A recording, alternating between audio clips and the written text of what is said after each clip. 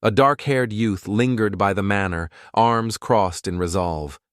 He sparked a flame between his palms, then thrust his hands forward, weaving a spell that launched a blazing fireball into the air. The young man launched a massive fireball from his palms, hitting the target dead center.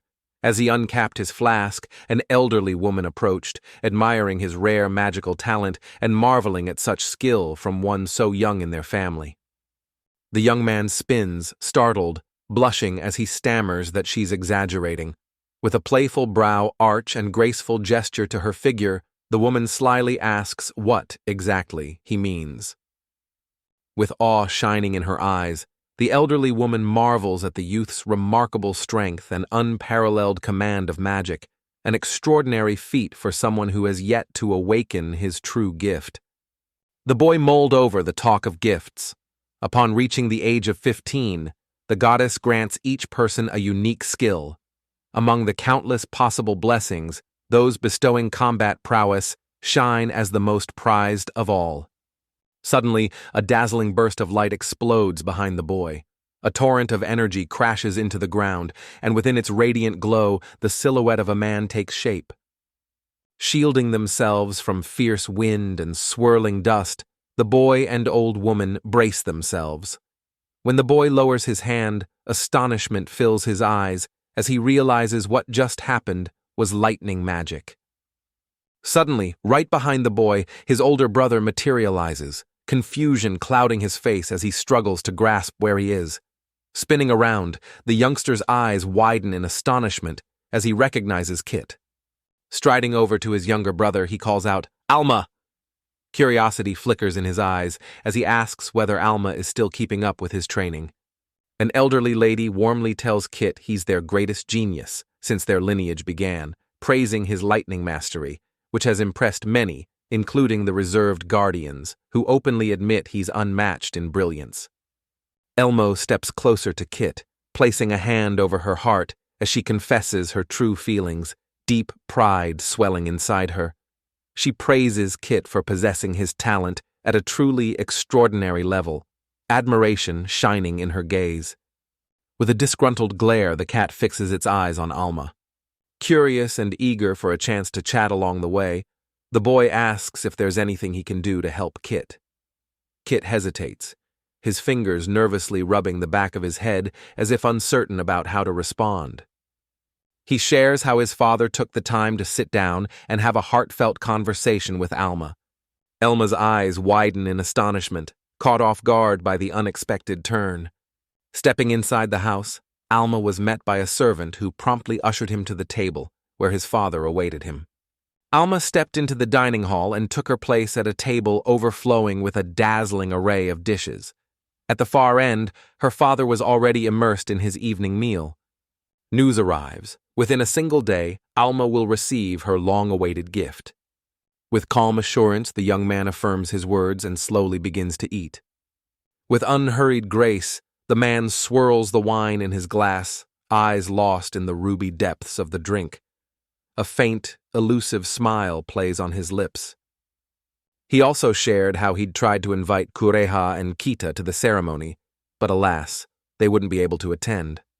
Alma took no offense. After all, those two always seemed wrapped up in their own busy worlds. With disarming honesty, Alma admits that he isn't ready to accept this gift just yet. Uncertainty lingers in his voice as he wonders whether he can truly offer anything of real value to his friend's family. Dabbing his mouth with a napkin, the man announces without a hint of hesitation that he intends to speak his mind freely. A flicker of hope ignites within him that Alma will be the one to inherit his wisdom. A flush of excitement colored Alma's cheeks. The truth was clear to him. Ancestral gifts were passed down faithfully from one generation to the next. In his family, the father possesses the gift of foresight, while the mother commands the powers of a sorceress. Children born into such households often inherit the magical talents of their parents. In truth, Kurak's eldest son was graced with the gift of the fire mage, while the second son, Kit, inherited the mighty power of the Lord of Lightning. Each received a unique artifact, pulsing with elemental magic, and thus both were transformed into sorcerers. Their talents surpassed even the legendary sage, known as the mightiest for his effortless magic. The young man recalled his father rising from landless origins to count within a generation, earning honor through his remarkable feats. Alma firmly believes that if wisdom is passed down again, their lineage will gain great power. Her hopeful husband, who's observed the boy closely, is sure the child will be invaluable to his future family, whatever gift he gets. Alma gazes at her father in astonishment. A gentle smile plays on his lips as he announces that, by a stroke of luck, he managed to carve out some time from his packed schedule, enough to attend the ceremony. A blush crept onto my cheeks as tears welled up in my eyes. With a trembling hand, he brushed them away, barely containing a surge of emotion. Genuine happiness surged within him at that very moment. Alma changed clothes and headed to the ceremony, determined to give his all. Even if fate withheld the sage's gift or his talent was the weakest, he vowed to pour his whole heart into it, no matter the outcome. The young man entered the vast hall crowded with hooded figures. At the center, an elderly man in a cloak leaned on his staff and announced the imminent start of the ceremony to bestow the gift of Alma Fellow. Determined to seize the rewards that matched his talents, the young man set his sights higher than ever. This quest, however, was not for his own glory alone. He resolved to succeed in honor of his father and his friend's family as well. The old man tries to tell the boy about a special gift, but struggles for words. The shy boy, eyes shut and blushing, waits in anticipation, when suddenly the elder's eyes widen in astonishment as he looks at Alma. Lost in thought, he ponders the true significance of what he's just witnessed. Alma, her curiosity piqued, studies the man with wide, searching eyes. A hushed murmur fills the hall as anxious whispers spread. Alma's restless father demands to know her gift. Approaching the priest, he asks outright, and the priest grimly reveals Alma has not been granted any gift at all. Stunned, the man stares at his son, struggling to understand, and urgently demands answers. The boy, tormented by the truth that he has no gift, silently relives it before finally asking how this could have happened. Anxious whispers spread as no one recalled anyone ever leaving the ceremony empty-handed. Shocked, all stared at the sage's son, giftless. Alma's breath shortened, chest tight, as faint, disapproving voices weighed on him. Alma's father, anxious and trembling, demands an explanation from the priest, insisting everyone receives the gift and there must be a mistake. The priest, trying to calm him, promises this has never happened and swears he is truthful. Alma refuses to let her father down. Once more she steels herself, vowing to pour even greater effort into her endeavors. Memories of his father's words about passing on the gift of wisdom linger in his mind. Alma realizes that to live up to these hopes, especially now that the gift has slipped from his grasp, he must strive harder than ever before. Fingers trembling, the boy dials his father's number. In his mind, the comforting promise echoes over and over, the assurance that, no matter what gift fate bestows upon him, he will always have a place in this family. Snapping around, the man demands with outrage how Alma dares to call him father. The boy stands frozen in disbelief, unable to trust either his eyes or the words that have just shattered his world. The man probes, questioning whether the boy truly grasps the gravity of his predicament. Alma, undeterred, insists she can still be useful, even without any exceptional talent. With a swift, commanding sweep of his arm, the man unleashes a burst of magic that silences his son in an instant, robbing him of the ability to utter even a single word. Suddenly, an attack whizzes past, barely missing Alma and carving a visible mark in the ground right beside his feet. The man notes the vast gap between those with the gift and those without, incredulously asking if the boy truly can't hear the whispers in a room where everyone assumes heredity is the cause of everything. The man declares that, because of Alma, their family name now bears an indelible black mark, a source of immense disgrace for them all. In the background, a mocking voice interjects, sneering that Alma is nothing more than a spoiled rich kid. Extending his hand with a chilling smile, the man declares that someone so utterly helpless, unable to accept a gift from his family, holds no value for him. With a stern glare, the man banishes Alma from the boy's family, his words sharp and final. Once the ceremony concludes, the young man heads straight to the nearest tavern, where he orders himself a stiff drink. Mug after mug disappears down his throat, while behind him, a lively discussion brews. Everyone murmurs about how the son of that man never did receive the long-awaited gift. Alma saw how swiftly rumors swept through the tavern. He ordered another drink, paying 700 gold coins. The family of that ill-fated man had entrusted him with 50,000 gold, an unimaginable sum for someone so lost and naive. Rising from her seat, Alma realizes that this is hardly the time to drown her worries in alcohol. Curious eyes from the neighboring table swiveled toward the boy, their gazes lingering with keen interest. Curiosity flickered within me as I wondered how he would fare from now on. Just as he was about to step out of the tavern, a neighboring patron slyly extended a foot in his path, sending him sprawling unceremoniously to the floor.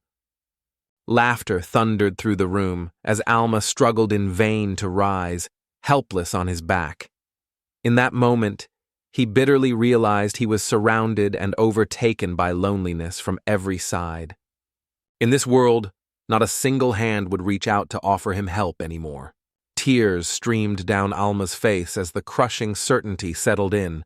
Without his gift and without a home, the world would simply stop noticing him. The weight of it all left him convinced that things could never get any worse. Curiosity sparked within the young man as something peculiar caught his eye. A soft laugh escaped him, prompting a silent question. Could this enchanting wonder really be his own unique gift? Without warning, a mysterious voice echoes through the air, declaring that the young man's power as a reincarnator has just awakened. Startled, he nearly jumps up, clutching his head in disbelief at the mysterious voice in his mind. Before he can react, it speaks again, revealing memories and skills from his past life have now awakened within him. Confused by the chaos around him, he was suddenly hit by searing pain that made his teeth nearly crack, when a disembodied voice declared he had inherited a new status amid the torment. Mocking laughter erupted from the crowd as the boy's face twisted in pain. Curious onlookers wondered what he was doing, while the culprits who tripped him snickered, convinced he was faking and exaggerating his injury. The boy rose and screamed as a mysterious voice declared he'd mastered attack, support, defense, restoration, spatial, spirit, and special magic. When told elemental, space-time, and forbidden magic had awakened, pain overwhelmed him to tears.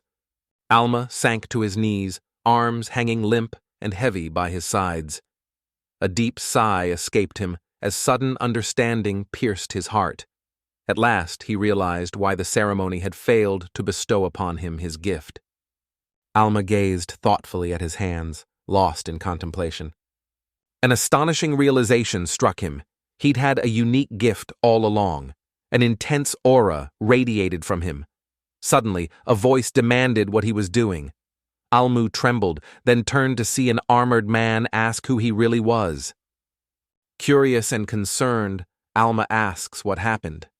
The man gestures toward the tavern, demanding to know if that boy is responsible for what befell the patrons. Glancing over her shoulder, Alma realizes that every customer inside has fallen unconscious. The young man realized the air pulsed with pure, enchanting energy, leaving anyone without magical protection vulnerable to a surge of sorcery released as the reincarnated one's power was transferred. With a swift motion, the man dropped into a fighting stance, his eyes narrowing intently at Alma. "What are you planning?" he demanded, voice sharp. A moment later, suspicion edged his words as he pressed further. "And who are you, really?" At first, he mistakes Alma for just another bandit. but astonishment soon follows as he witnesses this youth subdue every rowdy patron with impressive speed and surprising strength. Alma tries to explain the misunderstanding, but the man brusquely interrupts, refuses to listen, and prepares to attack, insisting words are wasted on the boy.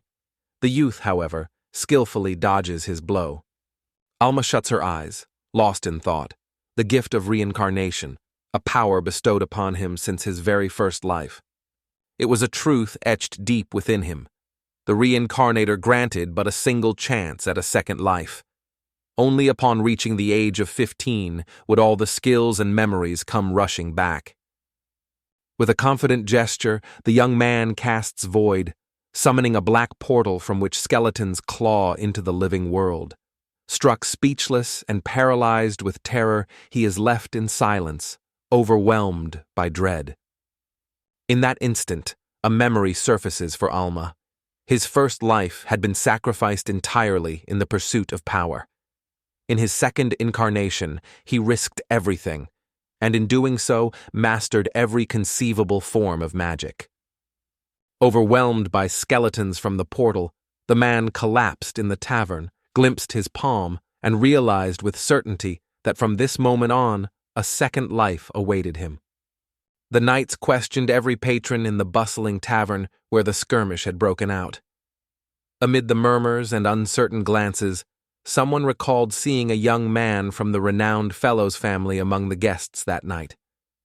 A knight tells how all the tavern's patrons mysteriously collapsed into unconsciousness last night. Another knight, curious, asks why, but the storyteller just shrugs, admitting he doesn't know any details. A knight spots a narrow alley and suggests Alma may be hiding there, but his companion waves off the idea, insisting it's pointless to search such an unlikely place. The companion firmly denies this, assuring the knight that anyone who captures Alma will receive a generous reward. Undeterred, the knight checks the alleyway, but finds it completely deserted after a careful look around. In that instant, Alma summoned his magical powers, lifting himself quietly onto the wall and blending seamlessly with the shadows, completely invisible to the knights standing guard below. Realizing that news of the tavern incident has already spread, Alma slips silently along the wall, then seamlessly scales up to the rooftop, vanishing from view. Alma realizes that remaining in exile within the Empire is far from the ideal choice, yet the path forward remains shrouded in uncertainty. No destination comes to mind. Alma recalls that to the west of the Empire lies the kingdom of Famaria. Centuries ago, this vast nation rivaled the Aristotelian Empire and lasted over 200 years. If Alma remembers right, his hidden sanctuary lies here, but after so long, he wonders if it could possibly have survived time's relentless passage. Eager anticipation burned within Alma as she longed to discover how the world had transformed over all those years. Alma is well aware that wagons bound for trade with the West frequently rumble down these roads, laden with goods and potential opportunity. Choosing to descend further, he continued down the street. The early hour left the city nearly deserted, with only the quiet stirrings of daybreak as evidence that life was beginning to stir. Suddenly, the boy notices a familiar silhouette and stops abruptly. The cat greets him, saying he's been waiting a long time. Uneasy anxiety starts to stir within Alma. With a sly grin, the cat inquires what possessed the boy to start a brawl in the tavern. He notes, almost teasingly, that being cast out for disgracing the family's good name clearly taught him nothing at all. With a feral grin, Hit announces that their father is furious beyond measure. Alma pleads desperately for her older brother to stop and wait for her, her voice echoing down the narrow path as she struggles to catch up. Eager to clear his name, he insists it was a regrettable misunderstanding and the bar incident was an accident. Calmly, Alma assures him he bears no grudge against his elder brother and resolutely decides to leave the Empire. Teeth clenched in anger, Git growls that nothing has changed. Alma struggles to understand him. Ending the talk, Git makes clear he doesn't care about the bar incident. What matters now is settling things with his younger brother. Alma's eyes fly open, astonishment widening them in an instant. Extending his paws before him, the cat begins to weave a spell. A confession slips from his lips. Throughout his life, he treated Alma with nothing but cruelty. Alma strained to comprehend the true meaning behind it all, while Kit surged forward, swept away by a wild torrent of magic, his heart brimming with dark wishes for his brother. Alma instantly realizes the cat is casting a ball lightning spell, simple but highly unpredictable, with power based on the caster's skill. Since Alma's older brother is a top mage, ignoring this attack would be reckless. A thunderous explosion erupts into the sky.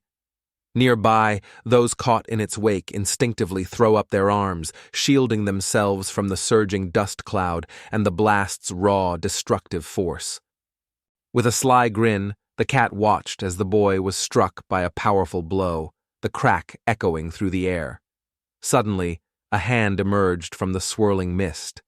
The cat's eyes flew open in astonishment, caught completely off guard.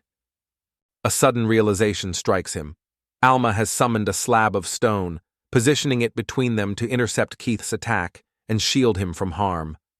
Drawing upon the magic of the earth, Alma conjured a powerful spell, Stone Shield. The cat leaned in, eyes glinting with curiosity, and asked his brother if he truly had earth magic. Alma admitted, with nervous pride, that he had secretly been practicing for quite some time. Alma knew well that, strange as it might seem, earth magic possessed a remarkable power to withstand the fury of lightning. Kitty's jaw clenched in anger, bitter realization in his eyes. That man had always been the same. At last, weary, he confessed he was simply tired of the turmoil. Alma, curiosity in her gaze, looked at him in silent question. With a sigh, the cat clasps his hands and admits his younger brother's achievements have always overshadowed him, leaving him worn. Meanwhile, Alma's efforts to reach his older brother go ignored. His words fall on deaf ears. Git explained that, for this very reason, an overwhelming sense of relief washed over him when he discovered Alma had never received the gift. Suddenly, unable to hold back any longer, Git burst into hearty laughter. Silent and watchful, Alma fixed her gaze on him. The cat raised a paw, his voice brimming with discontent as he protested the presence of someone like Alma in his family. Gathering every ounce of magical energy into his hand, he solemnly proclaims that this is where he will finally defeat Alma. Terror flickers in Alma's eyes as she guesses the boy's intended spell. Panicked, he shouts about innocent bystanders, but deep down he knows they don't matter to him. None of their lives affect his fate. With a swift, graceful motion, the cat conjures a surge of lightning magic, a spell of astounding elegance and precision. A brilliant spear of lightning flashes across the sky, catching Alma's attention. Unease gnaws at him. Could his elder brother truly possess the power to pierce both the earth and the protective barrier? A chilling realization strikes Alma. Should that ricochet find its mark in an unprotected civilian, the aftermath would leave nothing less than devastating injuries. With a furious roar, Git commands Alma to transform into coal, unleashing a surge of magical energy in her direction. Alma's eyes fly wide in shock, caught off guard by the sudden attack. In that instant, the cat gazes in awe as a powerful explosion erupts before his very eyes. A burst of laughter erupts from Git as his eyes land on the colossal imprint left by the blow. A heavy sigh escapes him as his mouth falls open in disbelief. Alma has vanished from sight. Confused, the boy glances around anxiously, desperately searching for any trace of his little brother. Kit clenched his fist in fury, anger evident in every muscle. On the rooftop, Alma watched his brother warily, then quickly conjured a shimmering shield to protect nearby passers-by from Kit's impending attack. Passers-by gazed in astonishment, unable to fathom how the two had managed to find themselves trapped within the barrier. Calling upon the magic of space, Alma unleashed a teleportation spell. The transition was so seamless, not even a whisper or subtle motion betrayed the feat. Yet the effort drained a considerable amount of mana from him. To Alma's astonishment, Carrying so many people without a single spell proved to be an utterly exhausting ordeal. The sheer strength of his older brother leaves Almu in awe, yet unease lingers. He cannot approve of outsiders being drawn into such matters. With a heavy heart, Alma offers a heartfelt apology to her elder brother, sorrowful for having confronted and subdued him. Fury ignited within the cat, surging like a storm. Raising his paws high, he unleashed a torrent of magical energy and demanded, with blazing intensity, the whereabouts of Alma. With a glance at his brother, Alma marveled at the sheer force of his thunderous magic, the true extent of its power finally sinking in. Yet one vulnerability marked him. Alma snatched up a pebble and hurled it at her brother. The stone struck him squarely on the head before ricocheting away. With a sharp cry, Alma called out, determined to capture her older brother's attention. Whipping around, the cat's indignation only intensified. With a sharp edge in his voice, he pressed Alma for answers, demanding to know how she had managed to survive the brutal attack. Alma counters, saying things aren't so simple this time. The cat notes the boy could have ambushed them, but revealed himself instead. Alma explains the boy only wanted to answer his question. Alma confidently states he needs no tricks to deal with his older brother. Curious, the cat asks what he means. Alma then forms symbolic seals with his hands and unleashes a powerful surge of earth magic. Determined, the young man casts stone prison, trapping them in stone barriers. The defiant cat warns Alma not to underestimate him, but Alma calmly channels lightning and conjures an imposing stone castle amid the chaos. Fury burned in Kit's eyes at the sight of Alma mastering even the elusive magic of lightning. Yet the boy's voice cut through the tension, calmly asking if Kit had noticed a single, crucial detail. Alma said his older brother had used magic to strengthen Earth's magnetic pull, making his next attack stronger. Meanwhile, the cursed cat cursed and struggled, but the stone prison held tight, leaving no hope of escape. Stepping in just as the shepherds found themselves threatened by the cat, Alma rushed to their aid. Not stopping there, he gently helped an elderly woman to her feet, steadying her until she regained her balance. The passers-by hurried to express their gratitude to the boy for saving them. However, Alma pointed out that, in truth, they owed him an apology. He attempted to explain what had really happened, but his words were swiftly cut off. The passers-by urged the boy not to downplay his actions and to admit honestly that he was the one who saved them. At first, amazement filled the young man's gaze as he watched every passer-by with keen curiosity. A warm smile spread across his face as he offered heartfelt thanks to each and every one of them. Suspicion flickered in Git's eyes as he turned to Alma, demanding to know when he had managed to master such intricate spells. Deep down, Git remained certain. Alma was hiding something from everyone. Git, voice laden with despair, laments failing his father by not gaining a mentor's wisdom. Believing the boy just pitied him, he fixes Almi with a tense, unyielding stare, silently demanding an answer. Alma vividly remembered when Kit introduced him to lightning magic, emphasizing its unmatched versatility for both offense and practical uses, such as pulling distant objects directly into one's grasp. Deep admiration for his older brother had always filled Alma's heart, and he secretly longed for the day when their bond would grow even closer. Alma pleads with her brother to stop searching for him. In response, he declares his intention to leave the Empire and head east, though in truth his heart is set on fleeing westward. With a wry smile, Alma admits he'd rather not face Keith's storm magic again. Keith, briefly confused, suddenly grins, convinced that Alma truly plans to head east. Calling the boy completely humorless, he turns to Alma, asking if she really thinks his older brother would forgive him after what happened. The cat fiercely yowls he'll watch over his little brother from now on. Alma turns around, offering her brother a heartfelt farewell. Alma turned on her heel and walked away, leaving everyone stunned by the man's sudden disappearance. Meanwhile, the hooded girl observed the unfolding events with sharp, unblinking eyes.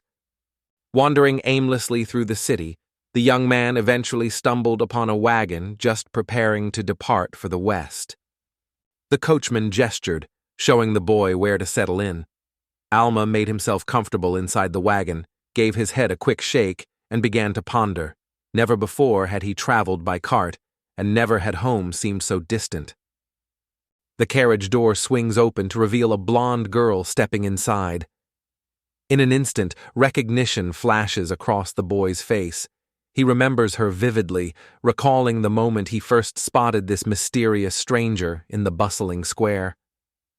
The moment the girl's gaze meets his, the boy's expression shifts in an instant. Surprise floods his features, puzzled as to why her attention has landed on him. A man steps into the train car, announcing with authority that he needs to conduct an inspection. Approaching the carriage, the knights announce the sighting of a dangerous mage nearby.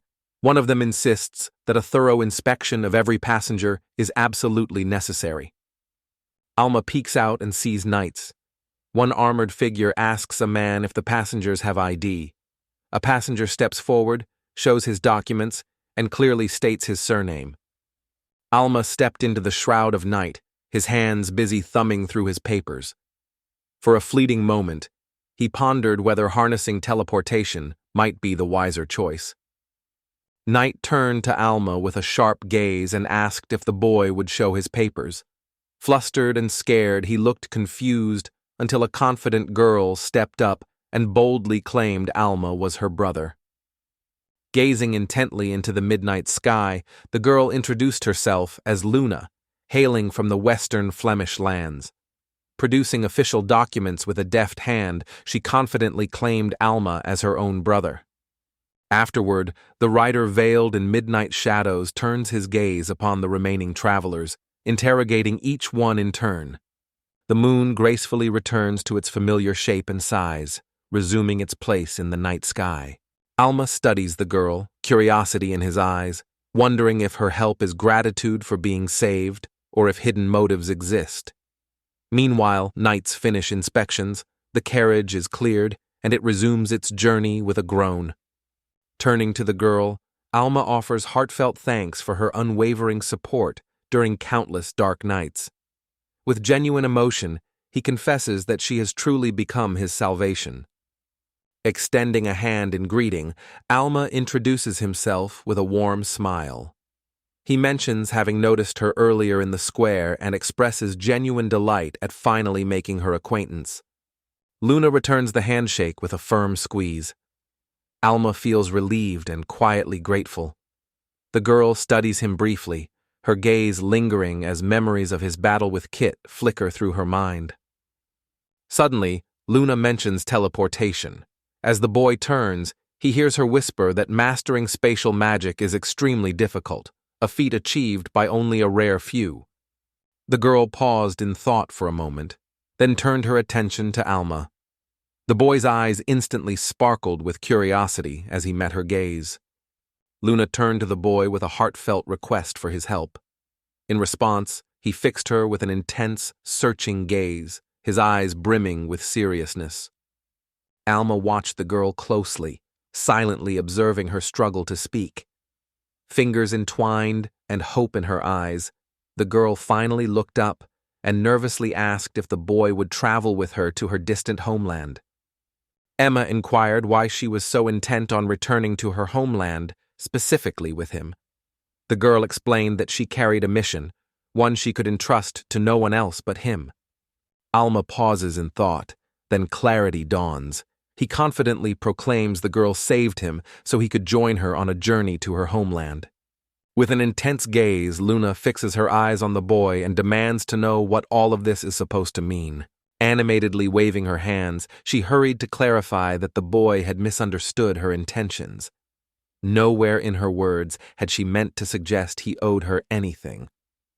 A flush of embarrassment colors Luna's cheeks as her gaze drops to the ground. In a hushed voice, she confesses that her only intention was to help Alma. Astonishment flickers across the boy's face as he regards her in silence. Alma burst out laughing, drawing everyone's attention. Surprised, Luna asked what was funny. Alma quickly apologized, explaining he couldn't help her now. Too many people were watching, and joining her might cause trouble for them both. Luna gently closes her eyes, acknowledging how unexpected her request is, and quietly tells the boy to handle any obligations first. Alma falls silent, lost in thought as he tries to remember if anything needs his attention. Alma wondered if, in a past life, he had mastered powerful magic just to find happiness now. Sometimes he wanted to forcefully claim his desires, but uncertainty remained. Was that really the right path? Lifting his head, Alma fixes a thoughtful gaze on the girl, his curiosity piqued as he asks what true happiness means to her. Luna's surprise flickers in her eyes. Why would the boy bother with such strange questions? Alma, ever the observer, offers an explanation. He's simply curious, eager to understand how the girl truly feels about the subject. Turning away, Luna silently reflects as memories of her parents bring a blush to her cheeks. Smiling softly, she tells the boy true happiness is family. Curious, he asks why family matters most to her. Luna says caring for her homeland is deeply important to her. Nothing matters more than surrounding her loved ones with joy and laughter, and seeing them happy is what gives her life its greatest meaning. Alma casts a startled glance at the girl.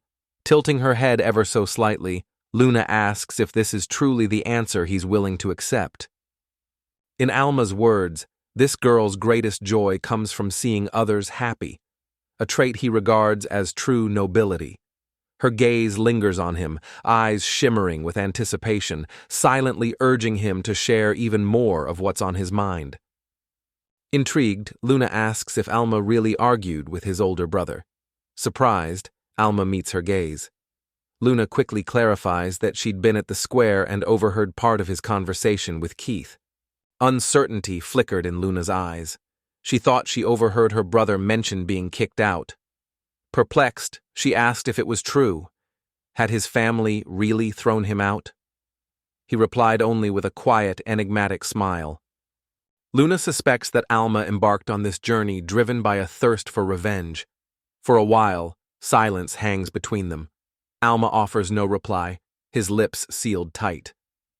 Arms folded tightly across his chest, frustration etched on his face. He realizes with a bitter pang that solitude is all that remains. Everyone has abandoned him, stripping away everything he once had, even the comfort of his own home. The young man knows some things are more valuable than anything else. Home is where he grew up among familiar places and loved ones, and he cannot bear to cause pain to those who have been part of his life since childhood. Curiosity sparkled in Luna's eyes as she wondered aloud what made the boy so kind-hearted. Alma explained that he saw himself as a coward, believing he simply lacked the courage others seemed to possess. With a deep breath, Alma apologizes to Luna, admitting he needs time to contemplate her proposal. Hesitant, he asks if she could wait until morning for his answer. Luna nods in understanding, promising to await his response the next day. At last, Alma makes up his mind. He will give the girl an answer, no matter what. Turning to Luna, gratitude shines in his eyes as he thanks her once more for all the steadfast support and kindness she has shown him. The cat bursts into his father's study, flings open the door, and calls out for him, but finds only the maid standing silently. His father has vanished, leaving the room otherwise empty. Rage simmered within the young man, his frustration mounting at being denied permission to deal with Alma himself. Suddenly, a maid brought urgent news. Her father had commanded that Alma must be brought home, no matter the cost. In the quiet librarian's chamber, father pondered how Alma, devoid of magic, but armed with wit and resourcefulness, had bested the famous mage Keith and hoped this unexpected victory would restore the family's lost honor. The maid vividly recounted every detail of the incident, insisting Mr. P had said those exact words. Kit, stunned, clenched his fist so hard his palm bled, fury igniting every fiber of his being. The cat hissed and spat, furious. A grim realization flickered in his eyes.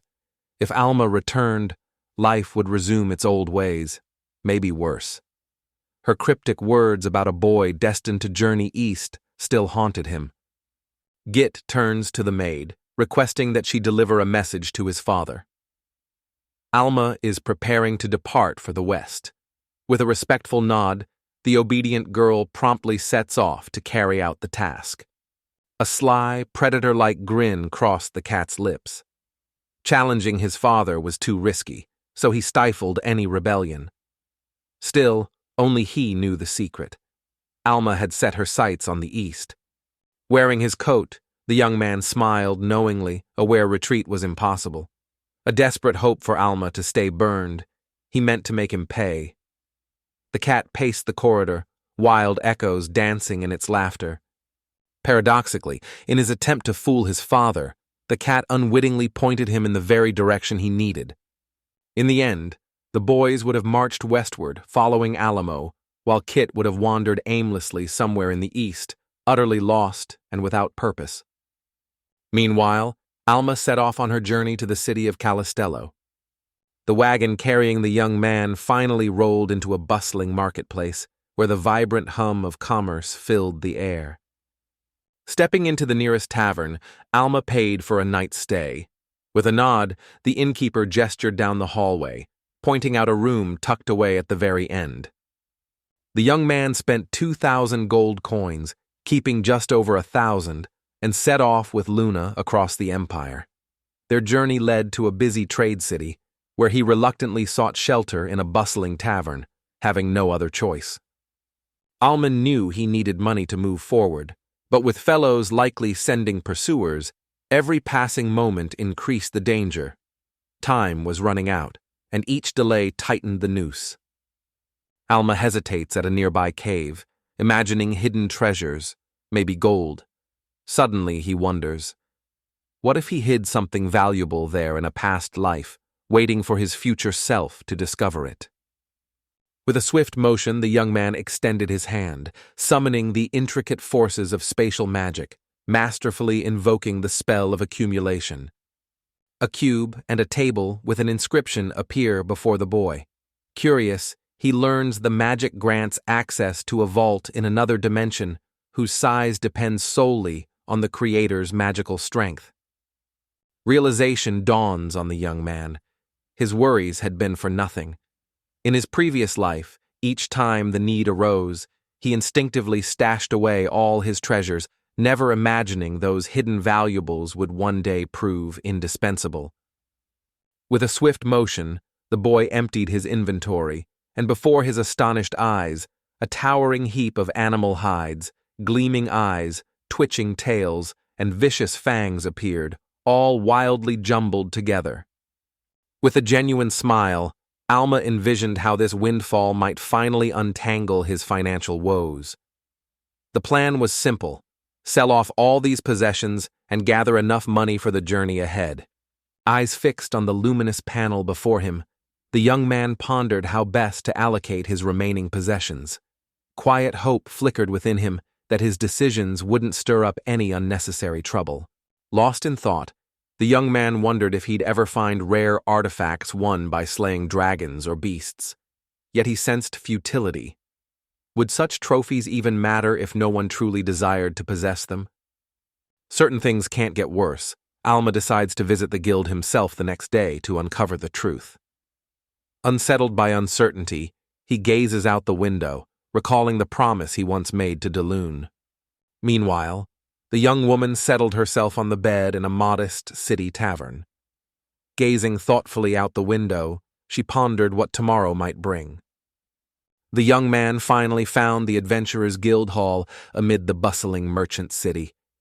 Inside, lively chatter filled the crowded main hall, a favorite haven for weary travelers seeking rest. Lost in thought, the boy wondered where to hide his enchanted treasures and who would buy them, when an adventurer appeared behind him, grumbling as he dropped a young boy's head on the floor, complaining about its heaviness.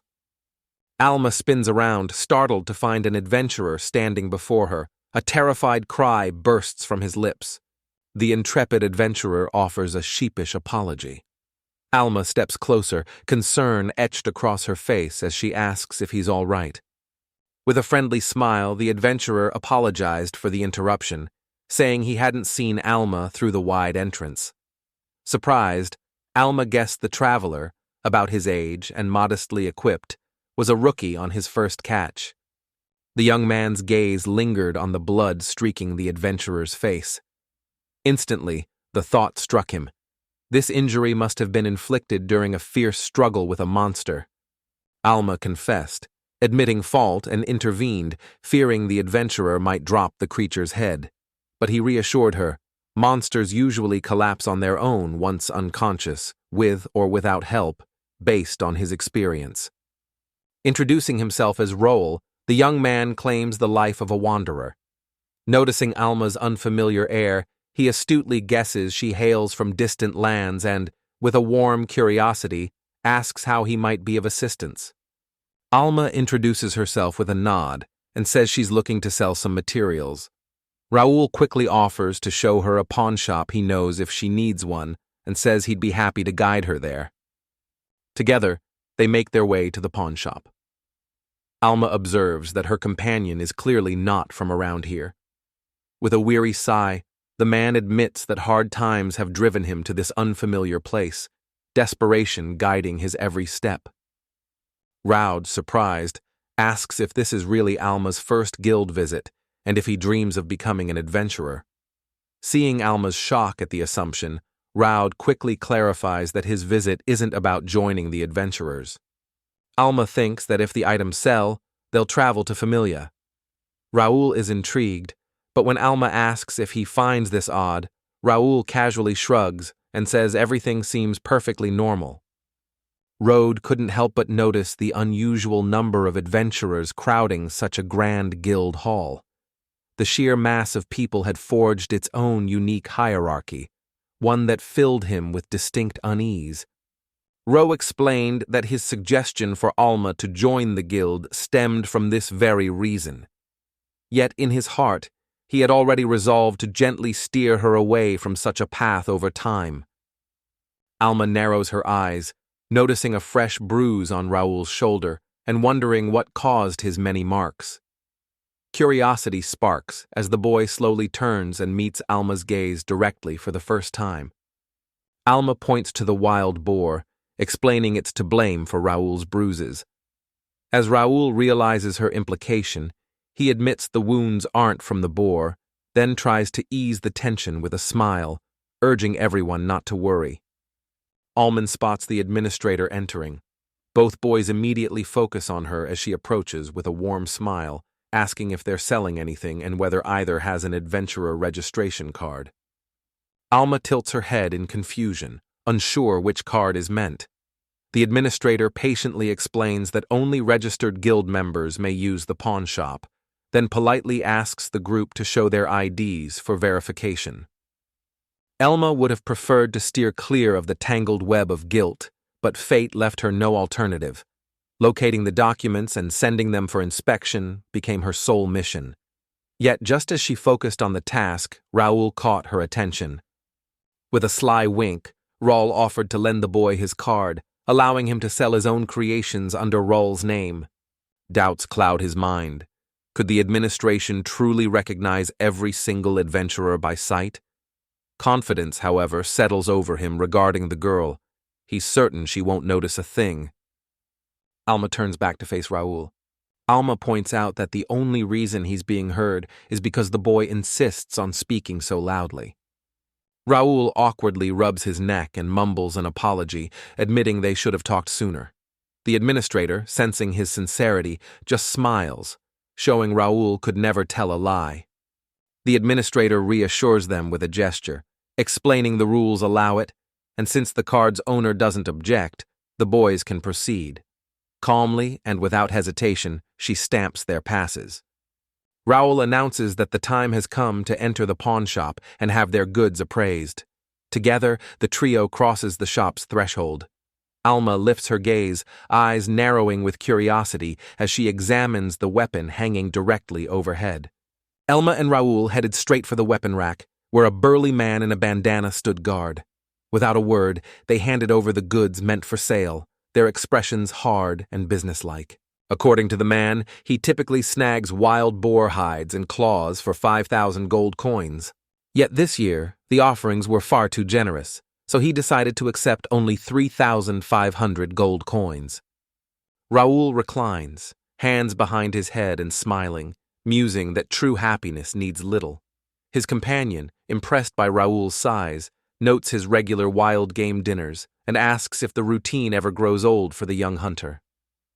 With a curious glance, the man turns to the boy, wondering aloud why he shows no desire to hunt colossal monsters. He remarks that, from what he can see, the boy seems to possess more than enough talent for such a daunting pursuit. Laughter bursts from Raul, but a sudden memory wipes the smile from his face. A friend of his desperately needs help. Once more, the trouble lies in the sheer, colossal size of this fellow. With curiosity flickering in his eyes, he shifts his gaze to Alma, intrigued by the mysterious way she traces her finger through the air. Alma gently reassures the man that there's nothing to worry about, as the boy will soon retrieve what's needed from his kit. Raul and the man, puzzled, exchange glances and hesitantly ask what the boy plans to do. Alma suddenly realizes only he can see the panel he's using. With a swift gesture, he conjures a mysterious cube from thin air. Both the Raul and the man stare in stunned silence, awed by this astonishing artifact. Without wasting a moment, Raul turned to Alma, eager to uncover the secret behind the trick he had just witnessed. Alma replied with a calm smile that it was no mere illusion. What they had seen was, in truth, a hidden vault. A man, astonished by Alma's powerful spell at her young age, approaches and praises her. Alma modestly downplays it, calling the magic unremarkable, prompting the puzzled man to ask what she means. The man notes that, with even a single spell like this, climbing to the heights of the merchant trade and forging a brilliant career as a trader is entirely within reach. For a while, silence settles between the boys, each lost in his own thoughts. Whirling around to face Alma, Raul exclaims with genuine awe, "This is truly unbelievable." In response, Alma admits with a wry smile that he'd never imagined such things either. He always thought magic existed solely for convenience. Raul's gaze shifts to the items Alma brought, and astonishment widens his eyes. Curiosity lighting his eyes, he eagerly asks about the guests' offerings and inspects the spoils, his gaze lingering on the fire dragon legend, the gleaming fang, and the demonic general's belt, each fascinating him. Alma pondered the boy's reaction, curiosity flickering in her eyes. To her mind, the items he had uncovered in the hidden stash were undeniably significant, treasures that carried weight far beyond their appearance. Offering a sincere apology, Alma inquires whether the materials he discovered could truly be obtained at such a low price. Raul's companion widens his eyes in astonishment, unable to contain a startled cry. What has prompted Raul to speak in such a tone? Rumor whispers that the materials he brought will, on the contrary, cost a small fortune. A tense unease coils inside Alma, tightening with each passing moment. Leaning in, the man inspects the materials, curiosity piqued as he asks how Alma obtained them. Noting their rarity, he says the fang is from an A-rank fire dragon, deadly enough to incinerate most novice adventurers in a minute. Desperation on his face, the man kneels and bows in supplication, clinging to hope as he pleads with Alma to let him buy the materials he desperately needs. Convinced that Alma intends to sell the materials to the highest bidder, the man embarks on a journey through bustling marketplaces and shadowy alleys alike, gathering information about the true value of her wares. The man urgently begs Alma to sell him the rare materials, insisting it's his only chance and he may never find them again. Moved by his desperation, Alma finally agrees and promises to give him everything he needs.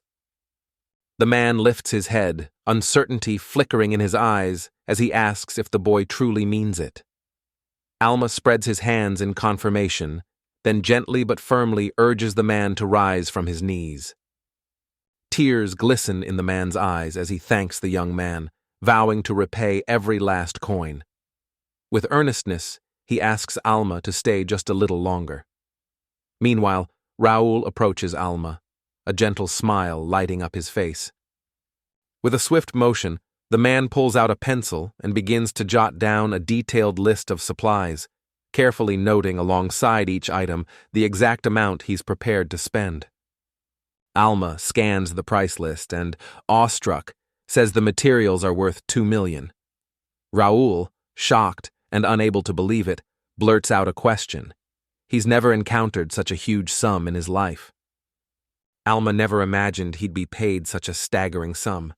To his mind, everything left in the vault amounted to a small fortune. Determined not to let his guard down, he prepared for the possibility that someone might try to deceive or even rob him. Wiping his face, the man admits he's never seen such quality materials and marvels at their perfect preservation, suspects years of storage, bids Alma and her companion farewell, directs her to the reception desk, and tears up again. Alma bows deeply, sincerely thanking the man for his generous markup. As he turns away, he discreetly wipes away tears, grateful himself, believing Alma is the one who deserves thanks for providing such valuable materials. As Alma and Raul approach the registration desk, astonishment flickers across her face. The staggering sum of 2.5 million awaits payment to the young man. Alma and Raul go to a cozy nearby restaurant, eagerly ordering a mountain of treats. Amid mouth-watering aromas, a flustered Raul asks if he deserves Alma's generous hospitality, feeling he hasn't done anything special to help her. Alma insisted their success was thanks to him and offered extra pay, but Raul asked her to be informal. Remembering the receptionist's warning about delayed payment, Alma smiled, and they decided to go out for lunch together to wait. Curiosity flickering in his eyes, Raul wondered aloud how Alma had managed to gather such an impressive array of materials. The thought lingered. Defeating monsters of that caliber surely couldn't have been a solo feat for the boy.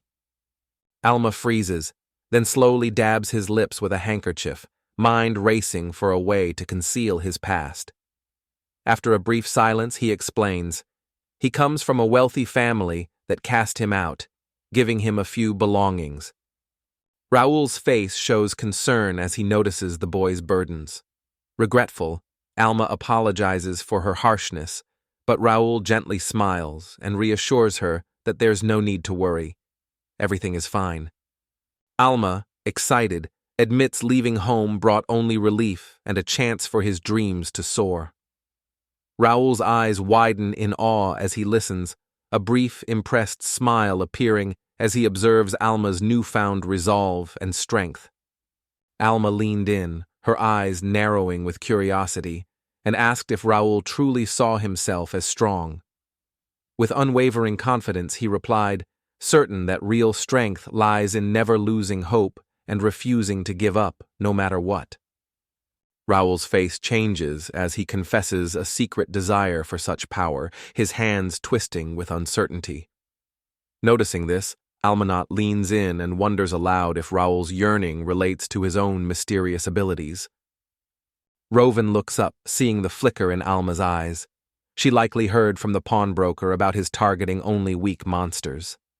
Avoiding her gaze, he softly admits that facing a true foe, fear sends a tremor through his body. From the start, Raul expects defeat, convinced by one look at his opponents that victory is impossible. The idea of overcoming their strength feels hopeless, and these thoughts constantly flood his mind. Terror paralyzes the young man, leaving him motionless. Alma listens intently, fully focused, while Raul, sheepishly grinning and scratching his head, fears he may never truly become an adventurer. Alma noticed Raul saw her as strong, though he quietly was strong himself. Startled, Raul asked why. Gently, Alma urged him not to undervalue himself, saying his kindness was rare, true, and warmer than anyone she'd met as an outsider. Hasam Hasa. Alma raises her index finger, confident the gesture conveys much. She assures the boy of his courage and leadership as Verkus listens and Raul flushes red. Alma realizes talking to strangers makes her own nerves tingle with anticipation. Alma notes Raul's keen self-awareness and wise self-assessment, seeing it as the foundation for future growth, unlike adventurers who overestimate themselves or underestimate enemies and end up defeated. With a warm smile, Alma assures Raul that, with enough determination, he's bound to become a top-notch adventurer. Brimming with confidence, she points to herself with her thumb and makes a heartfelt promise to the boy. Embarrassed, Raul blushed deeply, thanked the boy with heartfelt emotion, wiped a tear, and confessed how moved he was, praising Alma's wisdom and likening it, with a gentle smile, to advice from a wise old grandfather. A blush tinges Alma's cheeks. Deep down, he can't deny the truth. There's a certain logic to the boy's words. After all, in his first life, Alma walked this world for nearly a century. Suddenly, the bell above the tavern door chimed, slicing through the hum of conversation. Instantly, Alma and Raul turned their gazes toward the newcomers. A friendly voice from the group called out to Raul, warmly inquiring how he had been. With tense shoulders, Raul instinctively wrapped his arms around himself, as if trying to shield his body from harm. It was instantly clear to everyone in the room. Fear had taken hold of the boy at the mere sight of this man.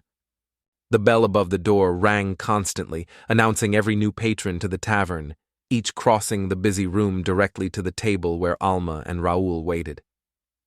Raul's heart pounded, and a chill ran down his spine as the scarred, enigmatic man fixed his gaze on him. Breathless, Raul braced himself for whatever words would break the tense silence. Glancing away, Raul greeted a man named Evan. Noticing his arrival, Raul remarked that if Evan was here to collect the adventurer's fee, payment wouldn't be possible until the month's end. Evan laughs, leans toward the boy with a playful spark, while Raul looks down to avoid his lively gaze. Evan asks Alma if Raul visited the pawn shop.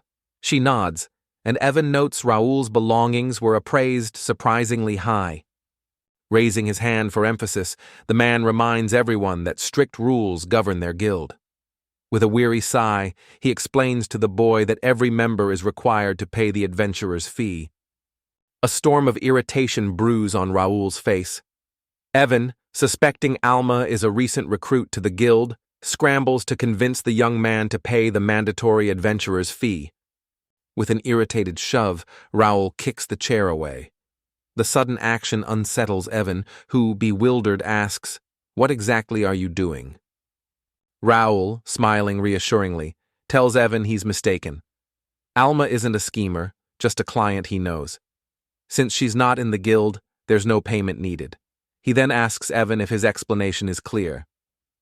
A sly smile appears on Evan's lips as he asks about Raul's fate, quickly realizing Raul's newfound boldness comes from the generous reward he received for his help.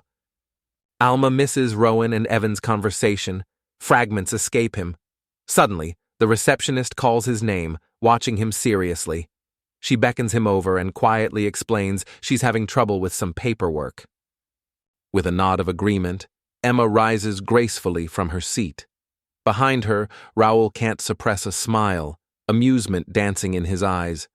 Meanwhile, Evan glances around in bewilderment, utterly lost as to what's unfolding.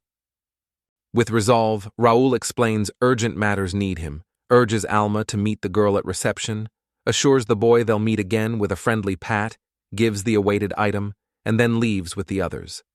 Alma looks down at his hand, noticing an unfamiliar object, Raul's registration card.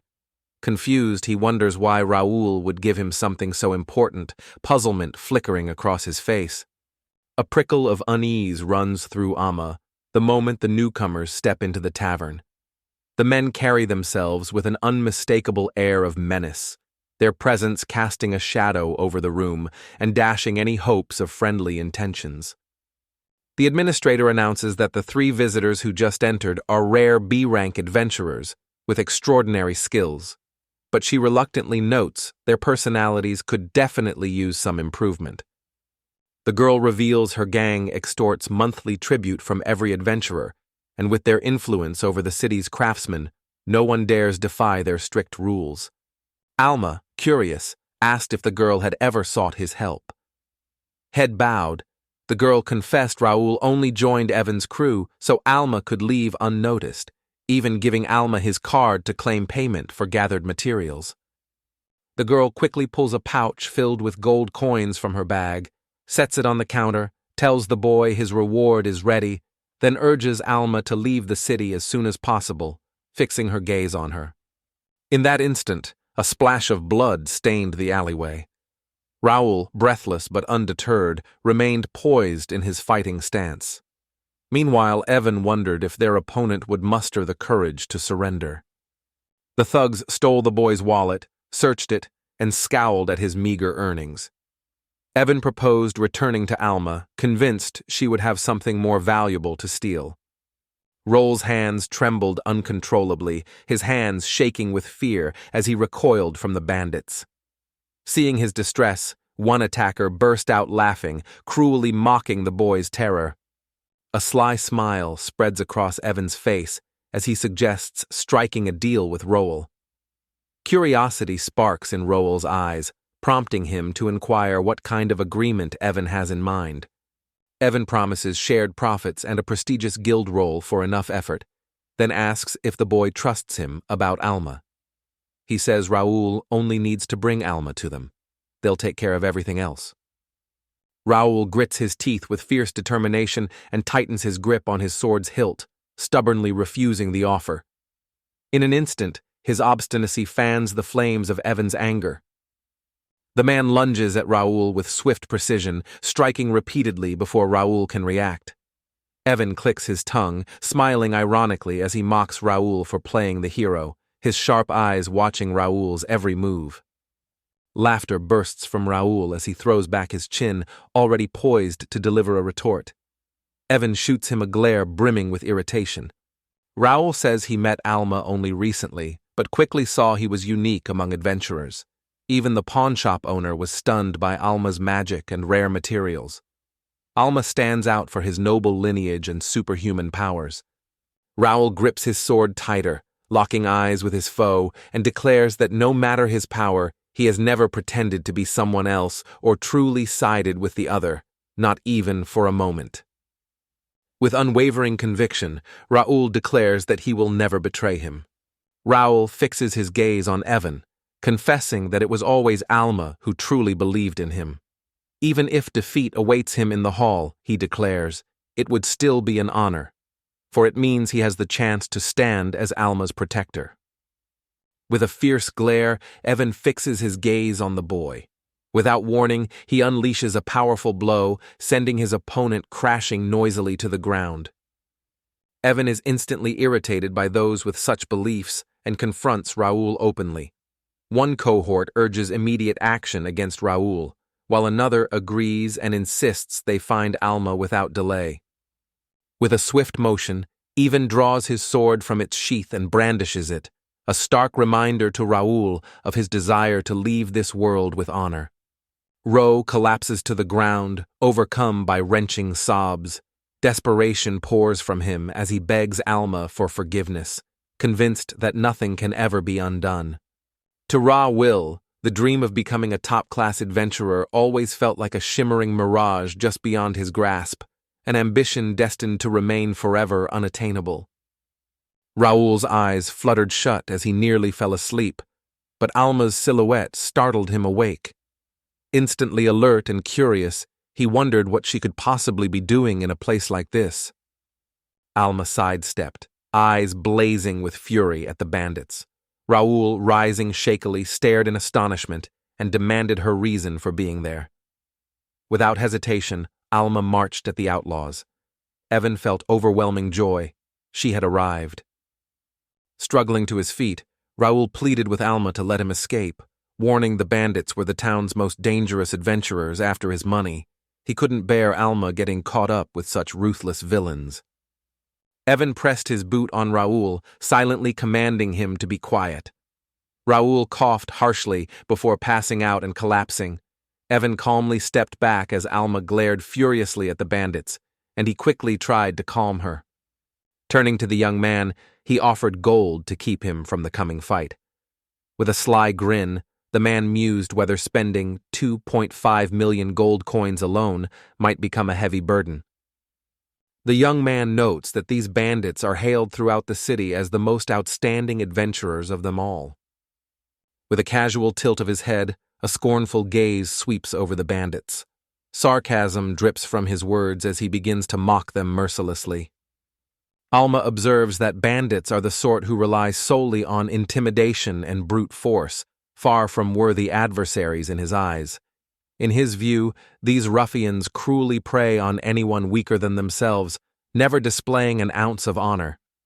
Fury flashes in Evan's eyes as he curses, grinding out that he might have let the kid go if he'd handed over the cash, but those last insolent words ignite his rage into an uncontrollable blaze. Now, there's no way he'll let it slide.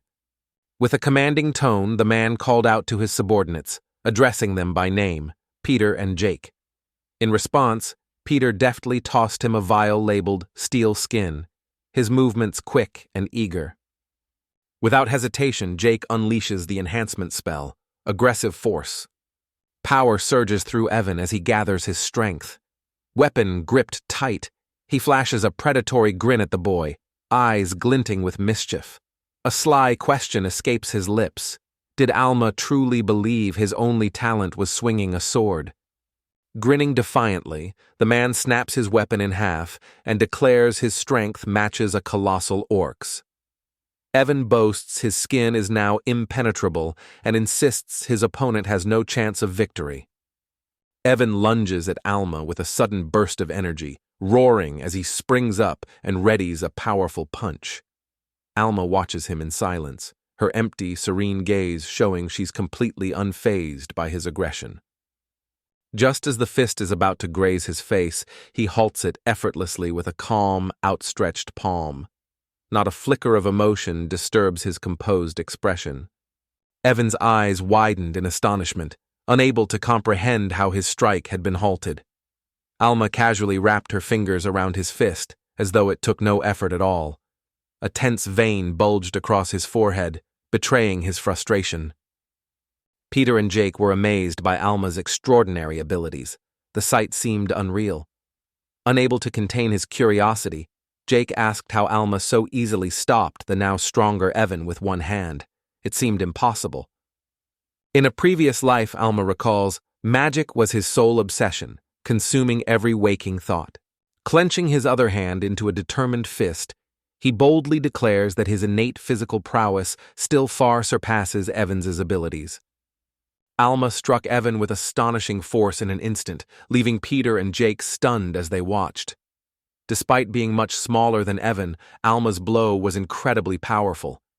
Evan doubled over, coughing hard, when Alma struck him again in an instant.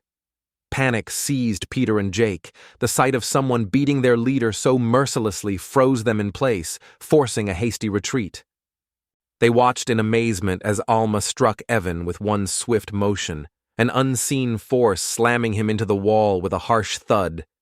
He collapsed and lay motionless for what felt like an eternity, showing no sign of life. Peter was shocked. Evan had fallen despite reinforcements. Jake stared in awe, astonished by Alma's power. Meanwhile, Alma studied his own palm, which still throbbed painfully from his last attack. Evan struggled to get up, hands shaking so badly that every move was hard. Disbelief flooded him. How could he lose to a much smaller boy? Yet deep down, his fierce urge to fight on still burned, refusing to die. Alma saw the man getting up, surprised by Evan's strength. One hit should have knocked him out. Evan then asked Alma why he cared about weaklings like Raul, repeating the question with a confused look as he searched Alma's face for answers. Tension thickened in the air as Evan, Peter, and Jack stood frozen, every nerve alight with anticipation, yearning for a response. Astonishment swept over Almu. Where did all that fury come from? There was nothing between him and Raul, no bond connecting their fates. This unexpected surge of emotion felt entirely foreign, a sensation he had never encountered before. Thunder rumbled in Evan's voice as he ordered unwavering vigilance. Raul was to be killed if he moved. Peter pressed a blade to Raul's throat, awaiting Evan's signal. Evan taunted Alma about their friendship. Alma calmly affirmed their deep bond. Elmo's eyes widened in astonishment as a brief silence fell, and he pondered whether he and Raul were truly friends. Their relationship was still new, and he had never really thought about the depth of their connection until now. Memories of a past life flickered through Alma's mind, visions of a solitary existence, set apart from the world. Even now, born into a distinguished, noble family, he had yet to forge a single genuine friendship. To Alma, Raul embodied genuine kindness. She felt certain he would go to any lengths to support those he cherished.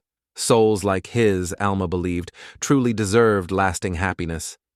In that instant, Alma recalled Luna's confession during their journey, words spoken softly, revealing how dearly the people of her homeland clung to her heart. With eyes wide open, the boy recalls the girl's radiant joy when her loved ones were happy. Laughter filled the air, and in that moment, a profound and deeply significant realization dawns on him. Alma, curiosity in her eyes, asks Evan if he knows a secret to growing stronger. Smiling, Evan admits her strength exceeds his, but adds that for a true adventurer, a sharp mind and quick wit are the best weapons. With a sly grin, Evan insisted to Alma that a true adventurer should possess the cunning to corner their opponent and the skill to turn the tides of any battle in their favor. A laugh escapes him as he assures everyone that this is precisely what's unfolding. Certain that the outcome is already sealed, he recommends the opponent abandon this doomed, heroic struggle. "I want to see some smiles!" someone shouts, laughing loudly. The outburst unsettles Evan, who warily asks what's funny. A chill runs over him. The stranger's laughter evokes real dread. Alma suddenly halts, as if struck by a realization, then strides ahead, leaving Evan bewildered and frustrated. As Evan demands he stop, Alma calmly warns that a word from him and his men would handle Raul without hesitation. Despite their differences in perspective, Alma firmly believes that certain truths ought to be clear to everyone.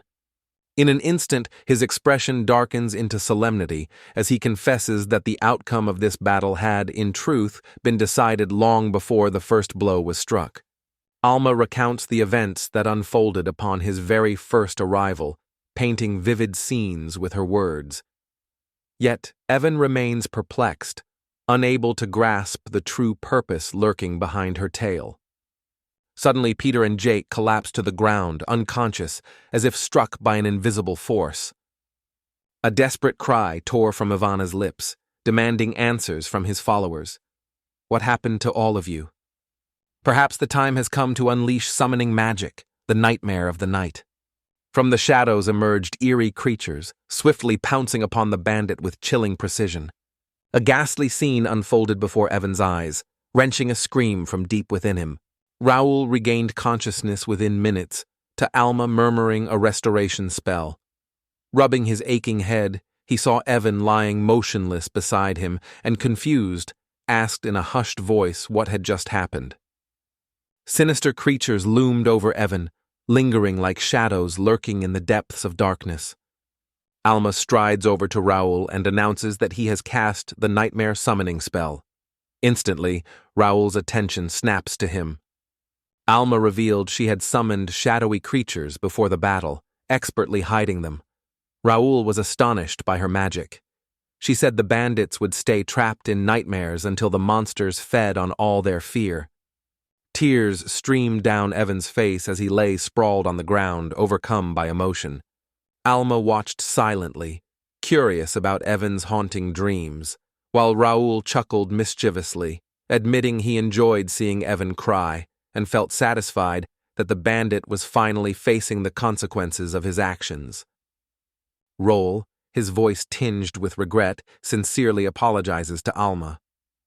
As the boy slowly turns, Raul admits he just wanted to help, but ended up needing Alma's support. Alma replies only with a quiet, weary sigh. Though Raul insisted he always believed in himself, he still found himself powerless in the end. The young man implored Raul to stop speaking about himself that way. Alma insisted he had come for a reason, to deliver something of great importance. With curiosity flickering in his eyes, Raul asked what exactly Alma wished to give him. The registration card would be given to him, a vital item every adventurer needs, as the boy recalled. Raul blushed, and, overcome with emotion, tears finally streamed down his face. With a warm, reassuring smile, Alma promises that Raul is destined to become a remarkable adventurer. He truly believes in him. Tears of joy well up in Raul's eyes, and a radiant, heartfelt grin spreads across his face as he gazes at Alma. Alma extends a steady hand, helping Ra rise from the ground. Gratitude shines in the boy's eyes as he expresses his heartfelt thanks and earnestly promises to return the kindness someday. Side by side, Raul and Alma make their way toward Luna's room. With a gentle tap, Alma knocks quietly on her own door. Moon peeked outside and spotted Alma. Curious about the rough-looking strangers, she asked who they were. Alma turned to her and explained that he needed to reach the guild, but before that, he wanted to stop by and check on the young lady. The boy turns to the girl and declares his decision. Anticipation shines in her eyes as she listens. Alma places a hand on her heart in solemn acceptance, and finally, the boy suggests they return home together. Birdsong drifted in from the window. On the floor, Alma clung tightly to the edge of the bedsheet, her grip unyielding as she lay sprawled beneath its trailing folds. Alma sprang up, clutching his head as sharp pain shot through his skull, eyes shut against it. Last night's wild celebration of their decision to journey to the moon's homeland had clearly gotten out of hand. He barely recalled the drinking. Alma touches his forehead and quietly chants a restoration spell. As the magic fades, he notices Luna sprawled on his bed, curiosity rising as he wonders how she got there and why she's in his chambers.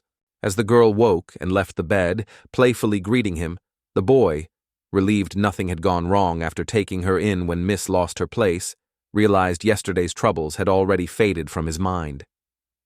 For a moment, Luna studied the boy intently, her gaze unwavering.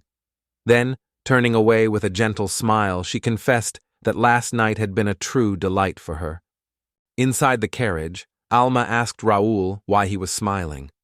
As Raul searched for words, Alma dreamed of leaving the bustling trade city and traveling with Luna to her far-off homeland. Raul finally decides to answer Alma's question, asking if she and Luna visited the guild together. Alma, now even more curious, quickly presses him for details, eager to find out what happened there. Raul recounts how the bandits sank to their knees, pleading desperately for forgiveness from every adventurer present. Evan, overcome with emotion, wept bitterly as he begged for mercy, his voice trembling with tears. Raul adds that, to everyone's astonishment, the thieves suddenly started apologizing and returned every stolen coin. He suspects that the relentless torment of haunting nightmares drove them to seek forgiveness. Raul suddenly tells Luna he joined the group unexpectedly and worries he might be a nuisance. Luna quickly reassures him, saying everything is fine since he seems both capable and dependable. In this very moment, Ro will propose forming an alliance. Alma wonders how they could manage this. Raul, watching her, asks if the boy is truly on board. Alma replies he doesn't object, though he's never actually been part of a team before. In his past life, Alma always trained alone, but now, the chance to join a team excites him. It promises a thrilling adventure. Luna, full of encouragement, wholeheartedly supports his choice. Raul lounges with a smug grin on his face. Suddenly, his voice rings out, proclaiming, "It's time to begin the competition for the best welcome gift." Alma and Luna, completely taken aback, turn wide-eyed toward him. With a confident grin, Raul announces that he'll be the one to begin. As a gift, he presents a gleaming wind cutter, its blade shimmering with anticipation. Alma believes this gift dramatically accelerates mastery of both swordsmanship and wind magic. Yet, the enormity of the challenge remains clear. Such a task is far from easy. Raul says this ritual is essential for team spirit, and, grinning, adds that whoever brings the lamest gift treats everyone. Luna looks at him in disbelief, while Alma asks why the tradition is so strange. A confident smile lighting up his face, Raul harbors no doubts about his victory. Turning smoothly toward the girl, he inquires what gift she has prepared for him. In a soft whisper, the girl utters a single word: sage. Memories of her father filled Alma's mind. Becoming a sacred sage had always been her dream, shared with her brothers. Raul, in awe, admitted he'd never met a sage before, making Alma blush with shy pride at his admiration. Memories flooded Alma of how this gift once bestowed his father with an uncanny power over those around him. Never in his wildest dreams did he expect to encounter someone wielding such an ability, so abruptly, so effortlessly. Luna gives Raul a friendly pat on the shoulder, remarking that the wind slash is quite the impressive gift as well. Raul nods in agreement, then admits with a rueful smile that perhaps he'd let his confidence get the better of him. Turning to Alma, Raul's curiosity sparkled as he wondered aloud what sort of gift the young man might bestow. With genuine intrigue, he asked what extraordinary and singular talent Alma possessed. For a fleeting moment, Alma freezes in place. In that heartbeat, a whirlwind of thoughts storms through his mind. Raul anxiously calls for Alma, growing worried with no reply. Meanwhile, Alma, lost in troubled thoughts, wonders if his friends would judge him for being cast out, but cannot bring himself to lie to Raul or Luna. Raul assures him that no one is forcing him to say anything. The choice remains entirely his. Turning to Luna, the boy cautions her not to overstep her bounds. He then asks if his words are fair. Luna, grinning sheepishly, admits she just wanted to boast and assures Alma there's no obligation. Flustered, Alma silently thanks his friends and decides to share everything with them when the time is right. A sense of fortune fills Alma's heart as he realizes the rare chance he's been given to find such wonderful friends. Counting himself truly blessed, joy sparkles in his eyes. Raul, though unaware of Alma's full talents, speaks with conviction about his astonishing abilities, having seen his concealment and summoning magic. Luna adds that Alma's teleportation skills are so exceptional they seem almost incredible. Raul marvels at Alma's astonishing talents, left to wonder if there's anything in this world beyond his reach. Yet for Alma, impossibility is a foreign concept, a realm he's never once contemplated. When Alma learned that an appraisal spell could reveal true abilities, her curiosity flared, and she asked if it could be cast on friends. Her companions agreed at once, and Raul eagerly admitted he was quite intrigued by the idea. Alma shields her eyes, whispering an incantation. Blinding light erupts all around, plunging Luna and Raul into sudden, utter darkness. In the aftermath of the explosion, Alma's gaze lingers on Raul, noticing for the first time the distinctive features that set him apart. His gaze then drifts upward, settling on the moon as he carefully studies its enchanting, mysterious features. Alma paused, reflecting on what she'd heard. Luna and Raul, curious, asked the boy what he saw. He explained the use of numerical indicators, noting Raul had already reached level 21, with impressive speed, power, and agility, while Luna had just awakened. Raul's eyes lit with curiosity as he asked about Alma's skills. Smiling, Luna noted Alma had many talents. Alma looked away modestly and quietly admitted his stats were higher, joking softly that it wasn't far from the truth. With practiced ease, Alma redirects the conversation, noting that Luna, the newcomer gifted with magic, not only stands apart from her peers, but also far surpasses most others her age in magical power. Alma observes that Luna's other attributes remain rather underwhelming, drawing a pointed contrast to Ruta, whose remaining abilities soar far above those levels. Luna described her journey, sharing stories of defeated monsters and suggesting the constant battles boosted her magic.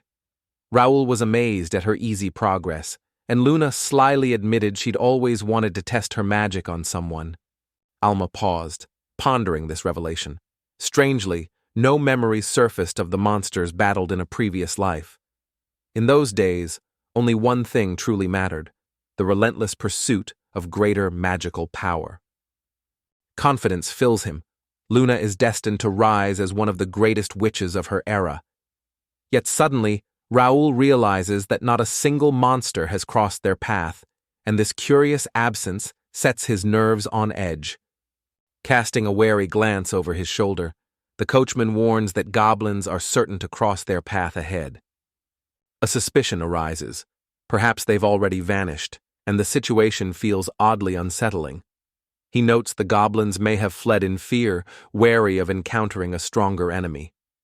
The cart steadily rolled toward the city, while from the shadows, a massive wolf-like creature kept a watchful eye on its every move. Silent and cautious, the beast trailed after the wagon, skillfully slipping through the darkness to avoid detection.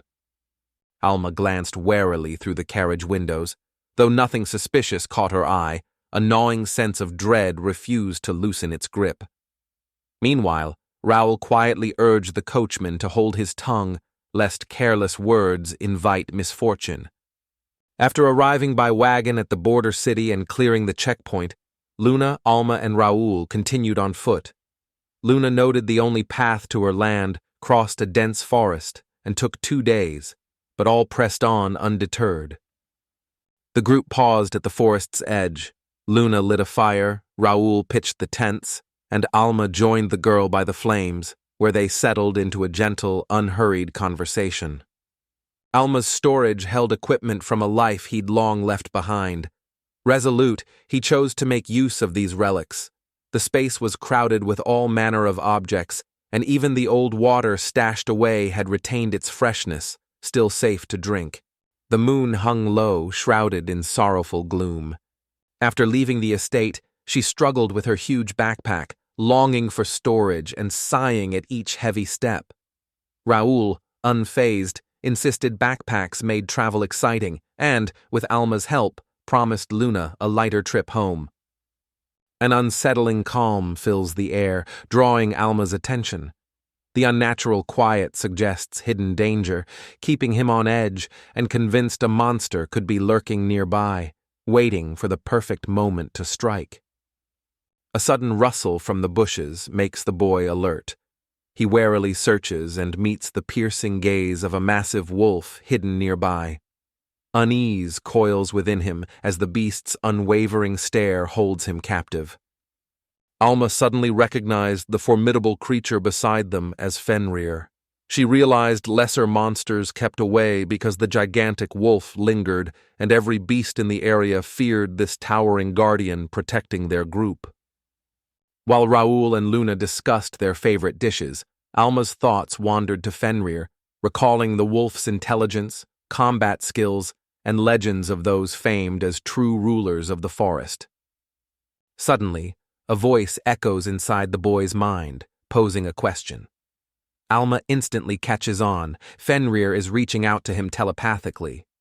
He doubts ever meeting Fenrir, who calmly states they're strangers and explains curiosity brought him here to see firsthand what kind of monster the forest had produced. A flicker of doubt crosses Alma's mind. Could Fenrir be speaking about him right now? Curiosity flickered in Riar's eyes as he wondered aloud if Alma had any inkling of his true mana reserves. The young man met Fenrir's gaze with resolve. The wolf sensed his mana and strength. Alma recalled the relentless training behind his confidence, every effort worth it, and his mastery of a vast array of spells, all wielded with practiced skill. Fenrir observes how Alma's formidable magic has sent shockwaves of terror through the monstrous inhabitants, plunging the entire forest realm into utter chaos. Alma puzzled over why it was his own magical power, rather than the formidable might of Fenrir, that managed to drive the monsters away. Since the tavern incident, Alma carefully controlled his mana, releasing it only for spells. He noticed animals' sharper senses and felt growing urgency, knowing he could no longer leave things as they were. Forming a mystical seal with his hands, he channels the concealment spell, Nemuris. Instantly, his magical aura contracts, dwindling until it is almost undetectable. Fenrir stares at the boy in disbelief. There's no trace of aura left. A haze clouds his vision, uncertainty looming. He never imagined the boy would handle the task with such skill and cunning. Suddenly, the wolf grew alert, its gaze snapping toward the spot where Raul and Luna stood. Sensing danger, every muscle tensed as it braced itself, ready to defend and strike back if threatened. As Luna sat by the fire with Raul, she suddenly sensed a flicker in Alma's aura, as if it had vanished. Alarmed, she called out for her friend, prompting Raul to anxiously ask what was wrong. Fenrir, eyes gleaming with menace, locked onto Luna and Raul. Realizing he'd been discovered, he watched as they froze in terror and screamed, completely unprepared to face the monstrous wolf. Raul collapses and scrambles back in terror as he spots Fenrir, shock on his face. He cries out, "This is an S-class monster!" Now he understands why no beasts appeared. They were all avoiding Fenrir. Alma looked at his anxious companions and admitted the blame was his alone. Standing, he urged Raul to calm down, assuring him with conviction that Fenrir was no threat. Fenrir ordered Dak, leaving Alma puzzled. Why Dak? Looking at Luna, his confusion grew. An unfamiliar, almost otherworldly energy radiated from her, pressing on everyone nearby. Luna formed a seal with her hands, eyes fixed on Fenrir, as a shadowy woman appeared behind her. Uttering grace, Luna unleashed a surge of powerful magic that pulsed through the air. Fenrir grew alert, his gaze locking onto the girl's eyes. Within their depths, the wolf detected unwavering determination. She had just unleashed one of the most powerful spells known. Luna's magical strike faltered before reaching Fenrir, dissolving harmlessly into the air as if it had never existed. Both stared at each other in bewilderment, lost for words, and unable to comprehend the strange turn of events. Alma approaches the wolf, quietly announces the machine's spell is broken, and suggests some support would help, since she wants to avoid stirring up more conflict. Fenrir shifts his gaze to Alma. With an apologetic tone, the boy explains that Luna got a bit spooked. He repeats his apologies, admitting he never anticipated the girl would launch an attack so quickly. Fenrir admits he owes an apology for dropping in unannounced in the dead of night. Such an intrusion, he concedes, was undeniably rude, especially since frightening the travelers or stirring up conflict had never been his intention. Alma turns to the girl and confidently assures her that Fenrir means no harm, explaining an attack would have already happened if intended. The girl relaxes, lowers her guard, and listens, curiosity replacing her fear. Alma pondered which spell Luna had used, perhaps the infamous eternal fatigue. The magical energy felt like that of summoning spells, but uncertainty lingered. He wasn't convinced by his own guesses. At that moment, Fenrir firmly asserts her identity as a girl, not a boy. The way her companion addressed her had raised her suspicions, prompting her to settle the matter once and for all. Luna's eyes sparkled with curiosity as she asked if Alma could really speak with Fenrir.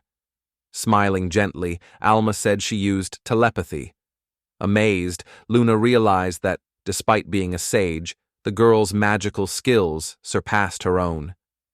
Concealed behind a thick tree trunk, Raul watched intently. With a low voice, he asked Alma what business had brought Lady Fenrir to their doorstep. Alma opened his mouth to reply, but before he could utter a word, the she-wolf interjected, noting that, in fact, someone else wished to see him. Alma asked who wanted to meet him and why. The she-wolf said the person was drawn to his aura. Open to meeting someone new, Alma agreed, then realized that Fenrir had arrived for the meeting alone. A thoughtful frown crossed Alma's face as she pondered the identity of the mysterious, powerful being walking alongside Fenrir herself. With heartfelt gratitude, the she-wolf turns to the boy, mentioning that her son had long dreamed of meeting him. At that very moment, a small wolf pup emerges at her side. Awe shone in the little wolf's excited eyes as it watched Alma, admiration clear. It realized that, despite expecting a fearsome monster, this boy was just an ordinary human standing before it. With wide, uncertain eyes, Alma gazed at the tiny creature before her. Luna and Raul hurried to her side, both flushing with embarrassment. After all, the little wolf cub was irresistibly adorable and comically sweet. Raul, Luna, and Alma watched the little wolf with growing concern as he boasted about being Alma's biggest fan, then suddenly jumped up, tail wagging, and excitedly asked if he'd startled Luna, Raul, and Alma. Luna and Raul blushed with embarrassment, caught off guard by the wolf pup's cuteness, while Alma simply watched the little creature, absent-mindedly running her hand along its neck. Luna approached the little wolf, gently stroked its soft, fluffy fur, and smiled as she asked where it liked being petted. Raul replied that the cub loved the attention, and its coat felt just like its mother's. The wolf pup eagerly begged for even more affection, its eyes shining with anticipation. Alma realized with a warm sense of fulfillment that the little creature was utterly content and truly happy. As Raul begged Luna to let him pet the wolf cub, Alma turned to Fenrir, gazed at him intently, and, speaking for the first time, asked what someone like herself sought in these lands. Lost in thought for a brief moment, the young man finally revealed that urgent business awaited him in the land beyond the forest. A hint of unease lingered in his voice, stirred by Luna's continued silence regarding any further details. Turning her head, the she-wolf pondered memories of a domain stretching far beyond the shadowy woods. It struck her that this might indeed be the very place where woodland monsters reign supreme over the open fields. Curious, Alma asked about the fearsome creatures.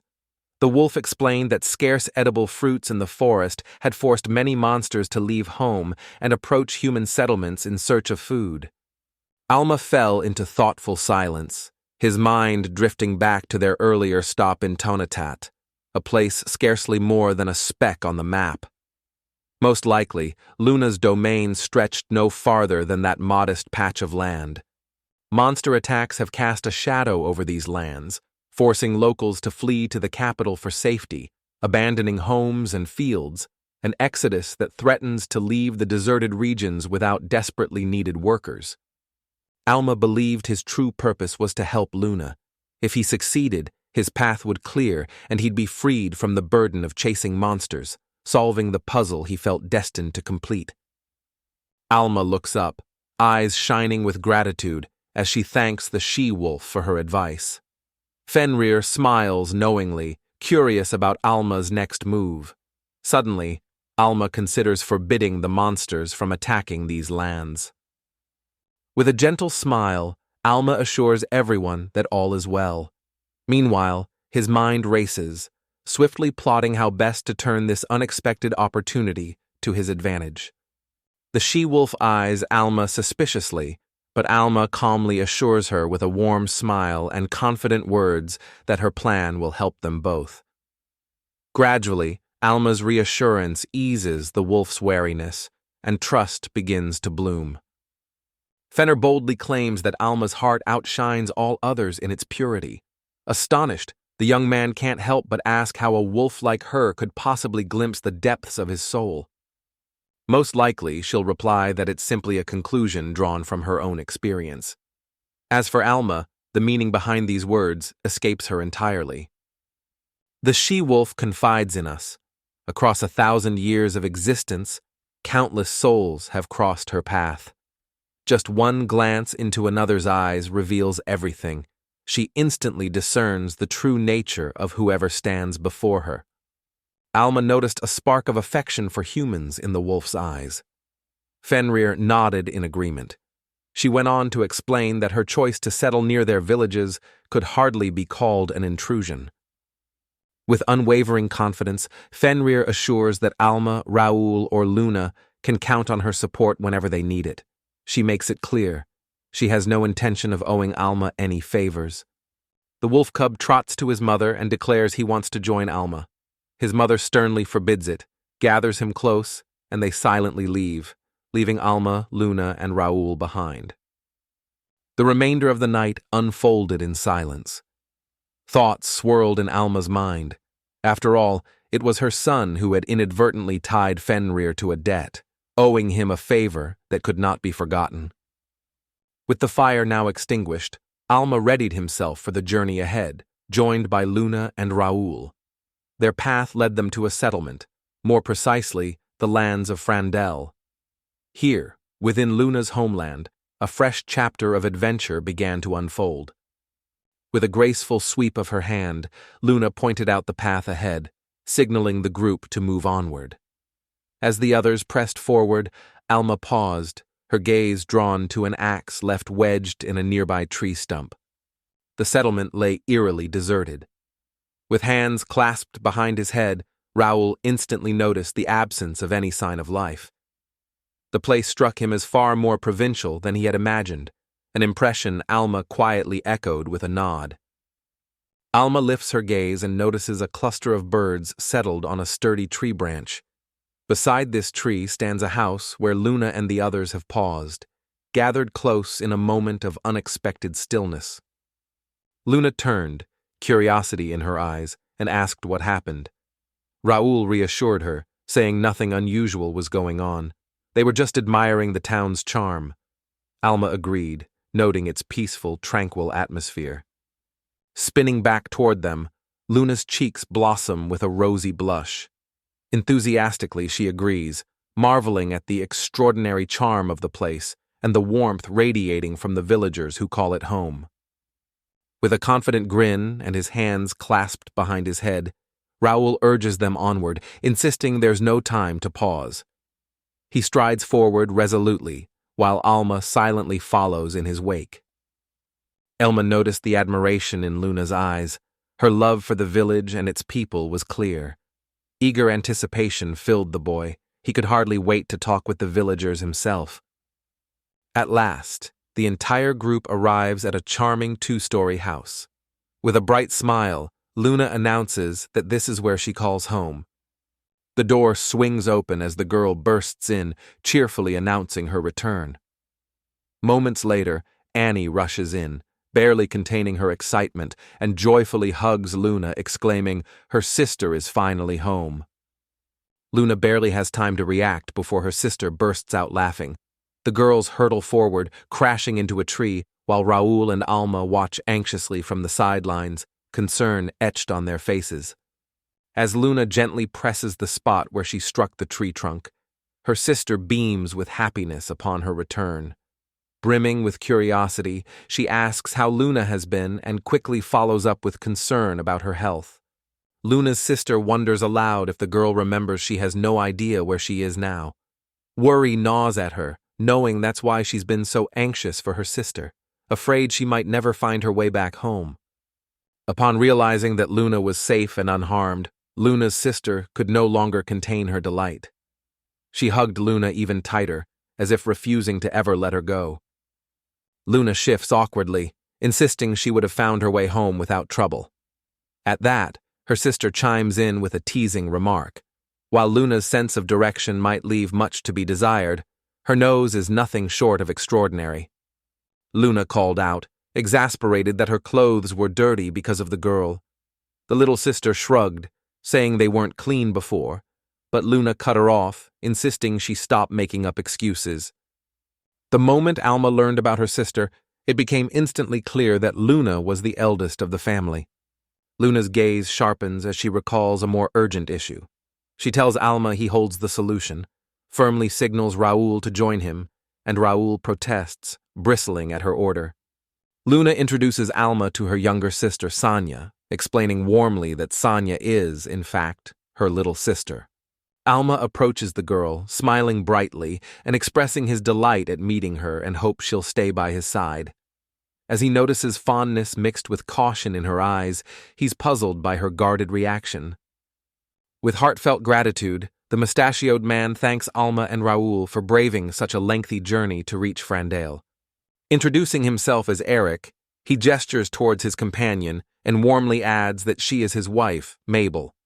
Mr. Eric, lord of these lands, and Luna's father, and his warm-hearted wife Mabel, welcomed Alma and Raul, making them feel at home. Everyone except Luna's withdrawn sister, who remained distant and guarded. Luna suddenly told her sister that Alma and Raul had come from Talistella at her request, pleaded not to be treated as an outsider, and warned her sister not to be rude to their invited guests. Talistelle's words lingered in Sonia's mind, casting a thoughtful silence. She turned to her sister and gently reminded her of their bold plan to seek a powerful man in the twisting dungeons of Labastel. Gripping Luna's shoulders, Sonia shakes her with wild urgency, his voice rising as he insists that Talistella is a city built by traitors. Sonia was certain her sister had no sense of direction whatsoever. Curiosity sparked. She asked why her sister never bothered to check which city she was in. It was this very concern that made Sonia insist her sister never travel alone. Luna remarked that anyone could make a mistake. Alma, meanwhile, felt sure Luna had lost for good. Casting a thoughtful glance at the girls, he mused, one might easily assume Sonia was Luna's older sister, not the other way around. Sonia catches Alma watching her and, embarrassed, quickly averts her gaze. Puzzled, the young man wonders why Sonia seems so guarded around him. After dinner, Alma and Luna's father visited a local farmer to learn about the region's monster surge. The farmer revealed the creature's territory was growing, and he'd put up a scarecrow, hoping it would scare them off. The very next day, upon their arrival in Fandle, Eric and Alma set out to meet the locals, eagerly absorbing every tale and anecdote shared with them. The man insists that everything unfolds exactly as the locals describe. For several years now, monsters have launched sporadic attacks on their village. The most recent assault occurred just a few days ago. Alma understood all too well that these lands lacked fertile soil, yet fortune still smiled upon them. The monsters left the inhabitants in peace. The continued decline hampers local trade and strains the budget, now crucial to the territory's future, making hopes for a better standard of living in this settlement seem remote, if not impossible. Though Eric styles himself as the master of these lands, neither the defeat of the monsters nor the secret to making the soil prosper lies within his grasp. Frustration gnaws at him relentlessly. Almanoth notes the man's exceptional dedication and passionate spirit beneath his gentle manner, deeply moved by his people's struggles. Growing up with Eric, Luna naturally shares many of his traits and convictions. Abruptly, a flicker of wariness crosses the man's face. Turning to Alma, he offers a swift apology, insisting that he never intended to put any extra pressure on the boy. A genuine delight lights the man's face as he welcomes Alma and Raul, impressed by their long journey, urging the boy to observe everything at his own pace, while Alma notes how closely Luna's mannerisms mirror her father's. The man tries to continue, but Luna quickly stops him. Alma turns and catches sight of Sonia slipping into the forest, while curiosity sparks in the young man's eyes as he wonders what draws Sonia there. Alma turns toward Eric, his earlier warning echoing in her mind. Monsters have been growing ever more aggressive. The man affirms this statement, placing particular emphasis on its relevance to venomous lizards. The lizard senses that the season for laying eggs has arrived. Driven by instinct, the reptiles fervently gather food, preparing for the days ahead. During this crucial time, it's wise to steer clear of their nests. Sonia, fist clenched to her chest, moved through the forest until a colossal ancient oak appeared, the very spot she sought. Beneath its vast branches, countless lizards darted and swirled in constant motion. The girl leaned forward, sensed the wind's direction, took a pouch of sleep-inducing flower pollen from her pocket, and deftly sprinkled it over the lizards, sending them instantly into a deep, peaceful slumber. After pushing through the swarm of lizard-like creatures, the girl found her elusive prize. Though Sonia longed to collect every egg, she knew it was impossible without her sister's help. Without warning, one of the lizards stirs from its slumber and hisses menacingly at the girl. Startled, Senet spins around, astonished that the pollen failed to lull the creature into sleep for even a few hours. Suddenly the lizard jerks its head up and spits sharply in the girl's direction. Sonia's eyes fly open in terror. The glob of saliva lands squarely on the tree trunk, gnawing away at the bark with a hissing sizzle. Perplexed, the lizard darts its gaze in every direction, utterly baffled by the girl's sudden disappearance. Alma gracefully scooped up Sonia, effortlessly lifting her onto a sturdy tree branch. The boy turned anxiously, eyes searching the girl for distress, and Sonia responded with a startled cry. The boy guessed that a lizard had fallen asleep right as Sonia released the pollen, so its slowed metabolism made the pollen ineffective. Sonia stared at him in astonishment, completely surprised by his explanation. Alma admitted curiosity led him to follow the girl, though there was a deeper reason. He said she could now find out why she entered the forest and found the lizard's nest. He just wanted to understand what was happening.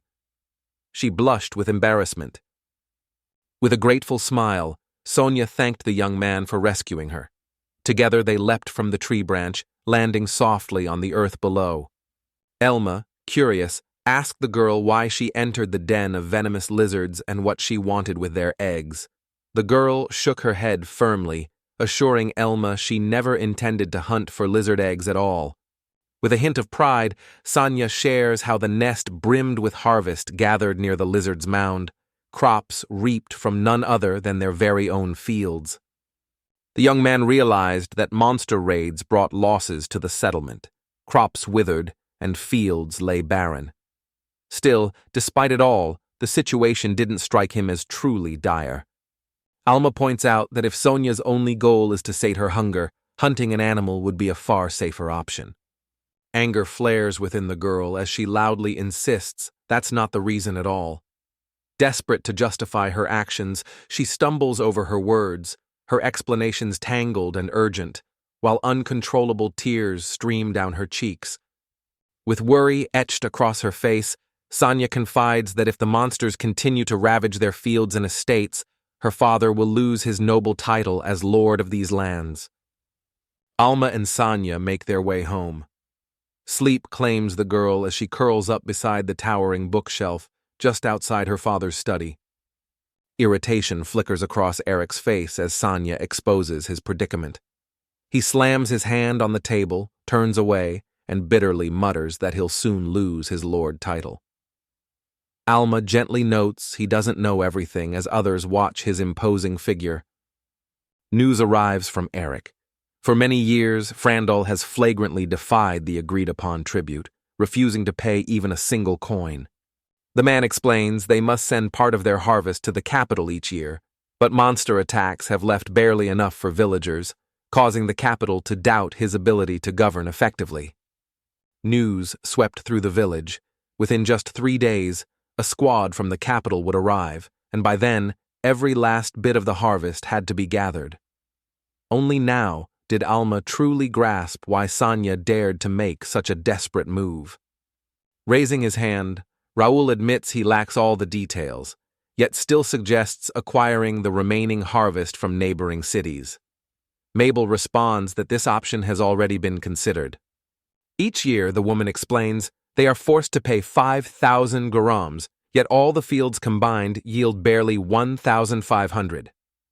The woman adds that, beyond everything else, the quality of the goods must be at least grade B. Acquiring and shipping an entire batch at that standard will demand a hefty sum. Disappointment washes over Raul as he hears this. Eric announces only 3 days remain. As despair closes in and hope of rescue fades, he braces for the inevitable, removal from his position or, worse, accusations of sabotaging someone's interests. Rising to her feet, Sonia boldly declares her father's innocence. All eyes in the room fix on her, attentive and silent. With indignation flashing in her eyes, she casts a sharp glance at Alma, insisting that countless people visited him.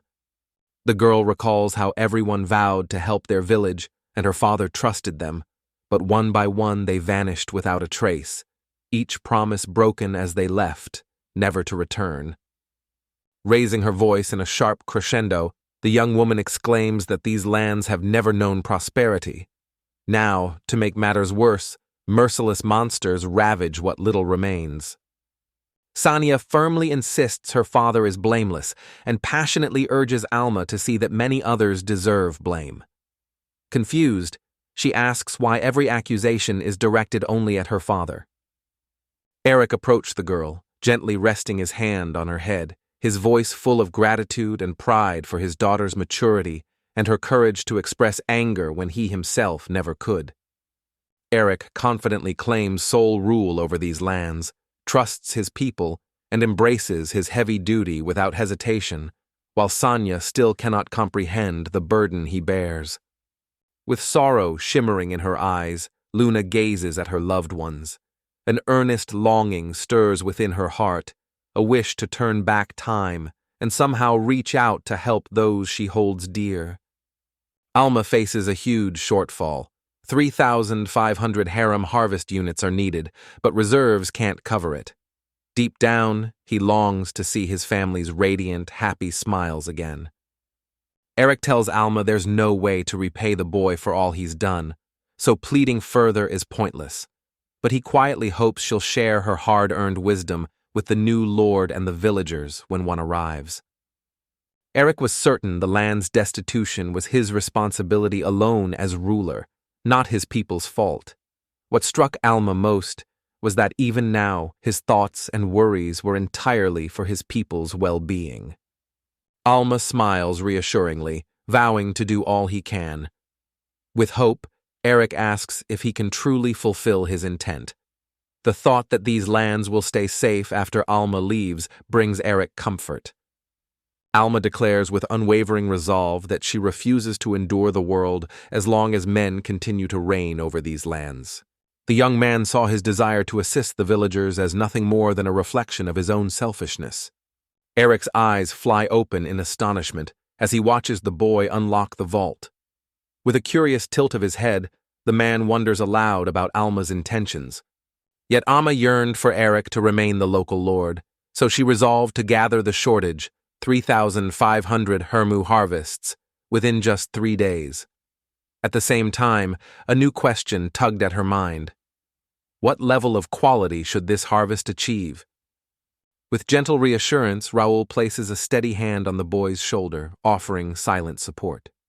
Luna clutches the fabric of her clothes, eyes wide with admiration as she gazes at the boy, awe lighting up her face. Within the castle walls, 2 men engaged in lively discussion, their voices animated as they considered the imminent arrival of the capital's squadron and made hasty plans to ensure everything was ready for their reception. A man with flowing long hair approached Mr. Julius, frustration etched across his face. He voiced his bewilderment, unable to comprehend why such a daunting task had been entrusted to him.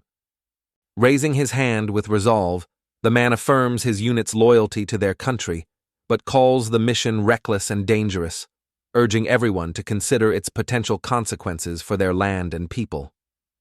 Julius firmly disagrees, arguing the man is gravely mistaken.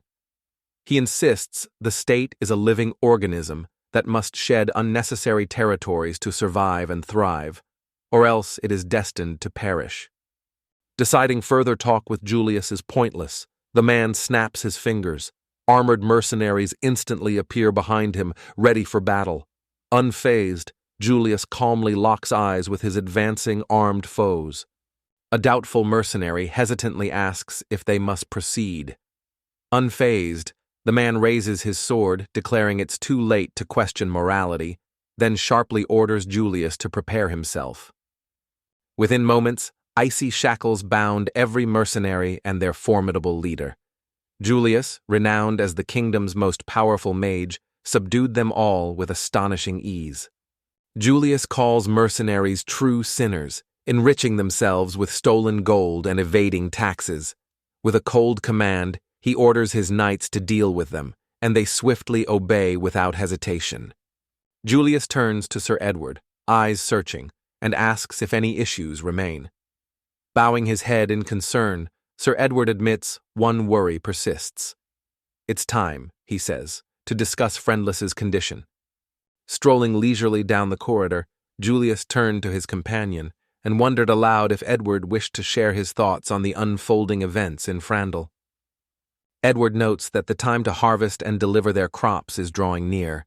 Preparations for this event stretch on for ages, as the settlement lies tucked away in a remote corner, far from the main roads. Julius paused in contemplation before commanding Sir Edward to proceed as planned. He emphasized that, although these lands appeared deserted, their proximity to the Western Kingdom endowed them with immense strategic value. Julius remained steadfast in his belief that, no matter the circumstances, this land must remain firmly within their grasp. Julius firmly orders Edward to deal with the Lord if he becomes a problem, and gives him full discretion over other matters. Edward promptly accepts, prepared to act without hesitation or question. The following day, Edward arrives in Fandle, accompanied by a quarter appraiser named Cedric. Taking in their surroundings, the expert observes that this is nothing more than an ordinary borderland. Cedric and Edward cross paths with Eric, who greets his esteemed guests with a graceful bow and a warm, welcoming smile. Edward is genuinely astonished as the Lord himself greets them. Eric gestures invitingly toward the manor, his calm and welcoming demeanor striking Edward with its remarkable ease and tranquility. Rumors had reached him that the harvest had long fallen short of expectations. Given this, it seemed entirely plausible that Eric might have slipped rotten fruit into the crates just to make up the required tally. Guiding his guests toward the crates brimming with freshly gathered crops, Eric leads the way. As they draw nearer, Edward's eyes widen in astonishment, utterly taken aback by the unexpected sight before him. With a gesture toward the stacked crates, Eric announces that inside rests a harvest totaling 5,000 units. Stunned by the unexpected events, Edward struggled to understand the situation. Eric broke the silence, noting most boxes were grade A, with only a few Class B fruits, and asked if this arrangement was acceptable to Edward. Edward finds the idea absurd, while Cedric examines the harvest closely. Turning to Sir Edward, Cedric confidently assures him Eric invented nothing, dissolving any doubt Edward might have had. Cedric confidently proclaims the harvest to be nothing short of top tier. The appraiser, utterly enthralled, admits that in all his years on the job, he has never encountered produce of such astonishing excellence. The whole affair still strikes Edward as utterly absurd. Fandle never had the funds or the necessary equipment to yield such a harvest. Of that, he is certain. The mystery of how it all came to be continues to baffle him. With the curiosity of a true researcher, Cedric eagerly delves into the secrets behind their astonishingly bountiful harvest, determined to uncover just how they managed such a remarkable feat. Eric points at Alma, declaring that he will provide the full explanation himself. Stepping forward with a confident smile, the man greets Edward warmly, expressing genuine pleasure at their introduction. Introducing himself with a gentle nod, he states his name and reveals a kinship with the man before him. With a warm smile, he adds that Edward is welcome to simply call him Alma. Edward pauses, deep in thought. The name stirs a memory. He recalls a noble family from the Eastern Empire who bore a similar surname. Meanwhile, Eric mentions that Alma now serves as an advisor within this very community. Alma beckoned to Cedric and Edward, urging them to follow. He had already sensed Edward's determination, a resolute spark in his eyes, to thoroughly explore every corner of their estate. Alma led Cedric and Edward through fields rich with ripening crops. Edward marveled at the soil's fertility, while Cedric was amazed the land could produce such abundant harvests and still remain so vibrant and tireless. Alma notices the garden beds were planted that morning. Edward and Cedric exchange astonished glances, It seems miraculous to them that such lush rows appeared so quickly, all within a single morning. Cedric, astonished, confirms in disbelief. Had a single seed truly sprouted into a fully matured, harvest-ready plant in just a single day? With a swift motion, Alma unlocks his secret stash, his voice tinged with confession, as he reveals he had relied on an extraordinarily precious artifact during the landing. Astonishment flashed across Cedric's face, for before him lay the fertilizer of the very god of fertility. Bestowed by a deity itself, this miraculous substance held the power to command both the growth and excellence of any harvest.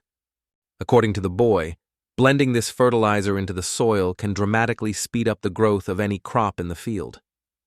Cedric, gripping Alma's shoulders in growing concern, shakes him and demands the source of the valuable object. Alma, genuinely surprised, raises his eyebrows and spreads his hands, doubting it could be worth anything. Cedric admits he's only ever encountered such things within the pages of books. For Alma, however, an uncanny sensation stirs, almost as if she's crossed paths with this before, in some forgotten corner of her memory. According to legend, Cedric claims, even a simple song sung in a field nourished by his fertilizer promises a bountiful harvest lasting at least 100 years. At these words, the farmers freeze in genuine astonishment. Raul approaches Alma and is astonished to realize the boy is not just skillful, but a truly gifted farmer. Alma smiles mysteriously, replying that the object simply happened to end up in his hands. Meanwhile, Cedric gestures toward the stones scattered among the garden beds, curiosity lighting his eyes. He wonders aloud what they might be, for to him they appear to be nothing more than plain, unremarkable pebbles. Alma speaks of the enchanted crystals, solidified remnants of incredibly potent magical essence, each one shimmering with untold power. Legends tell of a time when the magic crystal was known as the Divine Stone. Revered throughout the ages, it played a central role in countless ceremonies and sacred rituals. Although Alma assumed that the city scholar already grasped the essentials, she couldn't help but emphasize one crucial point. The nutrients within the soil play a decisive role in the cultivation of various crops. The Earth's magical essence, tiny mana fragments, is the main source of these substances, woven into all objects found in the soil below and present in every breath of air around us. Alma goes on to reveal that the essence moves seamlessly from one object to another, and the bounty of the harvest hinges on its concentration. The denser the essence, the more abundant the yield. That's precisely why Alma scattered magical crystals across the entire field, to amplify the concentration of energy in this place. Raul feigns surprise, but just then, Sonia turns to him and notes that he's clearly heard about this before. Cedric's hand flew to his mouth in astonishment, awestruck by such an inventive approach. The brilliance of Alma's plan left him reeling, and he couldn't help but wonder why such a marvelous idea had never crossed their own minds. Edward ponders the elusive nature of magical essence. Memories surface. In both earth and air, its presence is so faint, so vanishingly rare, that the notion of it ever crystallizing in the wild borders on fantasy. Rumor has it that during the Age of Explorers, hidden deep within labyrinthine dungeons where ferocious monsters lurked, crystals just like these could sometimes be found. Fully aware that such a rare item could never be used widely in agriculture, the man's curiosity is instantly piqued. He leans in, eager to learn where the boy managed to get his hands on these enchanting crystals. Alma knows he can't admit taking the items from the dungeon he guarded, even to improve his skills, so he quickly claims he inherited the treasures from his ancestors, hoping this story will be convincing.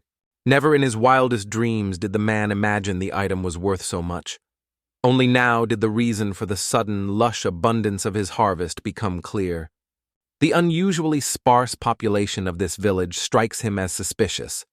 With so few residents, there's no way they could have sown and harvested such vast fields in so little time.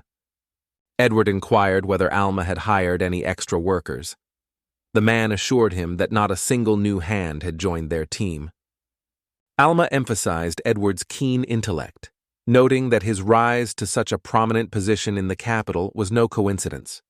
Alma began her explanation, revealing that she had asked him to stay out of sight of the creatures who had aided them. Deep concern lingered in her voice. She feared the man might be overwhelmed by surprise. Edward demands an explanation, but Alma simply whistles softly. In that instant, Edward's eyes widen in astonishment as he realizes that it's not merely animals stampeding across the field. True monsters are charging toward them. Almatel explains that these are the very monsters that once mercilessly ravaged the fields. Now, however, they have been completely subdued. Given food, they transform into steadfast helpers, faithfully assisting with the work. Edward, astonished, demands an explanation. Alma gestures to the devilish bas-relief and calmly reveals its secret. The sinister carving forces the monsters to obey his every command. The demonic bas-relief showed a mighty demon lord who had defeated countless monsters. Magical power radiated from the carving, so intense it enslaved and summoned the very monsters depicted, forcing them under his control. Edward wonders if this stone truly possesses the power to shield people from monster attacks. Alma explains that most of the monsters in these parts are powerless against the magic stone's influence. Recalling Fenrir, he muses to himself, "There's no doubt about it, she truly is exceptional." At that moment, Raul orders a monster to leap through a blazing ring of fire, then triumphantly declares that even the most astonishing feats are easily within his extraordinary creature's abilities. Edward watches in awe as the monsters perform their breathtaking stunts, their movements defying all logic and reason. The spectacle before his eyes feels utterly impossible. The mere notion that this ominous bas-relief sculpture originated from the realm of demons unsettled him deeply. Doubts gnawed at his mind. Creatures of such pride would never surrender even a fragment of their legacy to a mortal so readily. No clue crossed his mind as to how this relic found its way into the hands of a man from such a distant corner of the world, nor why that child became entwined in this unfolding tale. Alma calmly notes the man is likely shocked by what he saw, but assures him the monsters are fully under his control. Still, Edward feels a chilling dread and wonders with growing terror. Who really is Alma? Tears glistening on his cheeks, Cedric is awestruck by the miraculous sight of Alma transforming fearsome monsters into loyal allies with her power, leaving him utterly spellbound. In Cedric's eyes, this presents a flawless solution for border regions sparsely populated by only a handful of residents. Alma observes Cedric intently, a question flickering in her mind. Are all appraisers truly this sentimental at heart? Cedric asked Edward for his thoughts on the events. Edward nodded in agreement, noting that only days ago Fandle was an ordinary borderland, but now it had undergone stunning, dramatic changes. Urgency flashed in Edward's eyes as he realized he needed to report this to his superior at once.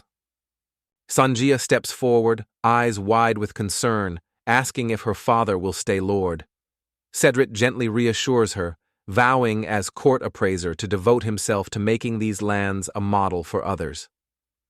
The man confidently assures them that, should fortune favor their plans, additional funding for land development will soon be within reach. With hope rising, Cedric and Edward climb into the waiting carriage and set off on the journey back. Delight sparkles in Raul's eyes as he celebrates their triumph, while Alma beams with uncontainable joy. Turning to him, the man grins and remarks that Eric is truly a remarkable person as well. Eric, eyes filled with tears, admits he recently considered abandoning his post and people. Grateful for Alma's unwavering support and compassion, he thanks her sincerely, his voice trembling with emotion. Approaching the young man, Sonia couldn't help but marvel. Alma was a true oddball. Never in her wildest dreams had she expected him to turn everything upside down in just 3 short days. Just then, Luna approaches and comments that Alma stands apart from the rest. Curiosity flickers across Sonia's face as she turns to her sister, puzzled and eager to know exactly what Luna means, for she can't quite grasp the implication. Luna turns to her sister, remarking how Alma is nothing like those who once came to their aid. With her head bowed, Sonia quietly agrees. In that instant, a strange sensation swept over Almu. Although everything seemed to have gone perfectly, his heart remained restless. An uneasy premonition clung to him. Had he, perhaps, made a fatal mistake? As the vehicle sped on, Cedric exclaimed that Fandle was unmatched. He'd never imagined such advancement here until seeing it. Edward silently nodded, his gesture quietly affirming the expert's view. A week after Sir Edward and Cedric departed, the settlement was unrecognizable. Led by Alma and aided by monsters, roads were restored and countless houses repaired, bringing new life to the village. A sudden burst of loud barking jolted Alma and Luna. Glancing downward, the boy spotted a wolf pup at his feet. With careful hands, he wheeled the cart closer, earning a generous reward from the grateful grandmother for his assistance. Alma observes how people have grown accustomed to the presence of monsters, creatures that once inspired nothing but sheer terror in every soul. Elma approaches the old man and reveals her secret stash. With practiced hands, the grandfather takes it and uses the contents to water the crops in the field. Turning to Alma, Grandpa inquires with a twinkle in his eye if he truly can draw as much water from the storeroom as his heart desires. Alma swiftly protests, firmly insisting that's not the case at all. With a hint of urgency, he clarifies. The capacity of his storage is tied directly to his mana reserves, which means his abilities come with strict limitations. Suddenly, a dissatisfied shout splits the air, protesting the unfairness of it all. Spinning around, the boy finds Luna standing before him. Luna shot Alma a stern look, recalling how every muscle in her body had ached the day after hauling all that water. Frustration bubbled within her. Alma had merely relied on magic, spared any true effort, and didn't even grasp how it really worked. Striding up to them, Sonia pointed out that Alma bore no blame for Luna's fragility. Luna herself, after all, had always chosen isolation, spending countless days and nights sequestered in her room, rarely venturing beyond its walls. Luna quickly defends herself, claiming it's all for magical research. Sonia, skeptical, asks if that's why Luna can't cast a spell and reminds her she even struggles to find her way home alone. Trying to calm everyone, Raul confessed that Alma's tricks were just delusions. After a moment's thought, he suggested Luna start training now, convinced he could teach her to harness the storage's power. Luna led Alma to her room and went straight to the bed, while Alma looked around, his curiosity piqued by shelves of books. Embarrassed, Luna tried to explain her library, but Alma reassured her with a gentle, silencing smile. Alma initiates the conversation, emphasizing that mastering the art of preservation hinges on remembering two crucial rules. The first requirement demanded a mana reserve of at least 1,000 units. The second, Luna needed to master a teleportation spell from the elusive school of spatial magic. Moon speculates that her reservoir of manic energy is about to shift. Presently, only 600 units remain at her disposal, making her keenly aware that boosting this capacity by another 400 units must become her top priority. Luna spins on her heel, preparing to leave the room. With a quick remark, she mentions a short trip to the forest. Monsters have reappeared, and she needs to take them down. Yet, before she can slip away, Alma calls out, urging her to wait. The young man, convinced that this would take a considerable amount of time, suggests taking an alternative route. Intrigued, the girl asks him to clarify what he means. Reaching into the hidden alcove, the young man retrieves a golden, enchanted apple from the sacred arena.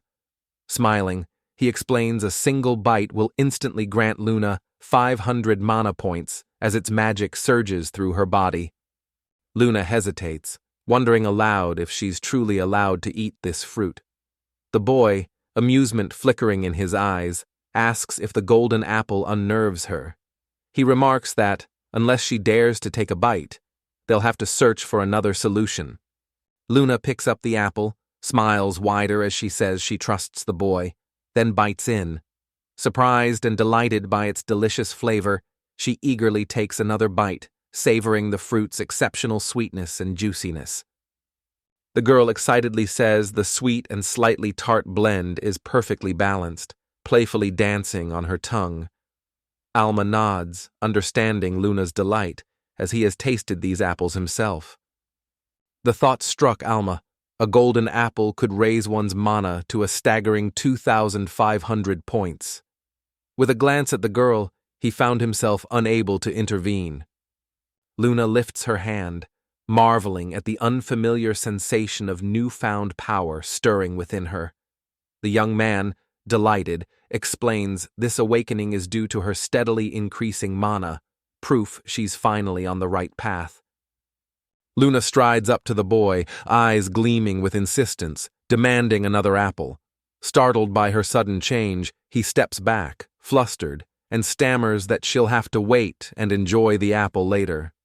With a confident nod, Alma declares it's time to move on to teleportation.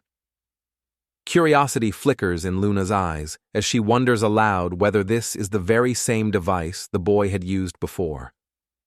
Eagerly recalling a book she recently read, the girl describes a fascinating teleportation tale featuring a rare form of spatial magic, lost arts whose secrets, sadly, have not survived to their era. The realization that spatial magic was a rare talent, mastered by only a select few, sent a flutter of nerves through her. A thought lingers in Alma's mind. Book information isn't always reliable. He realizes the real challenge in learning is sorting through countless sources to find those truly trustworthy and genuinely insightful. Alma explained that the very first step for any girl wishing to master spatial magic was learning to sense the space around her with absolute clarity. Yunak reminded everyone that teleportation was a spell powerful enough to instantly whisk a magical being from one chosen location to another. With keen interest, the girl listened intently to the boy and wondered aloud if this was why Alma had insisted they needed a place reminiscent of the moon. The boy nodded, confirming her intuition. Alma explained that channeling magical essence through space collapses the distance between points A and B to 0, and after the journey, space instantly returns to its original state. Alma explains that the essence of the spell lies in allowing a person to slip between two pre-selected points in space in the shortest time imaginable. Alma firmly believes that the key to teleportation lies in vividly picturing the act of moving from one place to another. Only through such intense imagination does the magic truly come alive. Energized, the girl waved to show she understood everything. Though nearly overwhelmed, her determined gaze assured the boy of her ability. Alma praised Luna for her diligence. With curiosity sparkling in her eyes, Luna lifts her gaze and eagerly asks the boy to demonstrate the process in action. Alma, however, suggests they start by attempting to teleport over a short distance first. Shifting his stance, the young man inquires if the memory has surfaced for the girl. Luna, however, requests another demonstration, prompting him to dutifully repeat the maneuver. Stepping into the room, Sonia announces that she's finished brewing tea.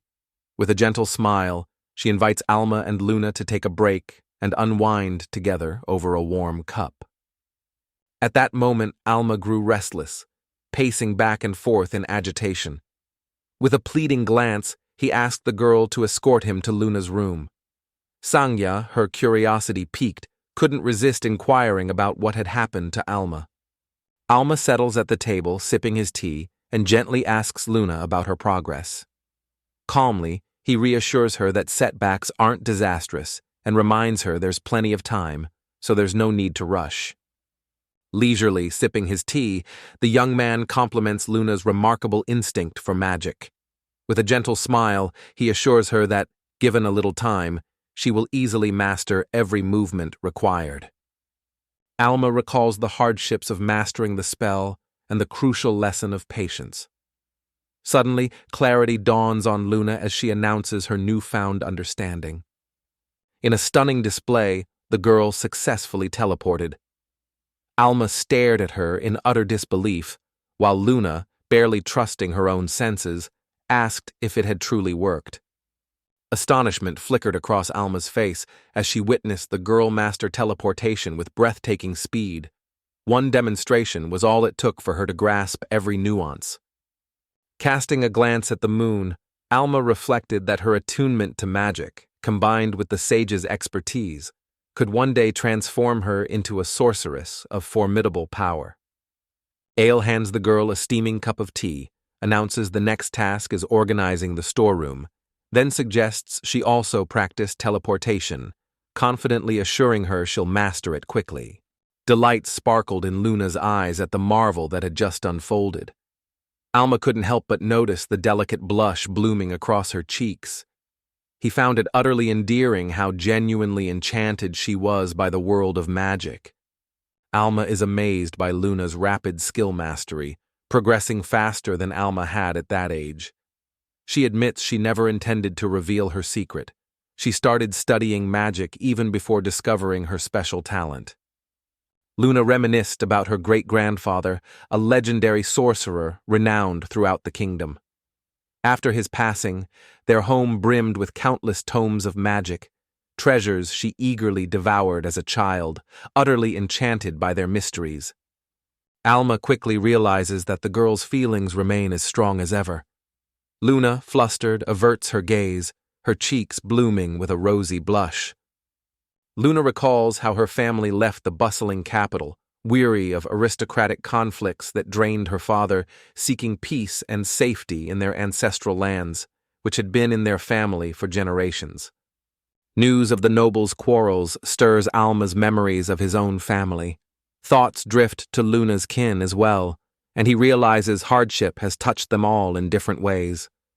Luna recalled the heartfelt hospitality they received. Locals warmly welcomed them, helped build their new home, and listened to her father's wise advice with sincere respect, making sure her family was never without shelter. Luna felt a strong urge to repay the people and shared her deep gratitude with Alma, mistress of Olatachahu, adding with a warm smile that having a sanctuary now let her finally do much more for others. Memories flooded Alma's mind, Luna forever chastising him for his lack of honesty. Yet, to him, the real deceit lay in the bewitching curve of her smile. A realization dawns on Alma. Once the local infrastructure is fully restored and Luna masters her magic, she'll be able to overcome any obstacle on her own, without ever needing his help again. A wave of sorrow washes over Almu, yet certainty anchors his resolve. This is the right path. The villagers, after all, must learn to depend on more than just his guiding hand. A thunderous crash shatters the silence, catching the boy's attention. Luna, curious and unsettled, asks about the noise. Alma says it came from outside, so together, driven by concern, they step out to find out what happened. Alma approaches Luna's sister, her gaze sharp with concern as she asks what's wrong. Sonia turns, poised to explain, but her words falter and trail off mid-sentence. The knights urged Eric, ruler of Fandle, to surrender and come peacefully. Confused, he wondered what had happened and why they were trying to detain him. The knights firmly insisted that the man had been captured for exploiting monsters to serve his own selfish ambitions. Gasps rippled through the crowd, and all eyes shifted in astonishment toward the knights. With a sharp command, one of the knights orders the man to accompany them to the capital at once, where a trial for suspected treason awaits him. 3 days had passed since Master Eric was taken to the capital. Alma, with Luna and Raul, diligently fed the monsters, while Sonia joined them, sitting by the bowl as the wolf pups eagerly ate. Suddenly, Alma approaches the girl, offering gentle reassurance that everything will be all right. As the girl turns around, her eyes fall upon the cheerful scene of wolf cubs frolicking merrily around the boy. According to Alma, if anything truly alarming had occurred, Aria would have already sent word. Convinced of this, he assumes the knights are merely seeking answers and trying to make sense of the situation. Unwavering in her belief, Sonia stands firm in her father's innocence. Alma offers a gentle reassurance, telling the girl that all Eric needs is to hold his ground, and that steadfastness alone will tip the scales in his favor. Sonia nods in agreement, a fierce resolve burning in her eyes.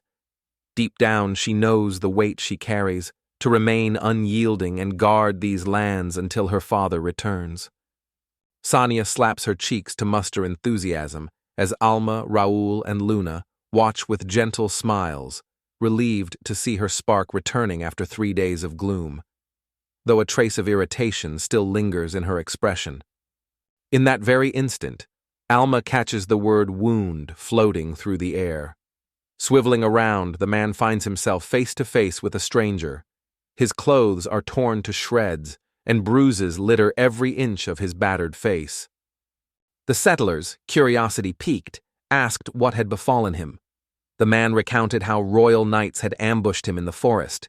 He surmised they intended to seize these lands, taking advantage of Lord Eric's absence. Realization dawns on Alma that his unsettling premonitions were anything but unfounded.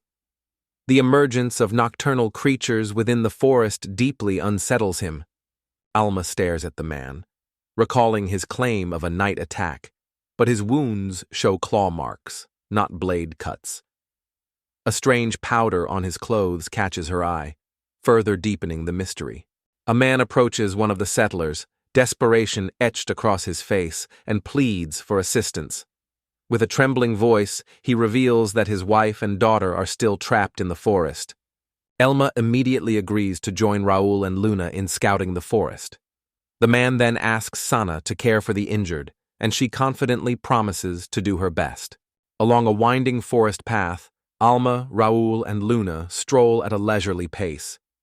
Glancing around with thoughtful eyes, Raul wonders aloud if what they witnessed earlier was nothing more than a fleeting illusion. Startled, Ro demanded to know what this bizarre vision was. Alma calmly explained. There's a monster that scatters a peculiar powder over its victims. Under its spell, a person is forced to confront their deepest, most terrifying nightmares. In Alma's view, nothing strikes greater fear into the hearts of locals than the sudden arrival of royal soldiers on their land. Alma pondered the strange man's motives. What could have compelled him to venture deep into these ominous woods, teeming with deadly beasts, and to risk the safety of his own family by bringing them along? Raul brings Alma unsettling news. They have discovered the bodies of Cocoon's wife and daughter, both hanging lifeless from the branch of a tree. Luna announces the arrival of knights. Raul's senses sharpen. Instantly, he drops into a battle-ready stance and shoots Luna a wary look, questioning whether this is real or just a figment of his imagination. Suddenly, Alma cries out Raul's name, urging him to turn and look to his right. Raul reacts just in time, raising his arms to block as Fenrir lunges at him with a fierce attack. Anxiety flickers in Raul's eyes as he stares at the she-wolf, bewildered by what could have triggered her sudden attack on him. Doubt flickers in Raul's eyes as he questions if all he saw was a fevered illusion. Sensing his unease, Alma asks if the fear of the wolf remains in their hearts, suspecting that both Luna and Raul still feel lingering anxiety. Curiosity flickered in Raul's eyes as he wondered aloud whether illusions could truly harm him. Alma nodded without hesitation. Such trickery, she assured him, held danger every bit as real as any physical threat. As their gazes drop, Raul and Alma notice glimmering stones scattered across the ground, each radiating an uncanny luminescence. Instantly wary, Alma tenses. She senses the enemy lurking nearby, cloaked by ghostly illusions. Raising his sword once more, Raul wonders aloud if ignoring the enemy's attacks might be an option. Alma responds with steely resolve, pointing out that they have no choice but to stand their ground and fight. As Alma looks up and sees his father among the knights, a shock hits him. The powder's power to unearth deep fears is real. Dread fills him, Of all fears, facing his father is what he wished to avoid most. In a heartbeat, Luna sprang into a battle stance, eyes riveted on the enemy's every move. Raul strode to her side, exuding readiness for the impending clash. With unwavering confidence, he issued a challenge. Let them make the first move. Raul deftly parried every enemy strike with his sword, while Luna unleashed a relentless barrage of spells. Alma soon joined the fray, throwing herself into the heart of the battle alongside them. A realization struck Alma. The illusion could never truly replicate the original's abilities. Determined to uncover the truth, the boy turned to the magic of investigation. He was sure the enemy had expertly hidden their location in secrecy, but Alma's magical sensor, as sharp as a hawk's gaze, would inevitably pierce any illusion and reveal their hideout. Alma tracked her foe with relentless precision, unleashing her most powerful wind spell, Super Hurricane. A roaring maelstrom shattered every illusion as Raul Luna watched in awe, captivated by her overwhelming power. In the next instant, Alma shouts out, urging Raul to look up. He lifts his gaze just in time to see a monstrous creature, its features a grotesque fusion of human and insect, lunging to strike.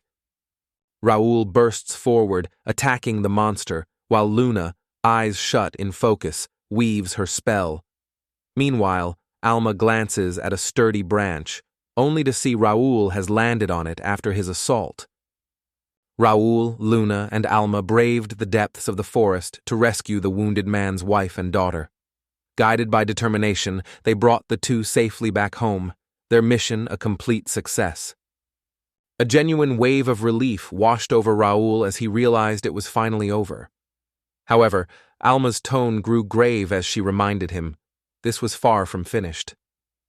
The young man turns to the older gentleman, curiosity in his eyes, and asks if it's true the three of them once dreamed of escaping Fandle, seeking reassurance that he's understood everything correctly.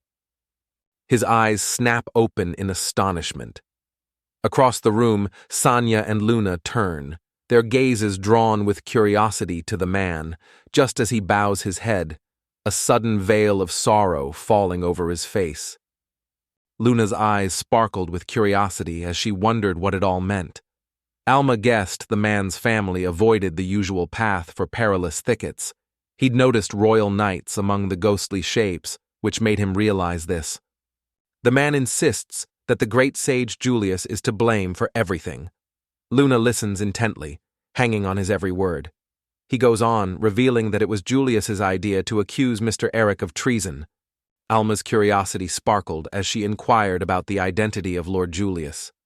The man answered with quiet reverence, explaining that Julius stood as the most extraordinary mage in the entire kingdom, his powers rivaling the might of the king himself. Renowned for an iron will and frosty composure, Julius stands as a ruthless prime minister, snuffing out any threat to the nation with unwavering resolve.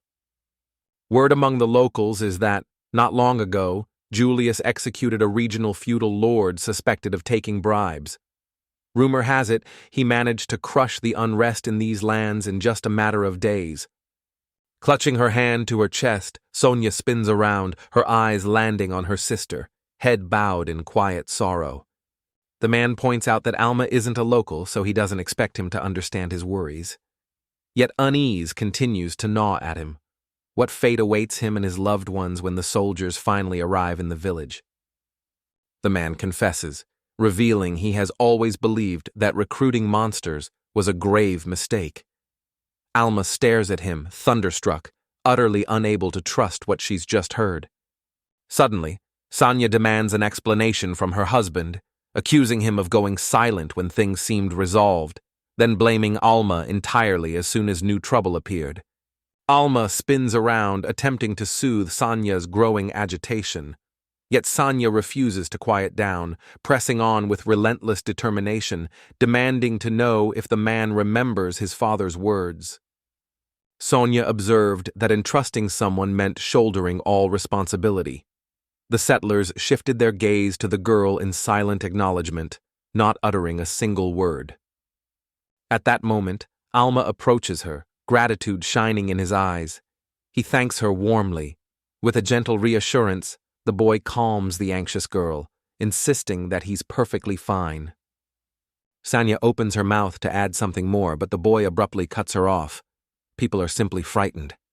Alma reasoned that if the man was honest, he'd go to the capital to clear Mr. Eric's name, but she knew the risk of leaving the settlement, already on the brink of chaos, was far too great. Alma first focused on calming the anxious villagers. Placing a hand on his chest, he admitted fault, then promised the crowd to do all he could to protect them if outsiders ever threatened their settlement. The young man implores the villagers to grant him a small measure of their time. In response, a profound silence blankets the village. Heads bow low as everyone stands in quiet, wordless solidarity. At that moment, Raul strides up to Alma, curiosity etched on his face. Unable to shake his disbelief, he presses for answers. Could Alma truly be planning to challenge an entire army alone? Raising her gaze, Alma suggests crafting a compelling defense, something persuasive enough to at least soothe the worries of everyone nearby. Curiosity gleams in Raul's eyes as he wonders aloud how they'll pull it off. With serene confidence, Alma assures him she's already weighing several intriguing possibilities. Alma announces her brief departure, entrusting Raul and Luna with the task of looking after everyone in her absence. Before Raul can even utter a word, she is already gone, leaving the girls silently watching her disappear into the distance. Upon arriving in the kingdom, Edward sought out the great sage and eagerly began recounting each magical marvel that Alma had unveiled during the harvest assessment. Edward firmly believed that the divine fertilizers, fertility gods' crystals, and demon elixirs were treasures far too precious ever to end up in the hands of a mere provincial lord. A suspicion flickered in the man's mind. Alma must have some connection to the Empire and possessed mysterious demonic artifacts. Edward voices his suspicions, convinced that Fandle has secretly forged an alliance with the Empire, or perhaps with one of the formidable demons lurking in the shadows. Julius urged Edward not to rush to judgment, and Edward reluctantly agreed. Concerned, he asked what to do about Eric. Calmly, the man explained Eric hadn't resisted arrest and had consistently claimed innocence. A thoughtful look crossed Julius's face as he wondered if Eric was the person Lord Fandle sought. He quickly told Edward to give Eric all he needed, realizing this newcomer was destined to become their bait. Edward's eyes narrowed with curiosity as he questioned whether Eric was truly just bait. Julius nodded in affirmation, a sly smile playing on his lips, and revealed that only one decisive move remained to complete their grand scheme. Night had already claimed the world outside. While everyone else slumbered peacefully in their beds, Luna slipped unseen from the manor and vanished into the shadows. Beneath midnight's shroud, Luna crept to the door to slip away unseen. Suddenly, a man's voice echoed, asking her destination. Spinning, she saw her sister Sonia, with Raul, seriously demanding to know where Luna was going. Luna's eyes widened in astonishment at the unexpected sight of her sister with Raul. After all, she was certain both had long since retired to their beds. Yet, with unruffled composure, Sonia explained that sleep had never been part of their plans. A strange tension clouded Luna's face, ever since that formidable wizard's name reached her ears. Noticing the somber change, Sonia quickly realized her sister had retreated into herself, her usual brightness eclipsed by a heavy gloom. Tension coils in Luna as she lowers her head, her thoughts heavy. Sonia suspects Luna wants to face Julius alone, and a nagging feeling suggests Luna may have come up with a reckless plan of her own. Without warning, Luna bolts away. Raul and Sonia chase her, struggling to keep up. Panicked, Sonia calls after her sister for an explanation, refusing to fall behind as she desperately urges Luna to stop. Luna halts in front of a quaint little house. Moments later, Raul and Sonia catch up with her. With a playful grin, Raul teases that endurance clearly isn't Luna's strong suit. Luna lifts her gaze, recalling that she has only met Julius once, during the gift-giving ceremony. Memories of the priest's words surfaced. He once declared her a true seer, blessed with a rare gift. Joy had bloomed within her then, pure and overwhelming, while those gathered around cheered and burst into delighted applause. The memory of Julius's sudden appearance behind her flashed through Luna's mind. Startled, her eyes widened in surprise. At that very moment, the stranger introduced himself, clearly stating his name. Everyone instantly recognized the great sage. Julius, noticing the girl's hidden talent, met her eager, attentive gaze and, smiling gently, invited her to join him, promising to grant her heart's deepest wish. Determined, Luna set her sights on the capital, convinced that within its walls lay her father's only hope for salvation. Curiosity flickered in Sonia's eyes as she wondered aloud what all of this could possibly mean. With a thoughtful frown, she questioned whether Luna truly believed her father would rejoice over such a rescue. With solemn resolve, Luna bows her head and offers her help, urging Raul and Sonia to stay back. Suddenly, she unleashes a devastating spell as an orb of lightning crackles to life at her command. In a flash, Sonia grasped the situation. The girl had fired a bolt of ball lightning straight into the ground, creating a blinding flare to dazzle them. Voice ringing out, Sonia shouted to Raul, demanding that he step in at once. At that moment, the young man stood by the moon, poised in a fighter's stance. Raul realized the girl meant to plunge them into darkness and blind them, yet her footsteps still echoed clearly in the silence. With heartfelt sincerity, Luna apologized to Dork, promising that once she returned, she would help set everything right. Meanwhile, Raul remained utterly bewildered, unable to grasp what she was talking about. In an instant, the crescent moon spins and kicks the building, which collapses with a deafening crash. The man, trapped beneath the rubble, falls to the ground completely defeated and helpless. Luna darts toward the capital and vanishes. Her sister tells Raul that Luna always knew about the rickety roof. Realization dawns. Luna's skill and familiarity with these streets give her an undeniable advantage. Luna looked at the gate, pondering how to cross it and explore beyond. Suddenly, a pouch of legendary skytree seeds whizzed past her, scattering and instantly growing magnificent trees before her eyes. Spinning around, Luna found Raul standing there. Sonia managed to catch up as well, breathlessly announcing that escape was impossible. Trees filled every direction, encircling them in a tight, unyielding barrier. With a heavy sigh, Sonia Luna suggests surrendering outright. She insists that their best course of action is to wait patiently for Alma's return. A sudden flash of realization crosses Luna's face as she recalls something of utmost importance. Her gaze drops, burdened by the memory. With a heavy sigh, she admits that, indeed, they have no choice but to wait for Alma. With curiosity lighting his eyes, Sonia leans in, eager to unravel the mystery. Luna, wearing a sly, enigmatic smile, simply remarks that she now owes Alma her thanks. Luna turns to her sister, entrusting the village to her care. In the blink of an eye, she activates the teleport, vanishing from sight as if swallowed by the very air. Instantly, realization dawns on Sonia. Once again, the girl has turned to magic. Memories flicker before his eyes. During Alma Luna's lessons, she could barely levitate more than a few centimeters. Raul, brimming with admiration, calls Luna a genius. Sonia shoots him an irritated glare. Turning away, the boy pointedly asks what their next move will be. He stresses that the forest has grown dark, making any venture there out of the question. Sighing, Sonia lowers her head, resignation on her face. After all these years, her sister Luna hasn't changed.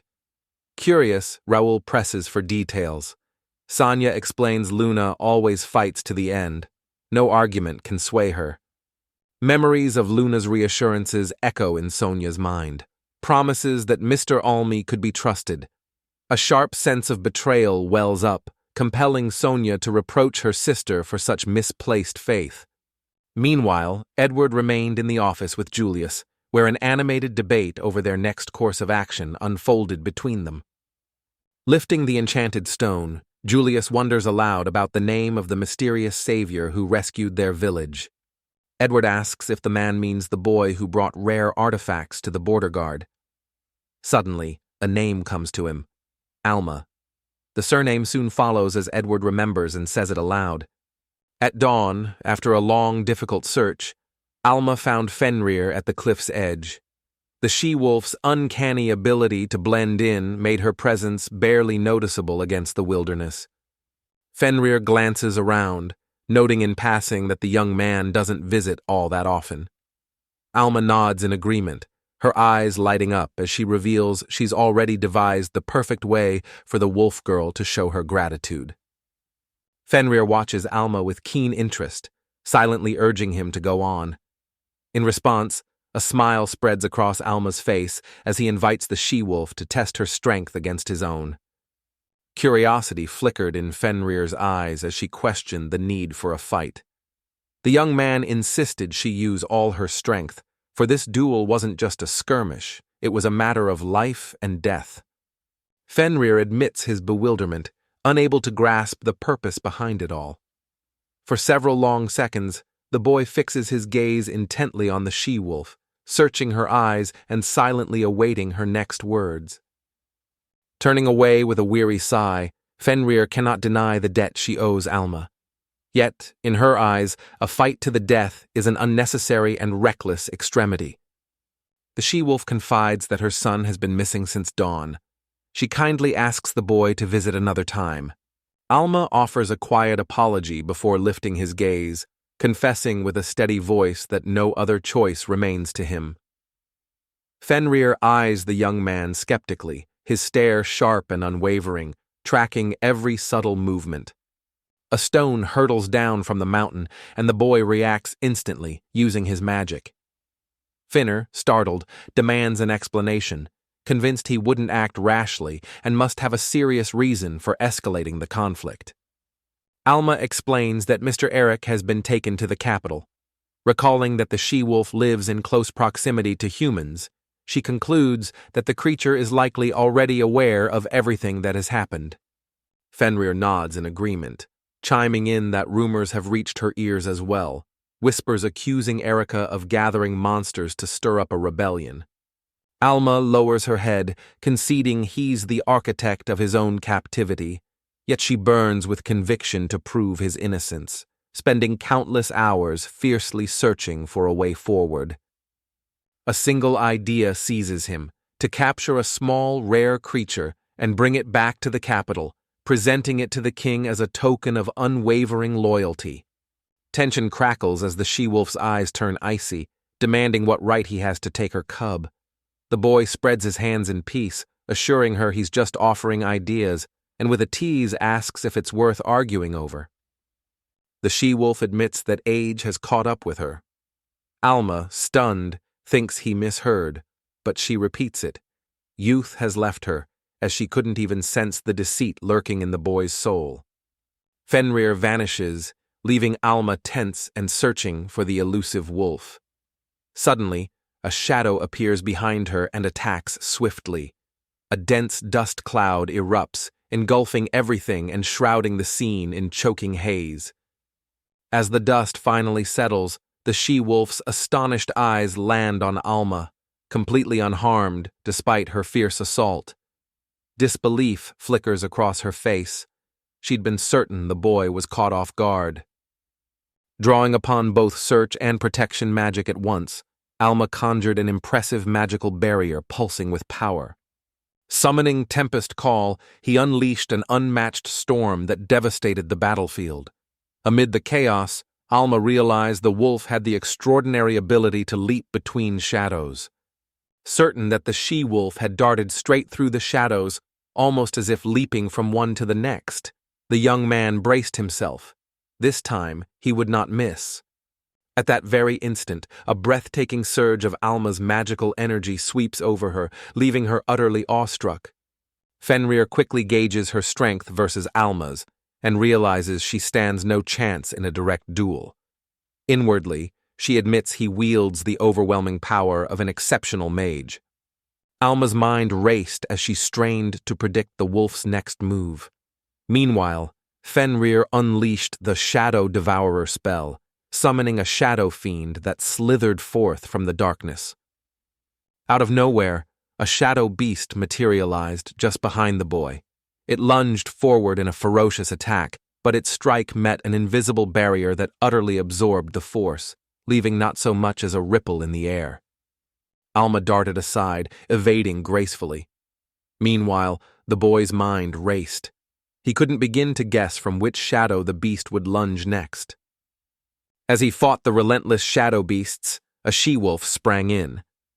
The boy saw she was craftier than expected, attacking only with her shadows from a safe distance, always lurking and never exposing herself to danger. Alma strained every nerve, trying to decipher the wolf's intentions. The shimmering protective barrier encircling him was his own invention, a clever fusion of search magic and shielding spells. A barrier shall be crafted, keen enough to detect any foe, tally inflicted damage, and pinpoint probable attack routes. This spell demands extraordinary skill and a vast reservoir of mana. In a flash, Alma realized he couldn't maintain the protective barrier for long. Magic remained his only true advantage in this duel, as the she-wolf clearly outmatched him in raw physical strength. A sudden realization struck Alma. The she-wolf was deliberately stalling, each moment draining more of his strength. If he hoped to survive, he needed to reclaim the initiative before it slipped entirely from his grasp. Magic surged through Alma, fortifying his muscles until they brimmed with newfound strength. Endurance burned in his veins, and each motion flowed faster, sharper, every reflex igniting with lightning speed. The wolf stared at the boy in astonishment, then readied to sprint, boosting his resistance, endurance, focus, and senses, while sharpening his vision and preparing for swift evasion and whatever might come next. The she-wolf was stunned to witness the boy unleash several spells at once, each one amplifying his physical prowess beyond imagination. One of the shadow beasts lunged at Alma with lightning speed, aiming to strike, but the boy reacted just in time, parrying the assault and driving the creature back. In the moments that followed, more shadow beasts lunged into the fray, yet met swift defeat. With masterful skill, the boy parried every assault and emerged triumphant over each formidable foe. Alma turned to the wolf, eyes gleaming with anticipation, and asked if it was time to join the fray. The wolf challenged her to prove her resolve, and Alma, undeterred, questioned if she hadn't already shown her true strength.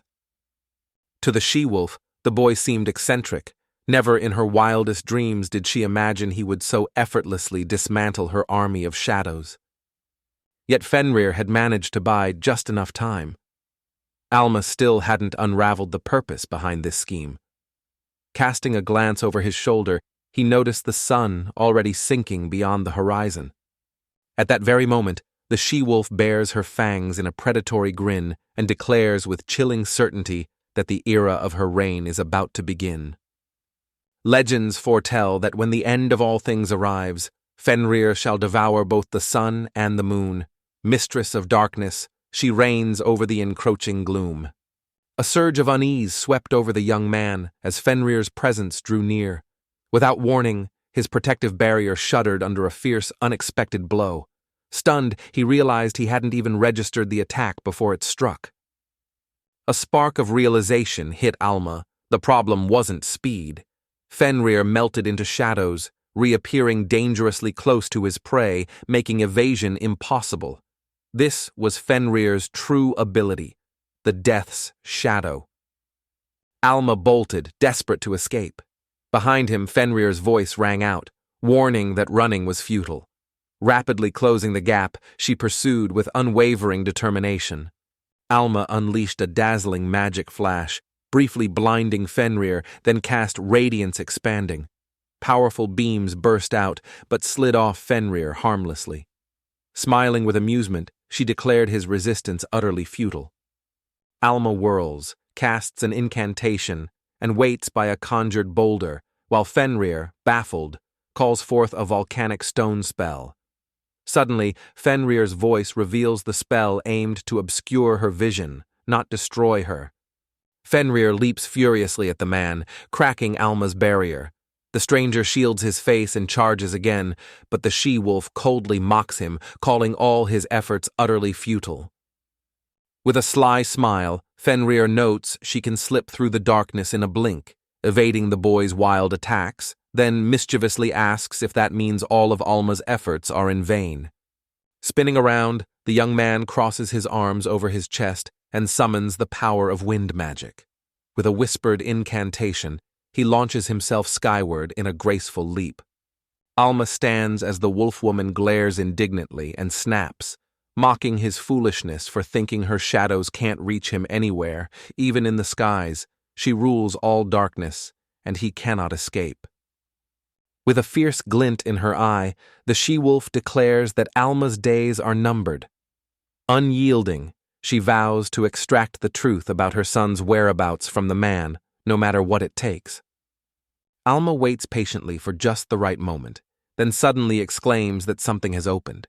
Stunned, she turns to him, wide-eyed, and asks what it could possibly mean. Alma smirks and taunts Fenrir, confident only a sure victor would enter this battle. Suddenly, a blinding flash stuns the she-wolf, leaving her dazed and unable to explain its abrupt appearance. Alma explains that, for a number of compelling reasons, dragging out this battle simply isn't an option for her. To the she-wolf, such talk sounds like nonsense. After all, the sun vanished below the horizon ages ago. But then, in a startling twist, she notices the glowing orb begin its mysterious ascent once more. A sharp-eyed she-wolf senses something amiss. Looming right beside her stands Madoki Peak, not a mountain at all, but a cunning creature disguised as one. Lying in wait, it lures lost travelers straight into the gaping trap of its maw. Fenrir realized Alma had likely summoned the monster herself, a cunning beast hiding as a mountain, and began to doubt if she had planned this devious scheme from the start, placing every detail with care. Gradually, realization dawns on her. Alma had carefully masked his true feelings, skillfully luring her out of her shell. Realizing escape was her only option, the she-wolf spun around and hurled herself toward the sheltering darkness. Yet Alma anticipated her move, swooping in to intercept and warning pointedly that the sky held no path to freedom. The young man swiftly thrust his hand forward, casting a spell that sent chains of enchantment to bind Fenrir. Holding his breath, he watched as the she-wolf slumped helplessly to the ground, completely immobilized. Defeat weighed on Fenrir, yet acceptance followed. Though she'd lost any right to plea, she begged Alma to choose her over his son. The wolf pups, awed by Alma's victory over their mother, proclaimed the young man's monstrous power. Fenrir's eyes widened in astonishment as she demanded an explanation for the scene. Suddenly, movement stirred in the forest's shadows. Other monsters emerged from the gloom, stepping into view one by one. Fenrir felt all the monsters watching their battle. Alma declared victory, claiming mastery over the mountains. Curious, the wolf asked what being the new master truly meant for him. Astonished, Fenrir asks if Alma truly went so far for the wolf pup. Alma says he first heard of Fenrir from the pup, recounts recent events, and urges Fenrir to hide while the wolf pup watches the battle with excited, shining eyes. Fenrir remains astonished. Why did Alma go so far? Invoking his right to request should have sufficed, but Alma explains that relying only on it would have meant a long fight to establish authority over the beasts. According to Alma, the swiftest route to gaining recognition is to challenge the reigning ruler and emerge victorious. In his eyes, only such a bold triumph can truly earn the respect of all. Fenrir remembers Alma's words. Victory in the Wolf Cup and the trip to the capital symbolize loyalty to the king. Fenrir realizes he only meant to provoke her and quietly admits the boy sometimes completely unsettles her. Bowing deeply before Fenrir, Alma offers a heartfelt apology. Driven by a desperate yearning for strength to shield his homeland, he confesses that his actions have cast doubt upon both the trust and affection of the she-wolf. Alma, acknowledging he has no right to ask for forgiveness, solemnly vows to someday repay every kindness with equal worth. Until that day comes, he stands prepared to atone for his sins by facing Fenrir's wrath without flinching. Gazing at the colossal Fenrir, a thought tugged at her mind. How challenging life must be for Alma at his side. The question lingered, what should be done about this boy now? Elmo looks up, curiosity in his eyes, and asks about the word's meaning. Fenrir calmly explains the young man has proven his strength to the forest beasts and need not bow so humbly before a wolf anymore. Convincing the young man to become a beacon for others, she speaks with unwavering resolve. Meanwhile, Alma watches the she-wolf in awe, captivated by the unfolding scene. A knowing smile stretches across Fenrir's lips, her suspicions about the boy now confirmed beyond doubt. With a sense of ceremony, she declares Alma the master of the mountains. A smile playing on his lips, he catches the wolf's gaze and offers a silent gesture of gratitude. With newfound confidence, he affirms that at last, every preparation is complete. Spinning around to face Alma, the wolf shares that he has a favor to ask. Alma, eyes alight with curiosity, inquires what exactly he desires. The wolf requests the boy to give them all names. Alma, puzzled, wonders aloud, why would monsters need names at all? Fenrir demands that the boy bestow names upon both her and her son. Insisting on this right, she declares that, having chosen him as their servant, she desires a mark, something tangible to affirm their newfound bond. Insisting it's a personal request, she fixes her gaze on the wolf. Alma is surprised, then smiles. He finally agrees, but playfully warns he can't promise the names he comes up with will be any good. 2 days had slipped by since Luna's departure from Fandle. Alma remained absent, and not a single sign hinted at the approach of an army. Raul and Sonia lingered by the gate. Watching her closely, he instantly caught the shadow of sadness clouding Sonia's face.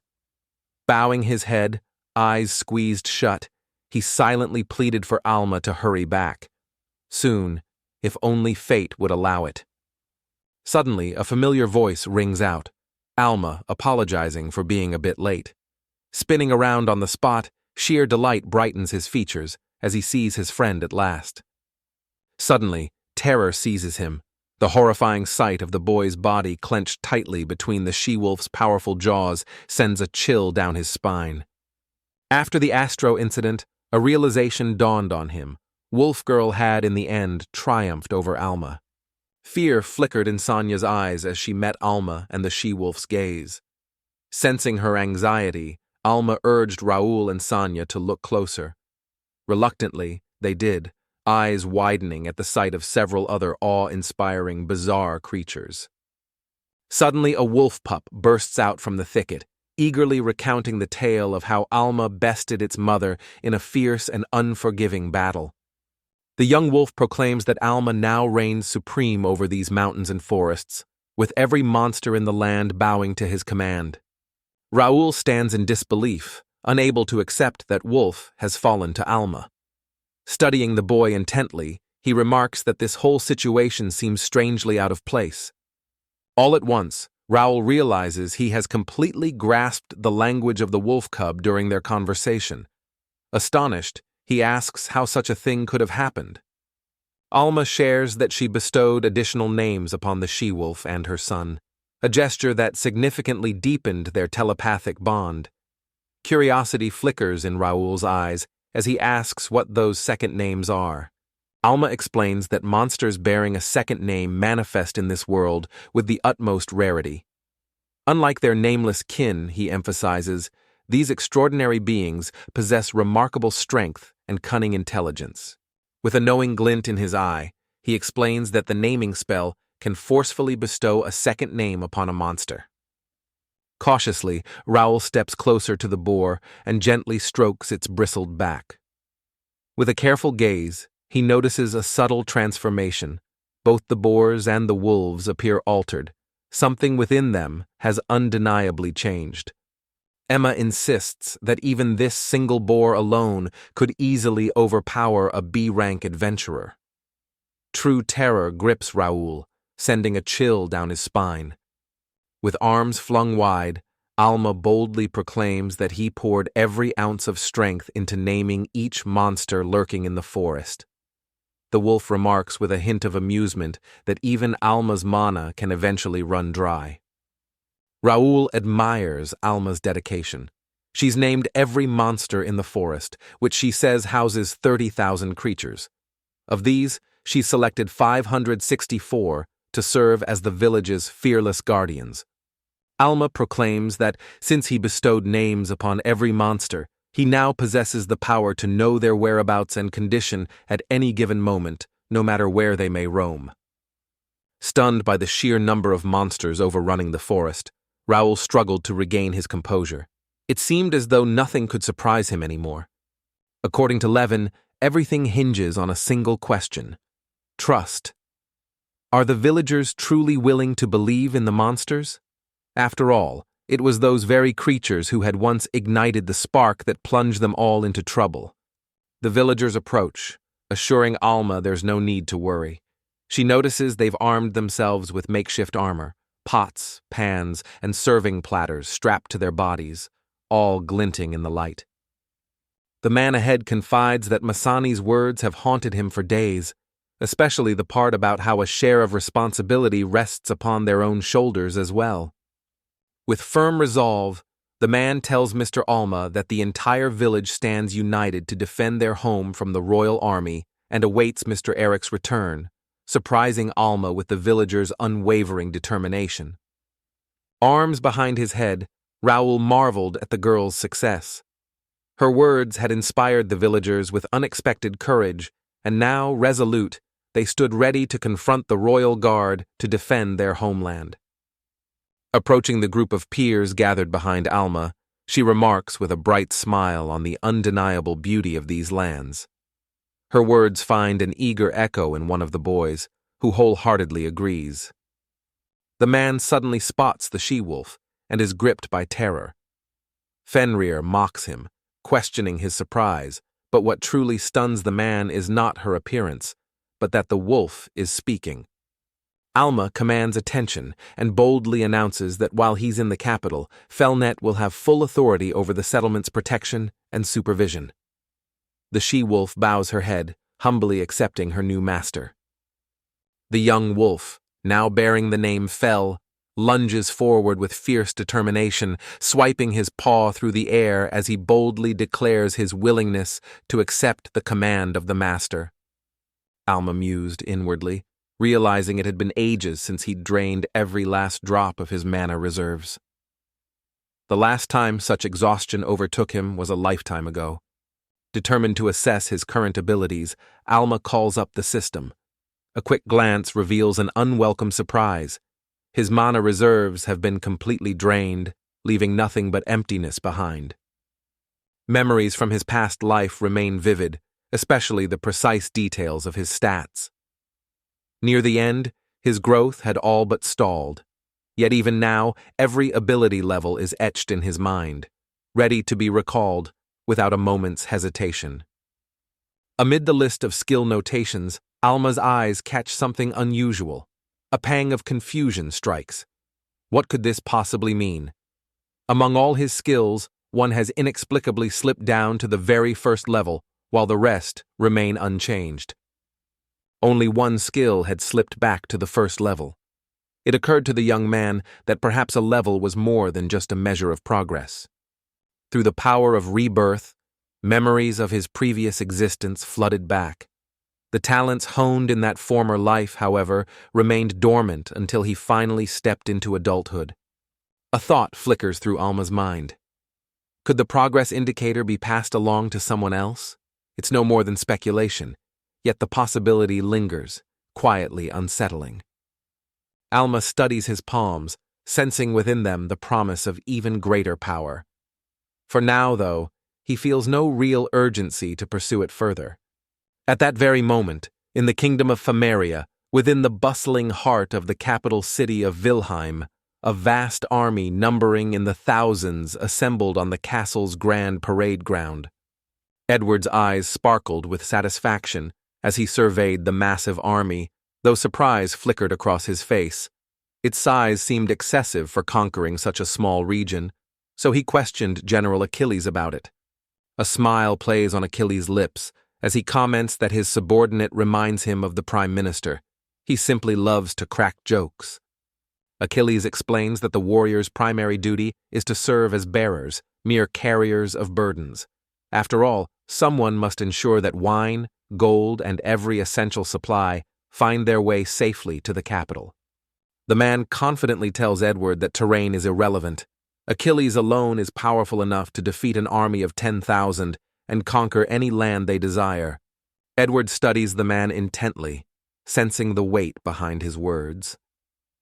Achilles stands before him, not merely a boastful warrior, but the god of war incarnate, the supreme commander orchestrating every military maneuver throughout the kingdom.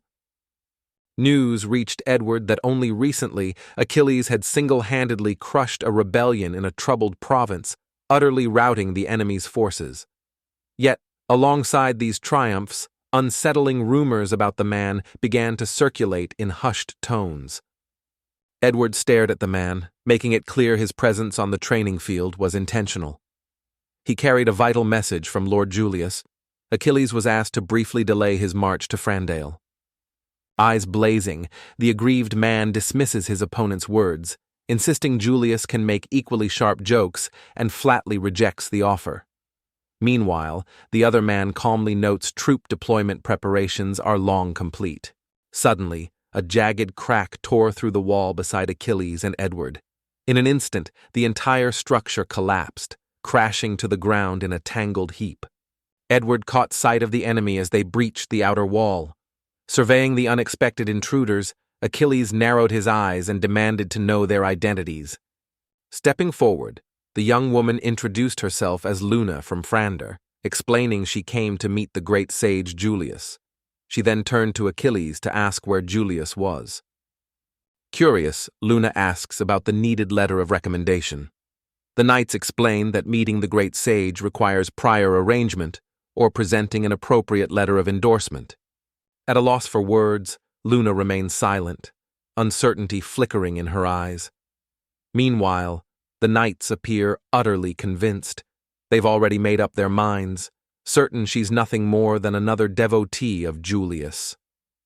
Realizing another path was necessary, the girl smashed through the wall without hesitation and boldly forged ahead into the unknown.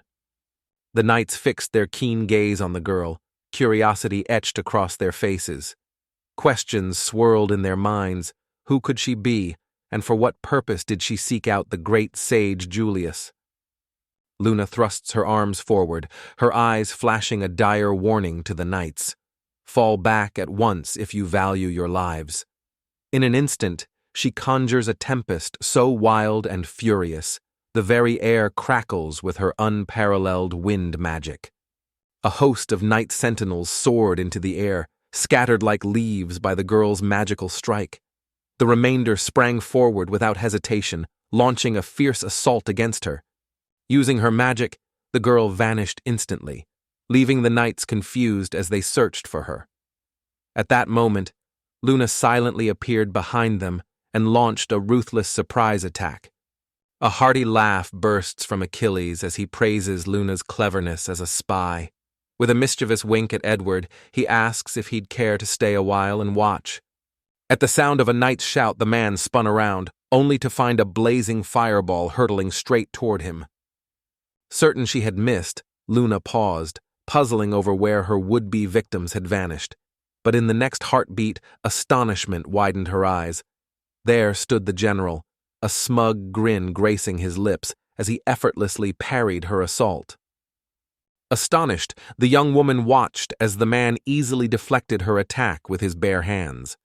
With unwavering resolve, Achilles strode forward and commanded his knights to stand aside, his authority unquestionable. In a moment, the girl realized she faced a foe of another league. Each heartbeat intensified the sage-like presence's weight. while a deep, unsettling truth dawned. Reality was even bleaker than she'd feared.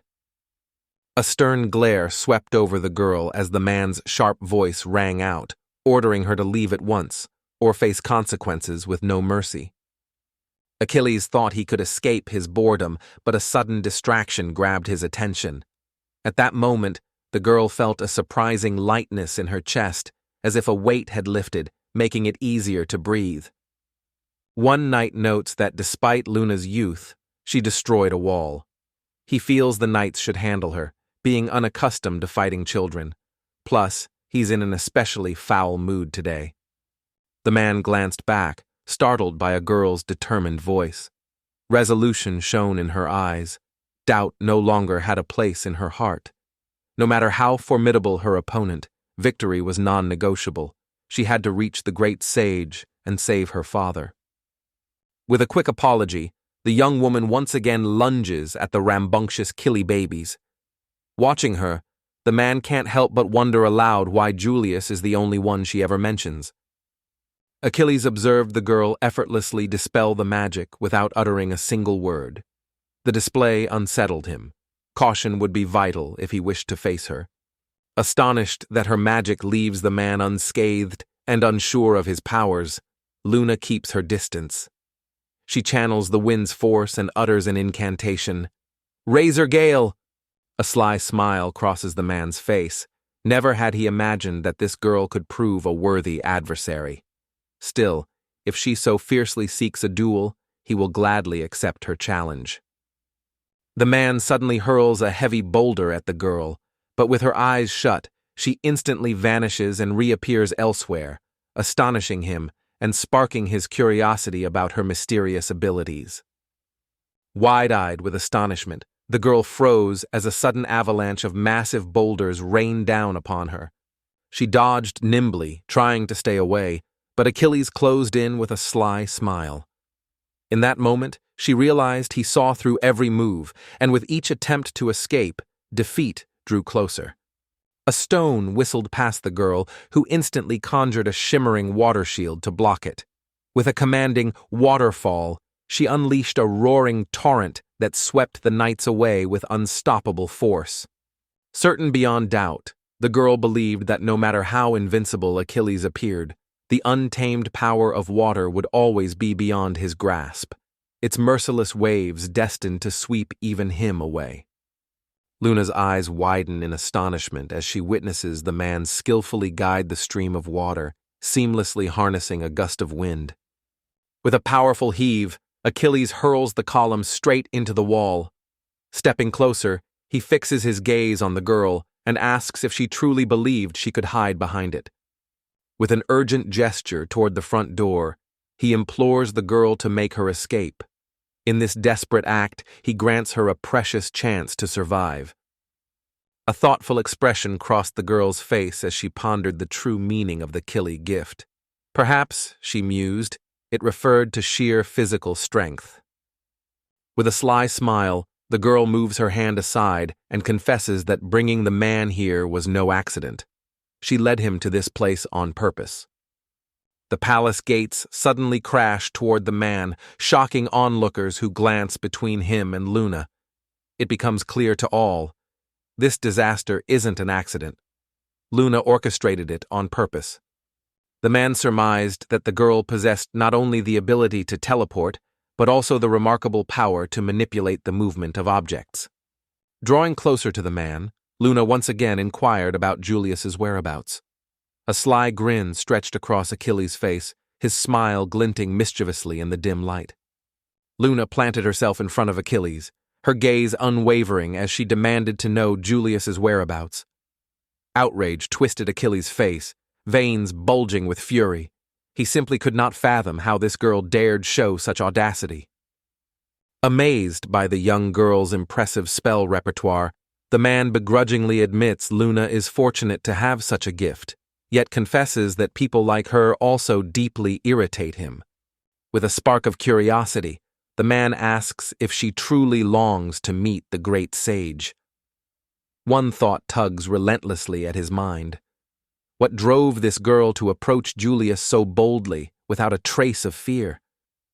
Luna steps forward, vowing to strike a deal with Julius and sacrifice her life for her father's salvation.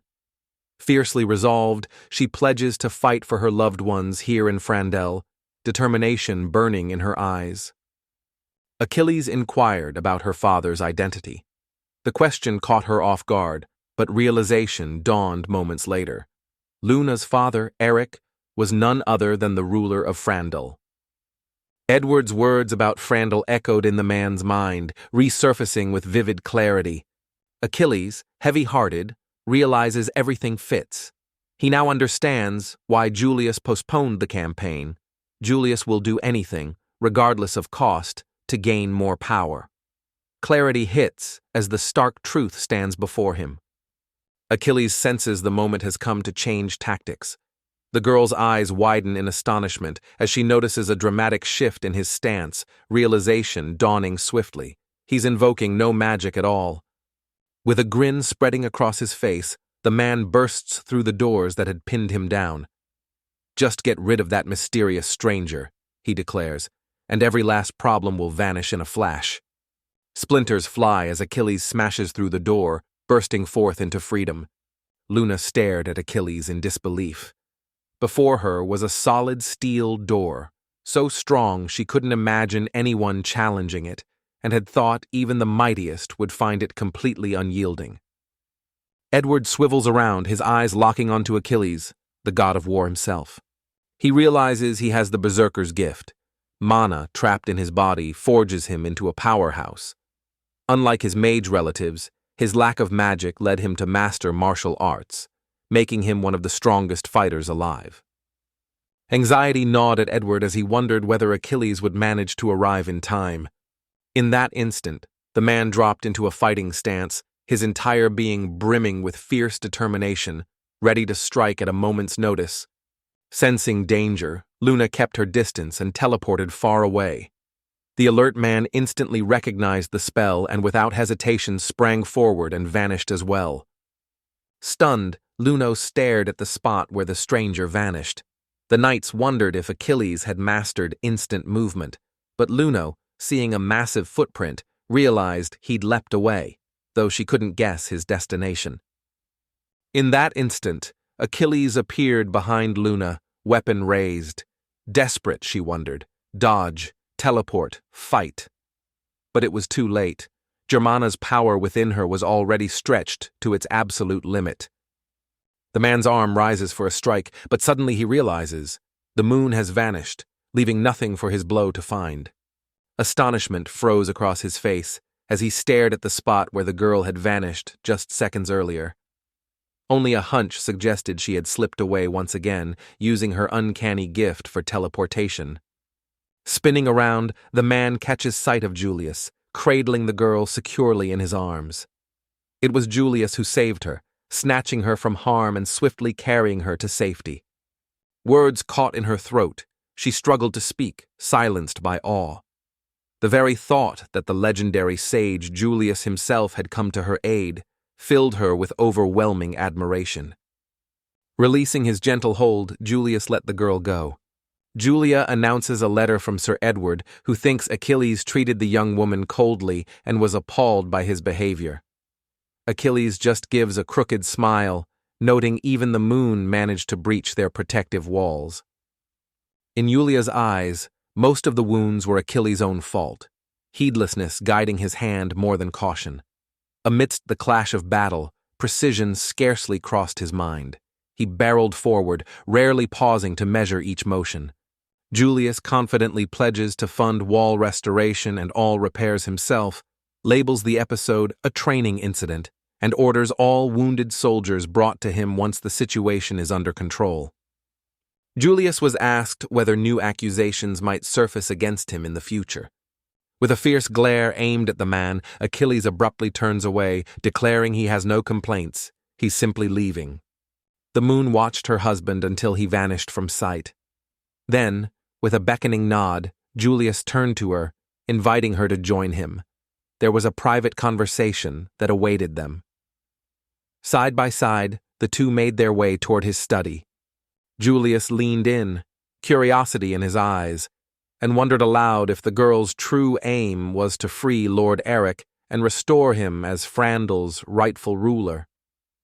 He paused, tilted his head thoughtfully, smiled crookedly, and chuckled softly. Luna stared at the man, recalling tales of Julius, the kingdom's fiercest sorcerer and ruthless prime minister. Anxiety surged as she wondered what trials he'd devise. Clenching her fists, she braced for whatever awaited her. Her resolve to save her father had crystallized. Nothing would deter her, not even breaking the law itself. Julius, with a spark of curiosity, wondered aloud if the girl truly believed him to be so terrifying and merciless. Luna pauses, uncertain if she accidentally spoke her thoughts aloud. Suddenly, her hand flies to cover her mouth. Julius gently reassures her, urging not to be afraid, and promises that his suggestions are meant only for her benefit. As the man had just revealed, the moon held no meaning for him. The girl stared at him in astonishment, her surprise evident on her face. Julius remarks on his fascination with Luna's talent. Startled, the girl's eyes widen in surprise as she asks what use he could possibly have for her abilities. Julius at last voices his demands. The girl's eyes fly open in astonishment the moment she hears what he's after, her shock too sudden to disguise. Astonishment flickers across Achilles' face as he demands clarification of Julius' recent words. With unwavering conviction, the man proclaims that Luna will be his bride. The man said the campaign against Fandle was cancelled, and Lord Eric, a royal relative, would rule these lands. Achilles replied this didn't answer his question. With a warm smile, the man gently reminds her that soon the two of them will be husband and wife. At first, Achilles assumes Julius is merely joking, but then Julius turns to him, his eyes solemn and unwavering. Moon averts her gaze, letting her eyes fall silently to the ground. The moment Luna learned that Julius intended to make her his wife, a cold wave of fear swept through her heart. Luna felt a pang of guilt recalling her sister scolding her for reckless friendships in the city. Sensing her unease, the man quickly insisted she shouldn't blame herself. Yet again he makes it clear, what truly intrigues him is the girl's remarkable strength, not the girl herself. His intentions for marriage are straightforward. He yearns to have her extraordinary talent by his side, always within reach. Luna leans in, her eyes searching, and asks if this was truly the reason that drove Yulia to seize her own father and plunge all of Fandle into a state of terror. Pondering deeply, she wonders what could have driven a man to take such extreme measures in pursuit of unimaginable power. Julius, silent and unreadable, fixes his gaze intently upon the girl. Ignoring her plea, he quietly declares the wedding will be tomorrow. Speaking gently yet firmly, he urges her to rest, then politely gestures for her to follow him down the corridor to her room. Luna harbors no doubt. The very power that the great sage Julius seeks is the same unfathomable strength she once unleashed when she confronted Fenrir. Seeing Luna's troubled expression, Edward spoke quickly, understanding her frustration with arranged marriages. He reassured her that such unions were normal among nobility. She was actually fortunate. Her eyes widened in surprise. Speaking calmly but persuasively, the man says that marrying the prime minister would elevate her above other aristocrats and grant her privileges like lavish baths, gardens, and access to the vast royal library's many rare books. Hearing about books on mania made Luna visibly uneasy, her emotions surfacing as fascination flickered in her eyes, a detail the man noticed. Edward nodded, confirming a grand library indeed awaited them in their castle. Astonished, the girl freezes and gasps, stunned that the youthful-looking Mr. Julius is over 60 and still so charming. Embarrassed, Edward admits his guess, recalling Julius was already prime minister when he joined the palace. Stunned, Luna stares at Edward, her eyes flaring wide in sheer astonishment at his words. Noticing her gaze, the man gave a cryptic smile and asked why she looked at him so strangely. His true power-driven motives remained mysterious. Even Edward, recalling Mr. Julius's old promise, couldn't decipher them. Achilles, raising his voice, urged Julius to stop talking that way, declaring the warriors were ready and lamenting delays, frustrated that Julius wanted to disrupt everything just to marry a girl. With a raised eyebrow, Achilles inquires if Julius has any idea just how much trouble he causes for everyone around him. The sage insists this marriage greatly benefits the state despite minor drawbacks, but Achilles remains skeptical, dismissing Julius's words as the tired musings of an old man and feeling no real conviction from them. A sudden gravity settles over Julius as his demeanor sharpens. With unwavering resolve, he declares that the decision has already been made. The announcement rings out. The ceremony will commence in just a few hours. A sly reference slips from his lips about the man sealed within the envelope, coupled with an eager remark. He'd like nothing more than to witness his involvement firsthand. Moon shot Achilles a hard, unyielding look. Fury burned in him. His clenched jaw made veins stand out. Meanwhile, Edward moved closer to his master, softly reminding him this was not the right time for such feelings. Luna watches Achilles with fascination as horns begin to sprout from his head. A grin tugs at his lips, and with a playful glint in his eye, he remarks that only Julius could pull off something like this. Julius explains that Achilles has a rare berserker power, allowing him to channel deep mana for unmatched strength. However, this ability makes Achilles emotionally volatile, with surging mana that can be overwhelming. The man explains that while ordinary people's excess mana seeps away, Achilles cannot release his, fueling his fierce, restless spirit.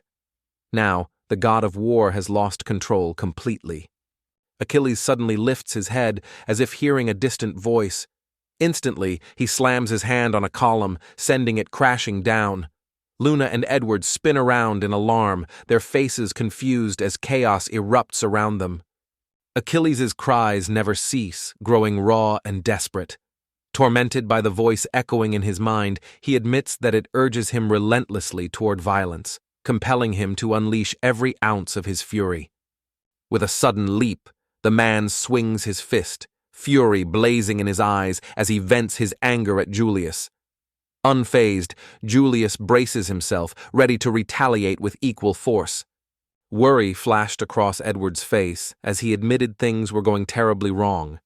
He couldn't imagine the outcome of the sage and martial arts master's clash, fearing its aftermath could be catastrophic. Luna hesitates, torn by the urge to save Mr. Julius and conflicting emotions. She recalls him rescuing her once, while realizing that without Julius, their pact would lose all meaning.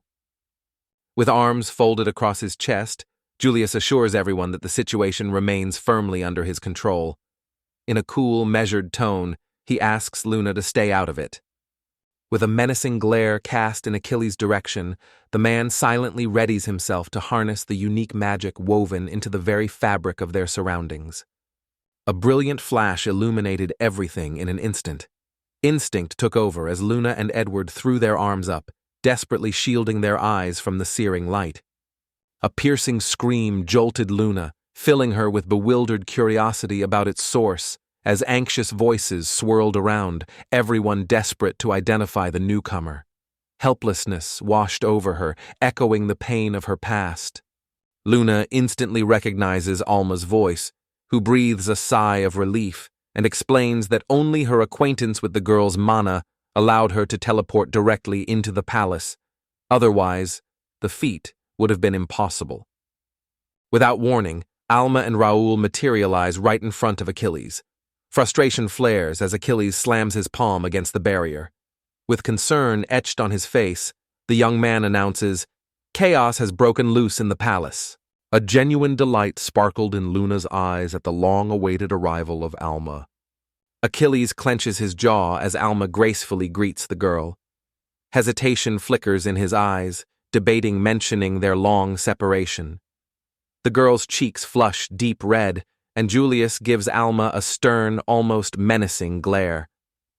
Only a step away from Julius, a shimmering barrier surged upward, effortlessly deflecting Achilles' furious assault, and shielding the great sage from harm.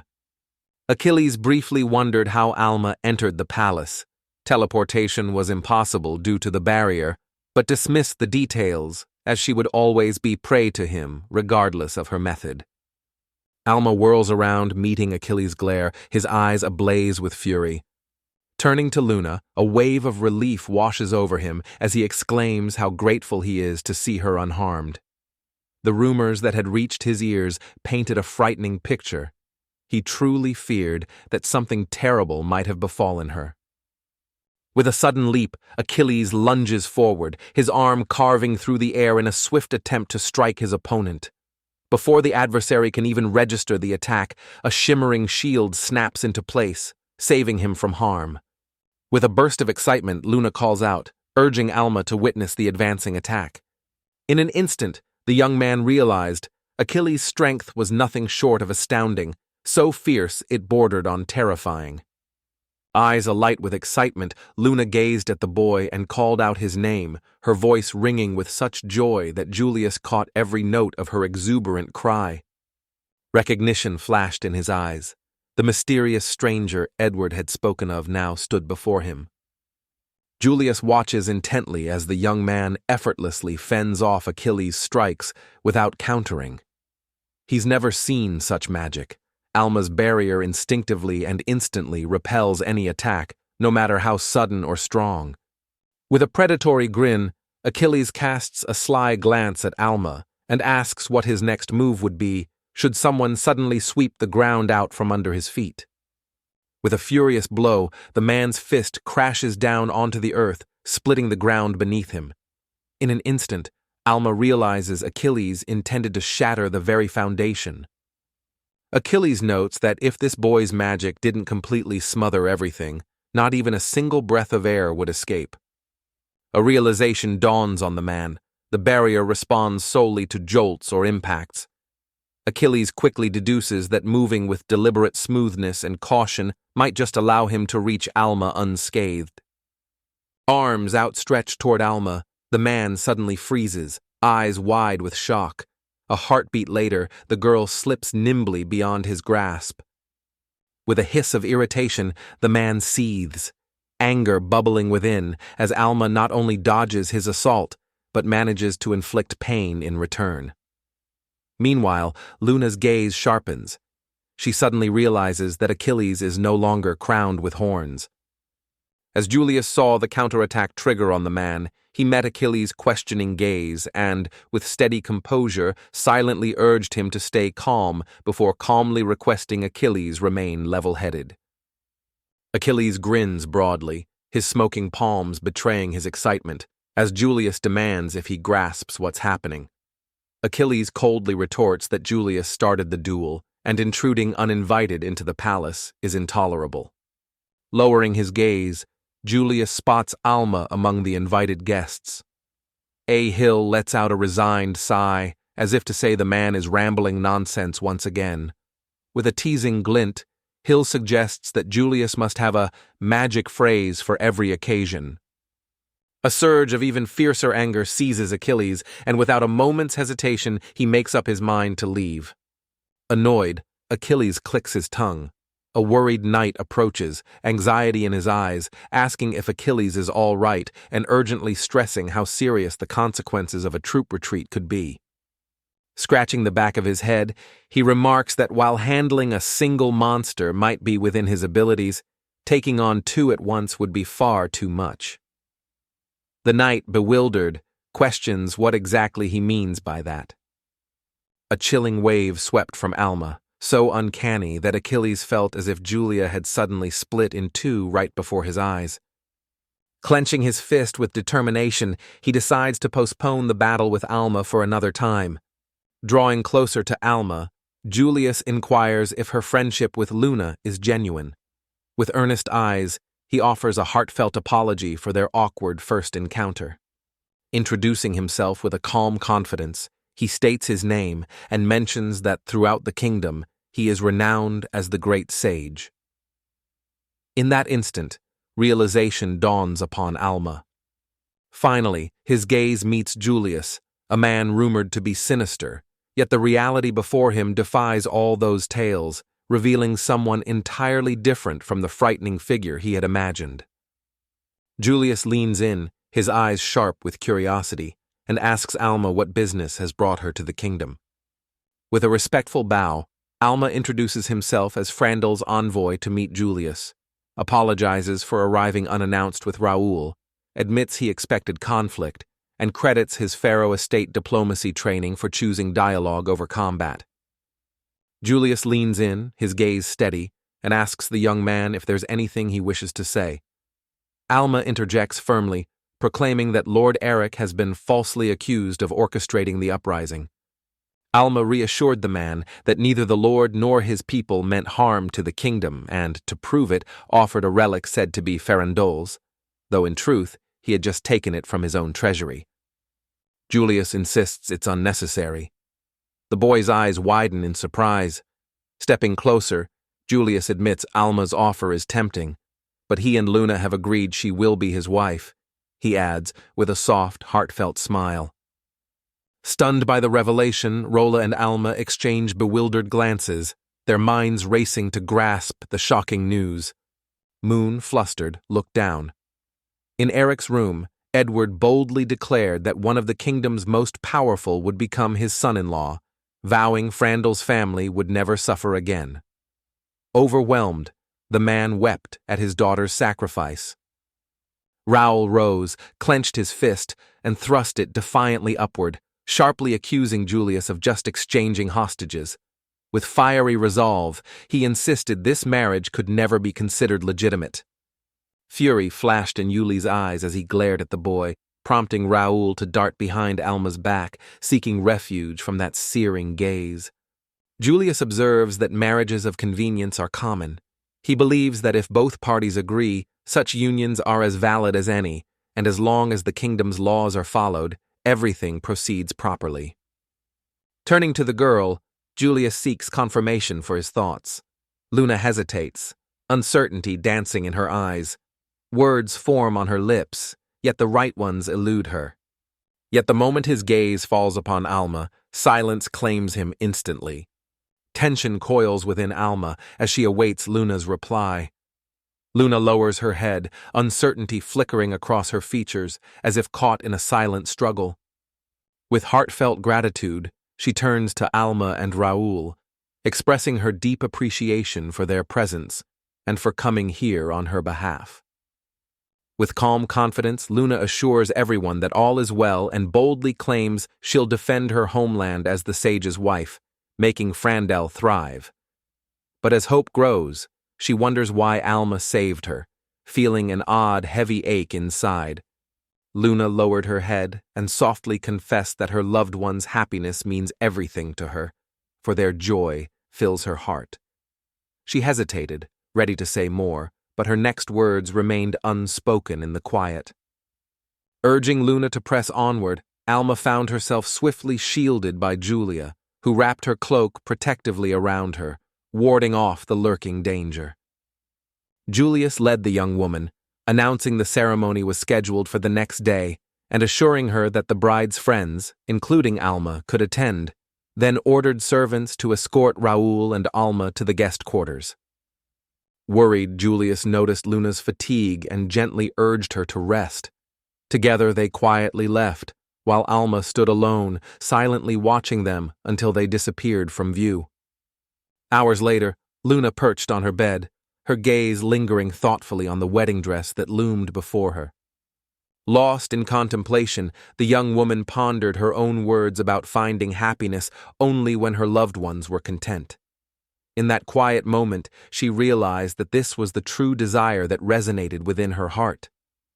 A sudden wave of doubt sweeps over her, leaving her to wonder what, in this very instant, could have sparked such uncertainty. Lost in contemplation over her feelings for Alma, the girl's thoughts were abruptly shattered by an unexpected tapping at the window. A sudden turn revealed Alma standing there, catching the girl completely off guard. Astonishment flickered across her face at the unexpected encounter. Raul entered the guest room and was awestruck by decor more lavish than any hotel he knew. Amazed by the regal splendor, he turned to Alma, curiosity in his eyes, and asked if his impressions were mistaken. Though Alma rarely reveals her feelings, a silent nod signals her quiet acceptance. A sudden knock at the door jolts Raul from his thoughts, and without hesitation, he strides over, eager to discover who would dare visit at such a peculiar hour. Catching sight of Edward, the young man stepped forward. With a firm tone, he announced his intent to speak privately with the adventurers. Alma entered Luna's room. She looked up, surprised and curious, asking why he was there. Alma calmly said he wanted to check if she was truly all right, then waited for her response, his gaze steady. Luna asserts the decision is final, convinced it's the only way to save her father and homeland. But Alma interrupts, challenging Luna and asking if she truly believes this is the only way to protect their nation. Holding out an object to the girl, he reveals it to be a glove. Instantly, Luna recognizes it and, curiosity flickering in her eyes, asks why she would need such a thing. Alma recalls the day Sir Edward entered with a surprising offer, a duel, following an ancient rule, letting anyone objecting to a marriage challenge a partner. Sages couldn't refuse, and the loser had to grant any wish of the winner. Curiosity gleaming in her eyes, Luna wonders aloud if Julius would have no choice but to yield to Alma should he triumph. Alma, his lips curling into a confident smile, affirms her suspicion. Alma knows it's a trap. Every detail signals danger. The oath in the glove is no secret. Edward and Julius have plotted each step with care. Julius intended a duel from the start, and Alma won't underestimate his cunning. As the young woman bowed her head in contemplation, she feared that if Julius won, saving Randall would be impossible. Faced with his power and the risk of being trapped, Alma noticed her anxiety and gently asked what troubled her. Her gaze lifts, curiosity shining in her eyes as she studies the boy before her. Alma reflects on the many ways life could unfold, believing a girl finds true joy in her loved one's happiness, yet they can't be happy if she's sad. Still, nothing matters more to him than seeing her smile. Alma insists that if Luna is truly content, he will forget about the glove and move on. But if she shows even a hint of unhappiness, he will immediately reach out and accept the challenge without hesitation. With confidence shining in his eyes, the boy extends his hand and declares that victory over Yulia is inevitable. Flustered, the girl glances uncertainly in Alma's direction. Yearning to earn Luna's trust, Emma longs for the moment Luna will unveil her true desires. Overwhelmed, Luna lowers her gaze, words forming on her lips, yet a tidal wave of emotion silences her completely. The girl quickly apologizes, but cuts off the boy's encouragement.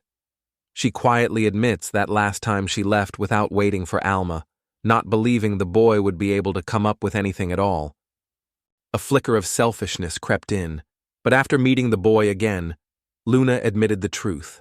Above all else, she wanted to stay by Alma's side, surrounded by those she loved. Longing fills her soul for the day when they all return to their homeland together. A flicker of hope glows in her heart. She yearns to place her trust in Alma. Tears streamed down the girl's face as Alma gently embraced her, his warm smile reassuring. In a soft voice, he promised all would be well, listening intently and giving her his full attention as she pleaded her case. The boy beamed with joy as Luna bravely put her trust in him. Now was his chance to prove himself, and with deep resolve, Alma promised to do all he could to ensure Luna's happiness. A flicker of confusion crosses the girl's face as she glances at the boy, cheeks quickly flushing a brilliant red from embarrassment. In a timid voice, she admits her words must have sounded terribly suggestive. From the rooftop, Achilles watched the events below with growing amusement, a sly grin on his face. Alma's earlier wandering had puzzled him, but now he finally understood everything as it unfolded before him. Achilles was drawn to the prospect of a three-way duel, eager for its spectacle, yet hoping Julius and Alma wouldn't join forces against him. If fortune favored him, he believed the battle would play out perfectly. Lost in contemplation, a sudden thought echoed sharply through his mind. A smile crept across his face as something important resurfaced in his memory, and with newfound confidence, he declared that a clever plan had already taken shape. A restrained smile graces Achilles' lips, the promise of an unchained roar flickering in his eyes. With a silent leap from the rooftop, he saunters away, unhurried and assured. Moon notices the boy nervously glancing around and asks about his unease, but Alma calmly assures her all is well. Meanwhile, the boy feels Achilles watching, and Alma silently warns Moon things will be more complicated than they seem. Lost in thought, Alma gazes out the window, while Luna lingers behind her, visibly uneasy and bewildered by the unfolding scene. Realizing this, the necessity becomes clear. He must prepare himself thoroughly for tomorrow's battle. Frozen with apprehension in the palace corridor, he darted anxious glances over his shoulder, as though desperate to confirm that no unseen eyes were tracking his every move. Pressing his palms to the cold stone wall, the young man searched for a secret passage. When his fingers found a brick that shifted under his touch, his eyes widened in surprise. Was this the entrance he'd been seeking? Suddenly, a passageway opens before him. Wearing a confident smile, he strides boldly inside. The passage stands firmly sealed, blocking any way forward. As Alma strode through the concealed passageway, memories swept him back 2 centuries, to that fateful day when he first set foot in the kingdom's capital and crafted, in his own words, a sanctum for clandestine affairs. Memories stir within the young man. At the very outset of his journey, he had dreamed of reaching this very hidden sanctuary.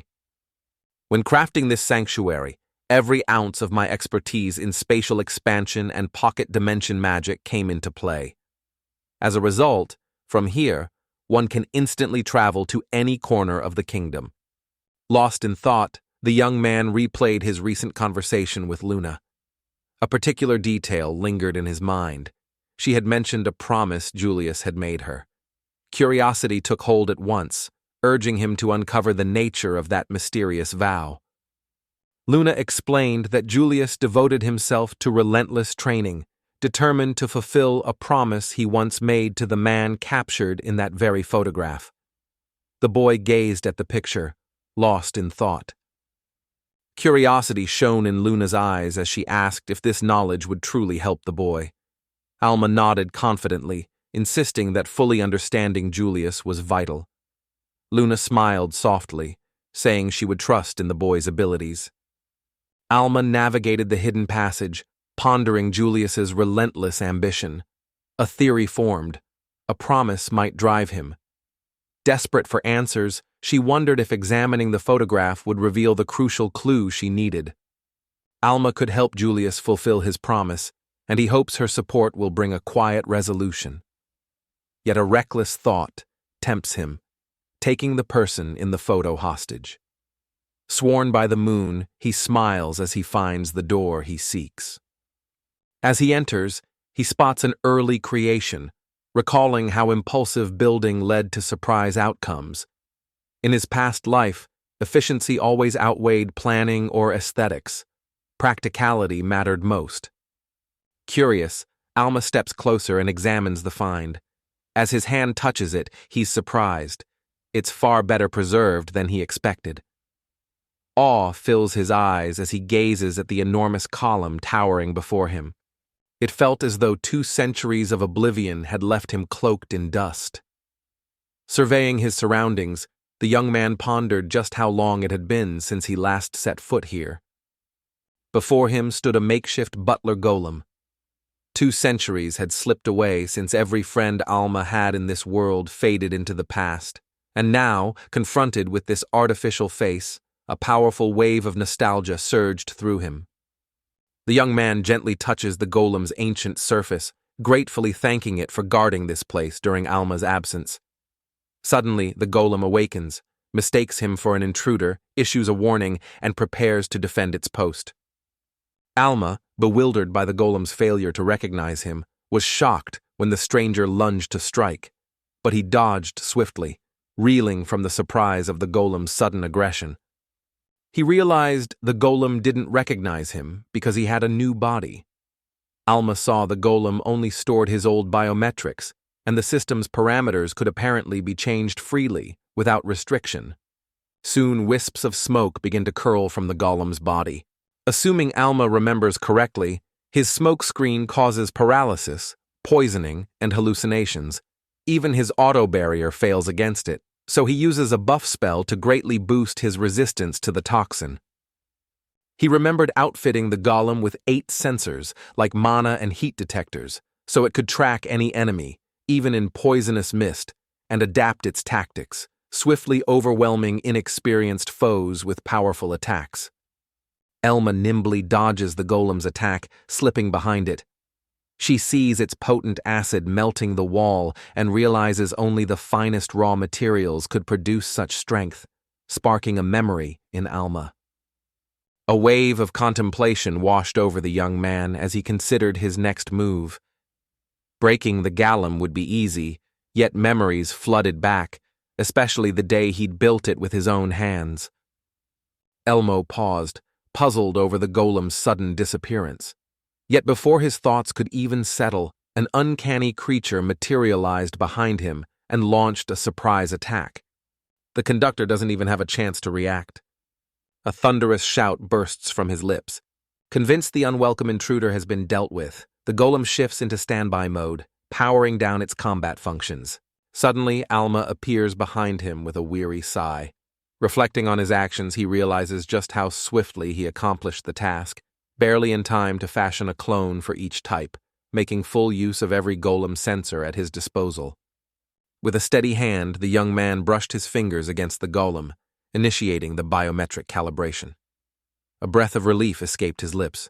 The update had completed flawlessly. Anxiety flickers on the golem's face, his unease growing. Noticing, Alma gently urges him to stay calm and confidently takes full responsibility, admitting her past life gave no warning of such a dilemma. Alma turns and sets her gaze on the golem, silently hoping the creature will loyally guard the refuge just as it always has. The golem, in return, watches the boy with evident satisfaction, its stony face almost seeming to smile. Alma considers revealing the golem to Raul or Luna. Nostalgia hits as memories surface of the golem's failed first trial, saved by a hidden child, a dark-haired boy who now resembles him. Reaching the control room, he refocuses. Within these 4 walls, Alma gathered intelligence and meticulously coordinated operations. Initially monitoring shelter movements, his ambition grew, leading him to create a hidden surveillance network spanning the entire kingdom. The young man settled into a chair, his fingers flying over the keyboard as he searched for Yulia's room, briefly worrying that if the cameras lacked a photo, he'd have to investigate in person. The boy reached Julius's empty room. Julius wasn't on the monitors, and the photograph was gone.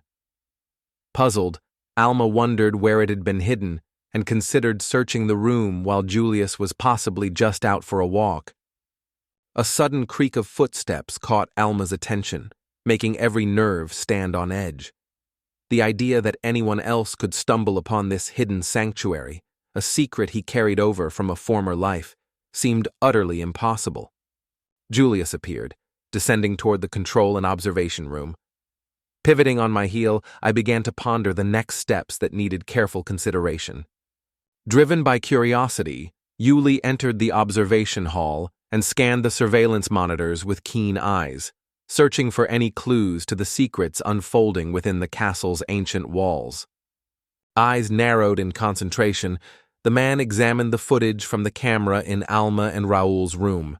At first glance, the guests seemed calm, blending in naturally and showing nothing unusual. Pressed to the wall, Alma held his breath as relief washed over him. He'd hidden just in time. Yet unease lingered. It wasn't the eye's message, but how Julius had infiltrated this sanctuary that truly troubled him. With a wave of magic, Alma concealed every passage, knowing a sorcerer like Julius would find them. Tormented by uncertainty, he wondered, where was this man going? and what force could drive him onward. The boy worried. Where was the golem meant to guard this place and attack intruders? Alma wondered if Julius had secretly added himself to the registration system, allowing him to avoid detection. Casting a glance at the man, it became clear he was headed straight for Alma's study. Memories stirred, nostalgic echoes of countless hours once spent in that very room, poring over ancient tomes of magic, completely absorbed in their mysteries.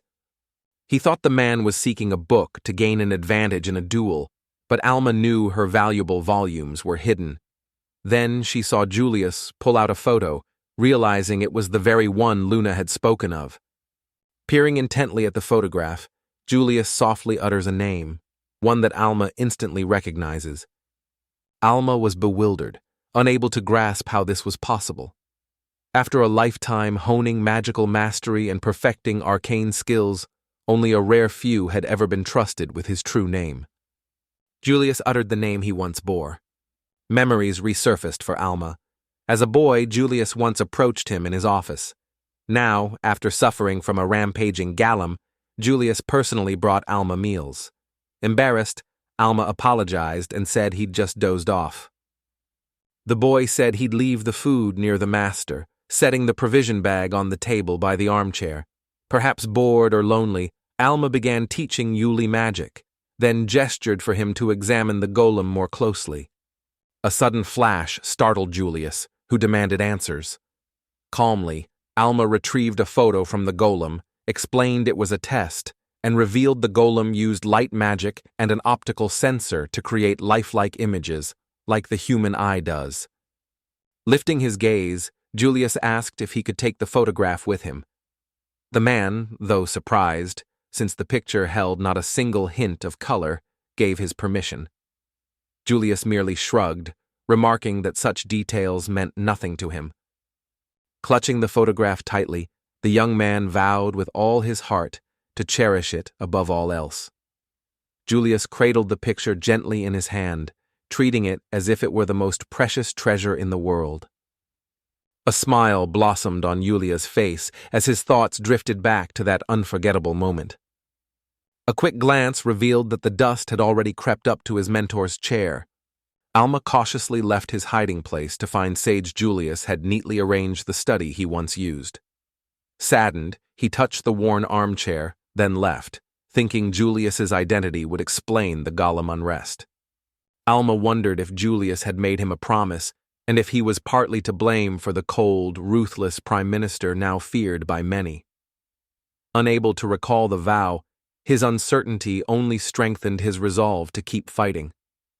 The following morning, draped in her wedding gown, Luna stood poised outside the church. The solemn weight of the moment pressed upon her. Within these sacred walls, she and Julius would soon be joined in matrimony. Luna crossed paths with Julius, who couldn't help but marvel at how radiant she looked. His compliment drew a gentle smile and a quiet word of thanks from her lips. Without hesitation, she calmly revealed that the wedding would not be taking place. A smile flashed across the man's face as Alma appeared, prompting him to turn. With determination, Alma approached the renowned sage, extending a gloved hand to challenge him and see if this was truly the infamous Julius. Clutching the glove, Alma vowed that if he lost, he'd grant any request the man made. He met the man's gaze, feeling the weight of his promise as he searched the other's eyes for a reaction. Alma boldly proclaims that if he emerges victorious, the marriage will be declared null and void, and every accusation against Lord Frandon will be dismissed. Without a moment's hesitation, Julius accepts the challenge. Alma and Julius arrived at the Grand Colosseum of the Falmuria Kingdom's capital. Before them stretched an immense amphitheater, ringed by towering statues of warriors, each brandishing a weapon with an air of unyielding vigilance. Alma faced Julius in tense silence as the priest stood motionless between them. Around them, onlookers silently moved aside, their eyes locked with anticipation on the unfolding duel. Curiosity swept through the crowd as they wondered, who is Alma, daring enough to challenge the Prime Minister himself? and how soon would this fierce showdown reach its conclusion? A tense smile played on Raul's lips, masking the turmoil twisting his insides. Surrounded by enemies, every muscle in his body remained taut, a deep unease coiling in the pit of his stomach. Outwardly, Luna nodded in agreement with the boy, yet deep within her heart, she knew with absolute certainty there was no way Alma would ever lose. Luna clenches her fist, Alma's vow to win echoing in her mind. Raul smiles gently, but his focus shifts as a man's voice rises above the murmurs, urging the villagers to unite and support his cause. With a sly smile, he promised the audience a reward the moment they guessed just how much Alma would lose. Deep inside, certainty gripped him. Alma's days were numbered. Suddenly, a heavy gold-filled pouch hit the bookie in the face. Raul had wagered all his coins on Alma's win. Laughing, he said Alma never lost, while Luna stared in shock at his reckless gamble of his entire fortune. With a commanding voice, the priest calls everyone to attention, announcing that the fateful moment has arrived. The duel upon which the destiny of this marriage now rests is about to begin. The priest recounts how a man named Alma voiced his objections concerning Julius and Luna. He proclaims victory requires forcing the opponent to yield or rendering them unable to fight. Warriors decide if the battle continues, and the priest warns that stepping out of the arena means instant defeat. Alma studied Julius's face for recognition, struggling to believe he stood before him after 2 centuries. The priest banned weapons with a nuanced warning as Alma raced through 3 possible explanations, none more baffling than Julius's survival. Another theory claims this isn't the real Julius, but a masterful copy. Yet making an artificial body strong enough to bypass the golem's defenses would take enormous time and effort. There are far easier ways to do this. The third theory suggests a far darker possibility. Someone has turned to necromancy. In Alma's eyes, it seems entirely plausible that Julius's body moves by the power of forbidden spells. For necromancers, possessing a body is all that matters. Little else concerns them. Yet Alma wondered why they targeted Julius's body. Perhaps the necromancer sought to infiltrate his secret sanctuary. In that moment, Alma realizes there's no room for distraction. Now is not the time to lose focus. The priest turns to Julius, his gaze solemn, and asks if he will swear to forsake the moon and yield to Alma's demands should he be defeated. With unwavering resolve, Julius pledges his oath. The priest then turns his gaze to Alma, posing the very same question.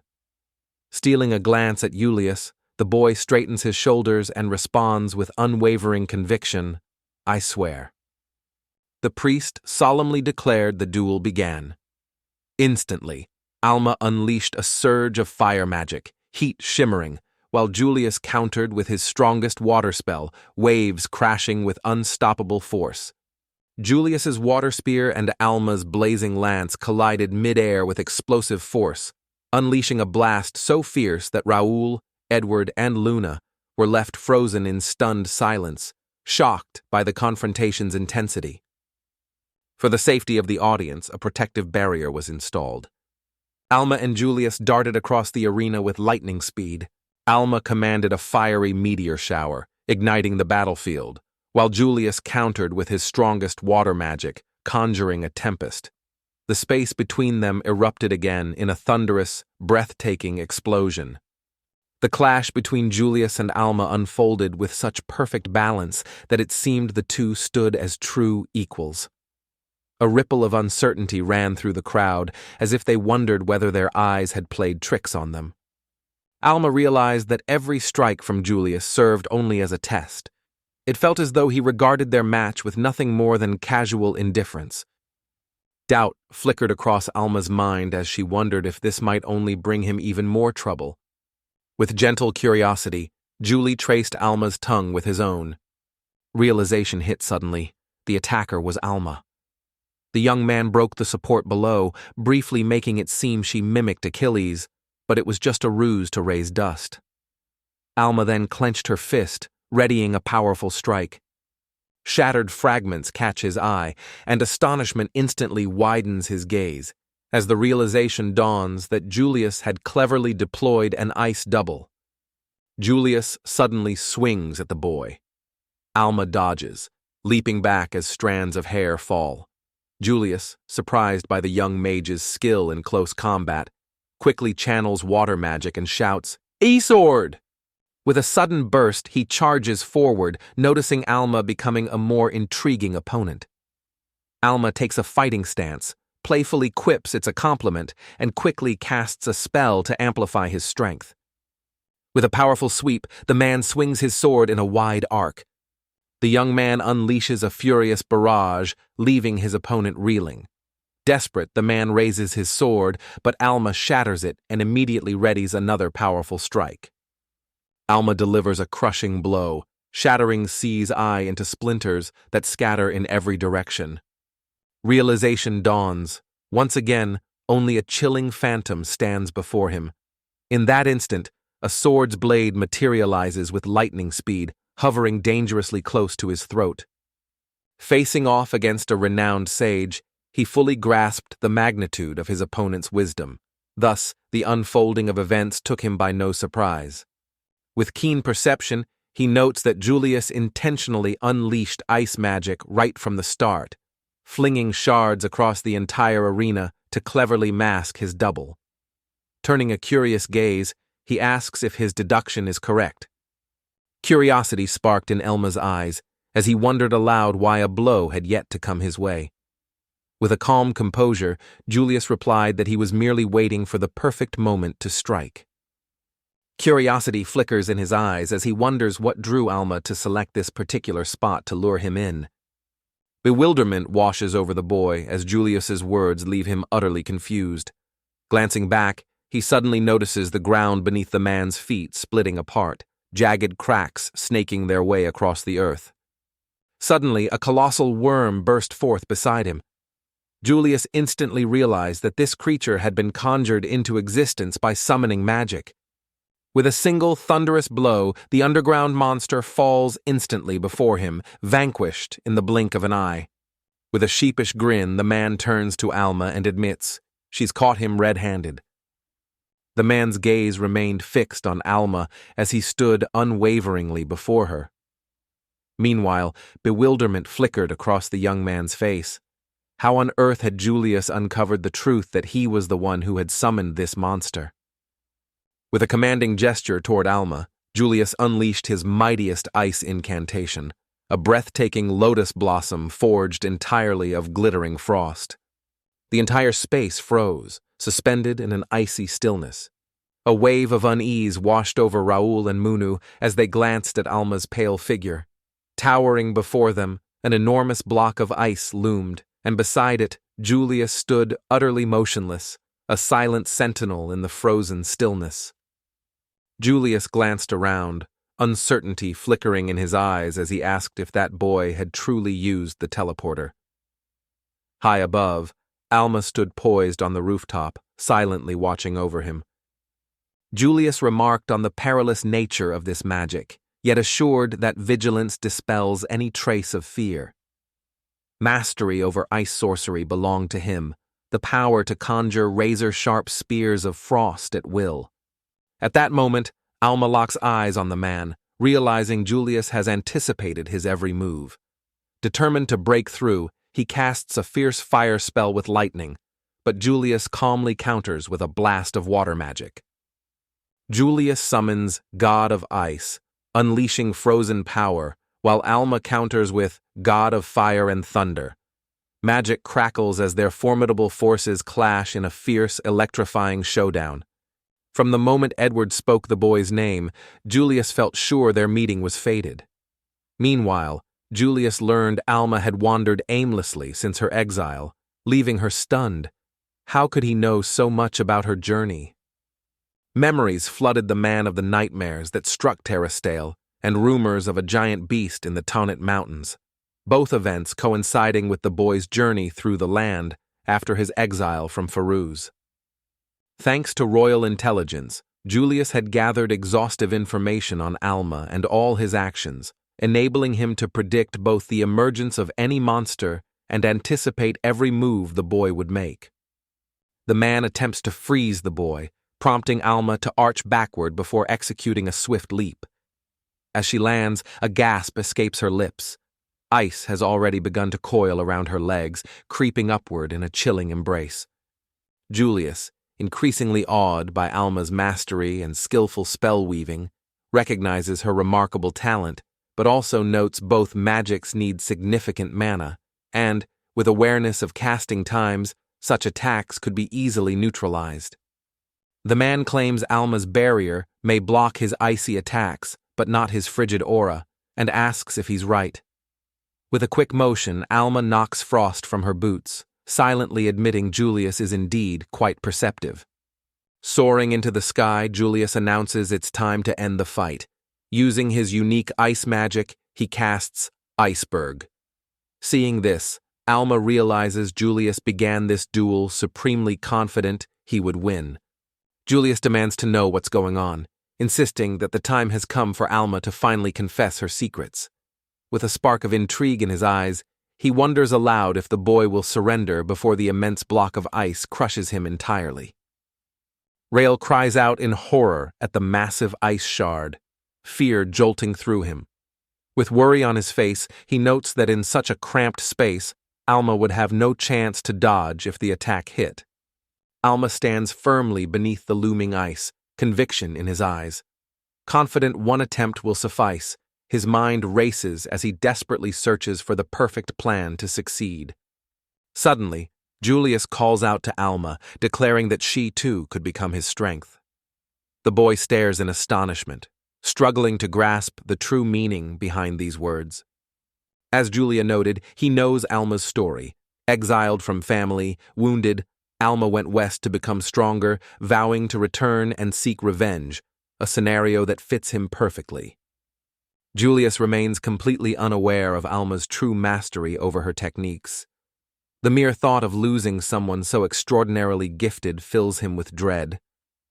He demanded the boy admit defeat, then offered Alma, become his right hand and gain power second only to the kingdom's greatest, an enticing promise if she accepted. Raul and Luna watched the boy with anxious eyes, their concern unmistakable, while Julius stood frozen, breath held, awaiting Alma's reply.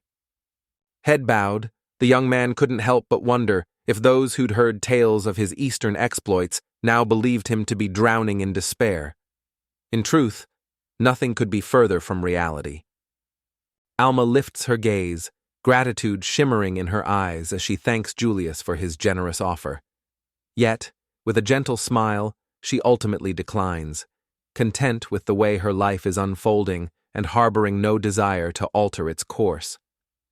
Alma never considered Julius's offer. What truly mattered were the adventures with Luna and Raul, memories forever treasured from Fandle, and Luna's joy at his decision shining brighter than any promise. Irritation ground in Yulia's clenched jaw as her teeth scraped noisily together. Alma turns to the great sage, his face suddenly clear.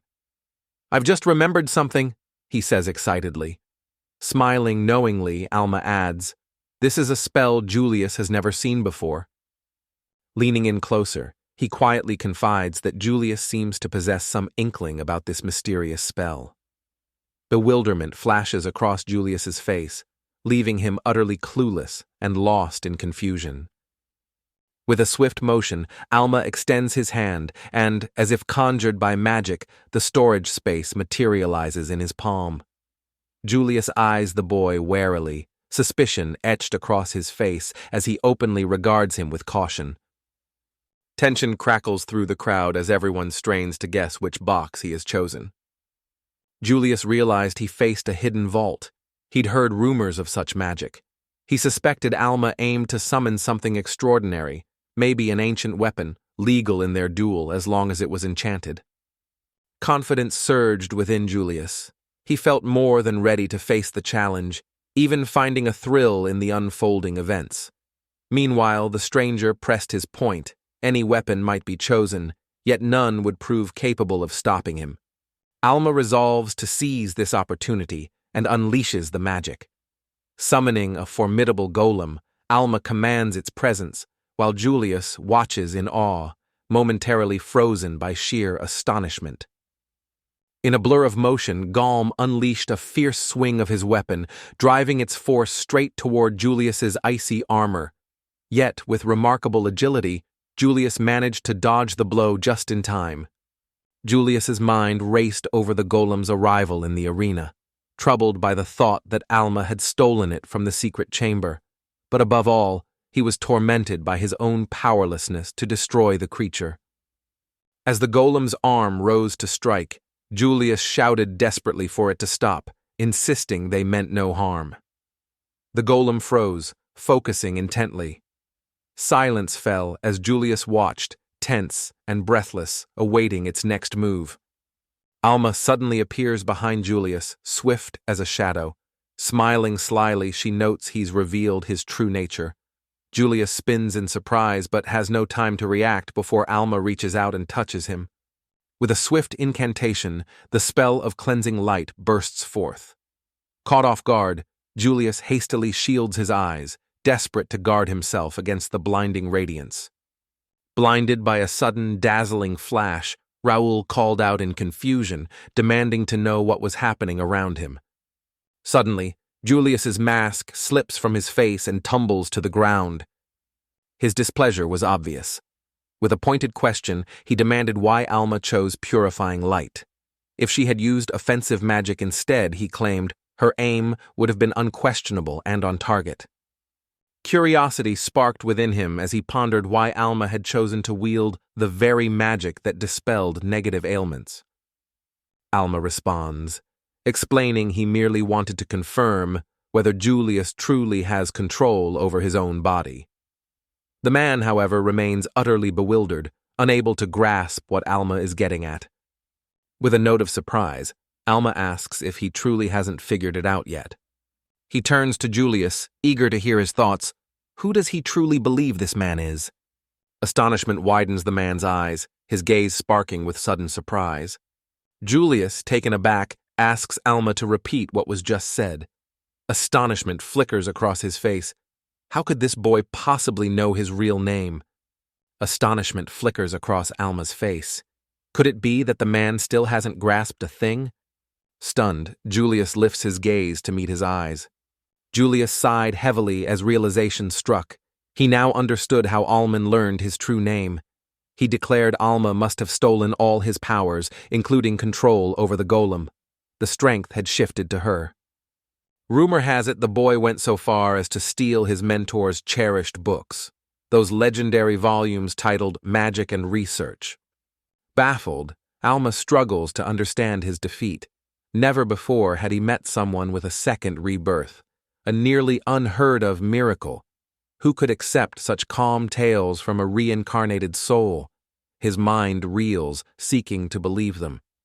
Julius clenches his fist. For 2 centuries, he's pursued his elusive master without rest, burning with an unyielding desire to cross paths with him once more. Fury engulfs him as he proclaims that such a thing is unforgivable. Bewilderment twists his thoughts. Why, out of all possible names, did Alma choose the very name of his teacher? In silent contemplation, Alma observes Julius, her gaze quietly lingering on him. The golem lumbered toward Luna and Raul, each step echoing intent. Raul was oblivious to Alma and Julius's whispered exchange, but Luna saw a shadow of sorrow flicker across the ancient sage's face, heavy with silent grief. Curiosity sparking in her gaze, Alma wonders aloud what has bound Julius so tightly to her master. Was it some potent enchantment, or perhaps an irresistible treasure that drew him in? The mystery gnawed at him. Why did everyone remain so obsessed with a person who had passed into eternity 2 centuries ago? With a sharp command, Julius silenced Alma, insisting that his master still lived. After all, a promise bound him to that truth. The boy found himself lost in thought, wondering just what kind of promise could carry such weight. Julius recounts the events that unfolded that day. Soon, the boy weaved ice magic, forming a delicate snowflake in his palm. Impressed, the teacher praised his talent and urged him to focus on mastering the art of frost, recognizing his remarkable affinity for it. A curious glint flashed in the man's eyes as he caught the strange look on the boy's face. Without hesitation, he leaned in and asked what had happened. Raising his head with a bright smile, Julius confessed his desire to master the magic that his mentor had once so wondrously revealed to him. Contemplation flashed on the man's face as he admitted the magic was still developing, mainly due to Julius's lack of power. Yet, with unwavering resolve, the young man vowed to grow stronger, no matter what it took. Yet, the man remarked that he would likely be leaving this place soon. Anxiety flickered in Julius's eyes as he glanced over at him. Word of the Eastern Unit's exploits thrilled the man with irresistible rumors. He revealed he'd leave next week, leaving the boy uneasy and deeply disappointed. On the day of his departure, Julius found himself standing face to face with the man. A bittersweet ache of farewell gripped his heart. Noticing the boy's troubled expression, the man asked him to keep an eye on the room. Julius lifted his head at these words and shot the stranger a searching, curious glance. The man assured him the boy would have full access to all books and magic artifacts in his collection, many worth fortunes, ensuring lasting wealth, and some volumes could grant him unimaginable power. Awe washed over Julia. Pure delight sparkled within him at the rare chance to work with enchanted artifacts and ancient tomes. In a grave tone, the man warned the boy to be cautious. War could strike any time. He promised safety in the room if its boundaries weren't crossed, but losing the special marker would seal the doors forever. Lost in thought, the boy pondered the realities of war. At that very moment, the man realized the hardships that awaited them. He turned to the boy, wondering aloud if he could truly rely on him. Determination sparks in the boy's widening eyes as he vows to do things right. He swears to protect this place with all his strength until the day his teacher returns. A broad, gentle smile spread across the man's face as he affectionately ruffled the boy's hair, expressing heartfelt gratitude for his help. Parting ways, he assured the boy their paths would certainly cross again someday. With fervent faith that his master would keep his promise and return, Julius devotedly guarded the home, chambers, and land, ready to go to any lengths, his belief in his lord's return guiding his every action. Alma barely noted the promise, certain Julius was genuine. Years after once sheltering the boy on a whim, the memory became precious, so for 2 centuries Alma fiercely protected this place with undiminished devotion. Emma's first encounter with Julius unfolded at the very brink of her demise, a fleeting crossing of paths destined never to happen again. Thus, her first life was abruptly cut short, leaving her promise to him forever unfulfilled. Struggling with all her might, Alma tried to force out even a single word. With a worried urgency, Julius scooped the boy into his arms, immediately noticing the child's sobs and tearful apologies spilling forth. The depth of the boy's distress left Julius completely stunned. Alma tells Julius the man he seeks died 2 centuries ago, but he angrily denies it, accuses her of lying, and refuses to listen. Undeterred, Alma urges him not to act like a true villain and stands her ground. Julius calls out, urging the young man to halt. Meanwhile, Alma confesses that in this moment her heart brims solely with gratitude for the goddess and the blessings bestowed upon her. Fate had granted him a rare chance to meet Julius again and finally set right the mistakes of the past. A look of astonishment flickers across the man's face as his gaze settles on the boy. Tears truly glisten in Alma's eyes, yet disbelief clings stubbornly to his mind. Alma's words about the death of his mentor echo relentlessly through his thoughts. Suddenly thrust into the spotlight, Julius stoops gracefully to retrieve his mask from the ground. Observing Alma's determination to keep up this charade, Julius signals that he's more than willing to play along. With a solemn ritual, the man dons his mask, declaring he will unleash every ounce of his might and employ every spell he knows in the coming battle. Pressing his palms together, Julius summons the aid of a unique spatial magic. In the blink of an eye, a prison of ice rises up around them, crystalline walls sealing off the world. Alma watches in awe, captivated by the astonishing display of his raw power. Settled regally upon his frozen throne, Julius declares the moment has come to put Alma to the test. He remarks that within these icy expanses, not only do thoughts freeze, but life itself is stilled by the biting cold. Curiosity gnaws at him, urging him to uncover just how much longer Alma can hold her ground. Meanwhile, a chilling cold seeps into Alma, wrapping her in an icy embrace. Ice seized his legs in an unrelenting grip. A sudden thought hits Alma. He hasn't shown Julius the completed ice prison yet. Impressed by how Julius flawlessly replicated the spell after one viewing, Alma turns to him, awe in his eyes, and earnestly asks, "What does all this mean?" Palms pressed together in a solemn gesture, Alma proclaims that the time has come to fulfill her promise. In a matter of moments, he will unleash a rare spatial sorcery, an incantation known as visions carved into the frozen abyss. The audience gazed in awe at the towering block of ice that loomed over the entire arena. Raul stood bewildered, struggling to grasp what was unfolding before him. From deep within the icy monolith, strange and haunting sounds echoed outward. Alma uttered the incantation, vision engraved in an icy monolith. Julius glanced around, trying to make sense of whatever Alma had just conjured. Surely, he thought, it must be some form of ice magic. Julius stood frozen, every muscle locked, not moving or breathing. Trapped as if in solid ice, even his magic failed him. The frosty chill vanished, leaving shards of ice suspended, unmoving, above the arena floor. Alma began sharing a fascinating revelation. Every bit of matter in the created world is suffused with tiny particles known as time elements. Alma explained that speeding up these particles accelerates time for a person, while slowing them decelerates it. When every particle stops completely, time itself comes to a halt. Alma explained that the image carved deep within the ice granted magic, expanding the icy prison's power from cold to mastery over time, a feat Julius could hardly imagine possible. Alma observes that Julius, gifted with an innate talent for ice magic, instinctively grasps the very essence of the frozen realm. Julius himself realizes that only through true mastery could anyone hope to wield such magic with flawless precision. Much like that moment 2 centuries ago, driven by the same fierce desire to unveil a spell before Julius's eyes.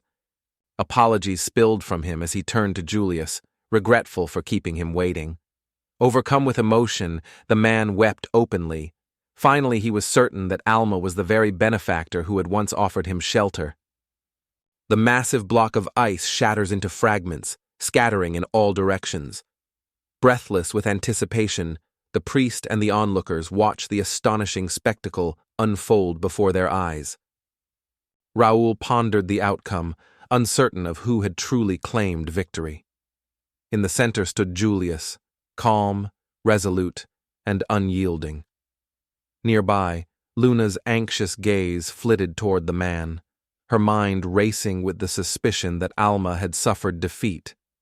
Suddenly, her attention snapped to Julius collapsing to the ground, and in that very instant, Alma stood directly before him. The entire audience sat in stunned silence, utterly amazed by the spectacle before them. With solemnity, the priest declared Alma the victor, stunning the crowd and sparking whispers about the mysterious stranger. Alma's engagement to Luna was annulled, and Lord Eric of Fandle was fully exonerated of all charges.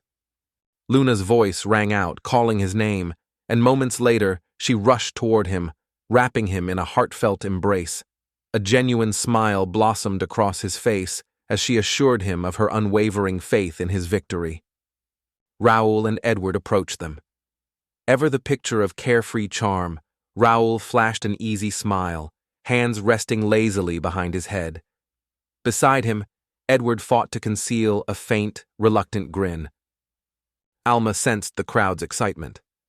Edward, who had never sought attention, noted no one expected Mr. Julius to lose. Such duels were rare, the last bride taken 140 years ago. Alma nodded, clearly understanding. Intrigued, the young man asks Edward what bride abduction really means.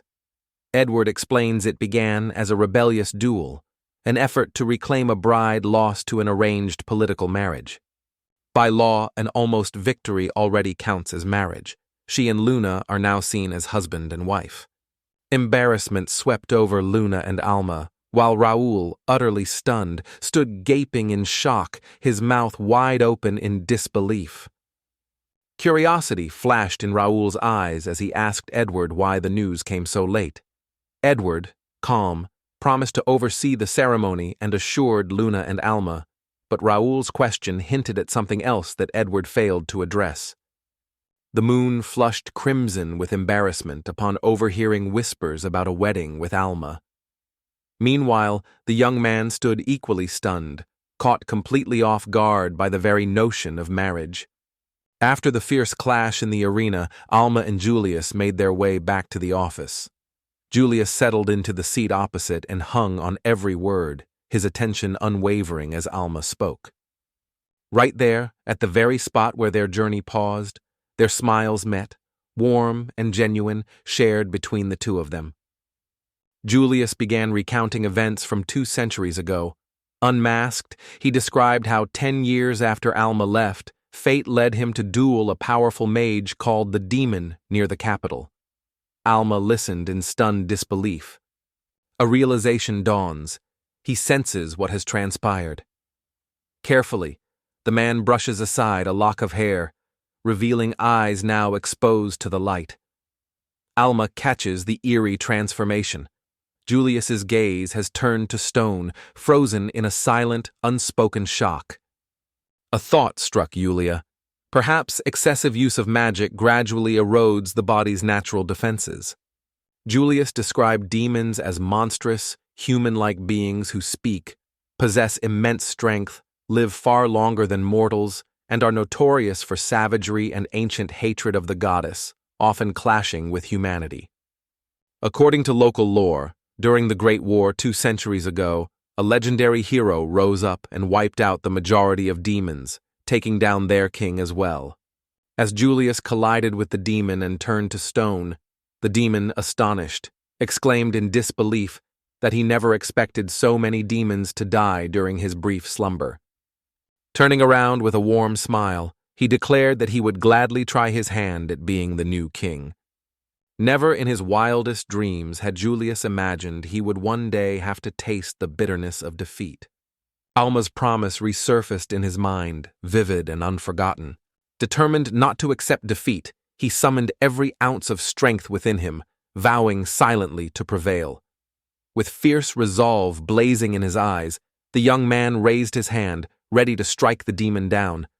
The demon twisted around, bearing a predator's grin once more. The man flung an accusation of arrogance at him, but before the demon could retort, Julius launched a sudden, ferocious attack that sent the fiend crashing to the ground. Yet Julius must come to terms with the partial petrification consuming his body.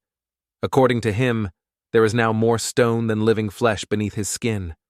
Donning his mask once again, Julius observed with keen interest how the petrified cells seemed almost immune to aging. Although silver now threaded through his hair, his body had remained untouched by the passage of years. At last, enlightenment dawns upon Alma as she grasps the true reason behind Julius's extraordinary survival for over 2 centuries.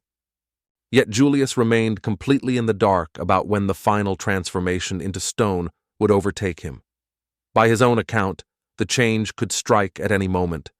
Sorrow etched across Alma's face does not escape Yuli's notice. With a heavy heart, he offers a sincere apology, admitting that his own careless words sparked the painful turn of events.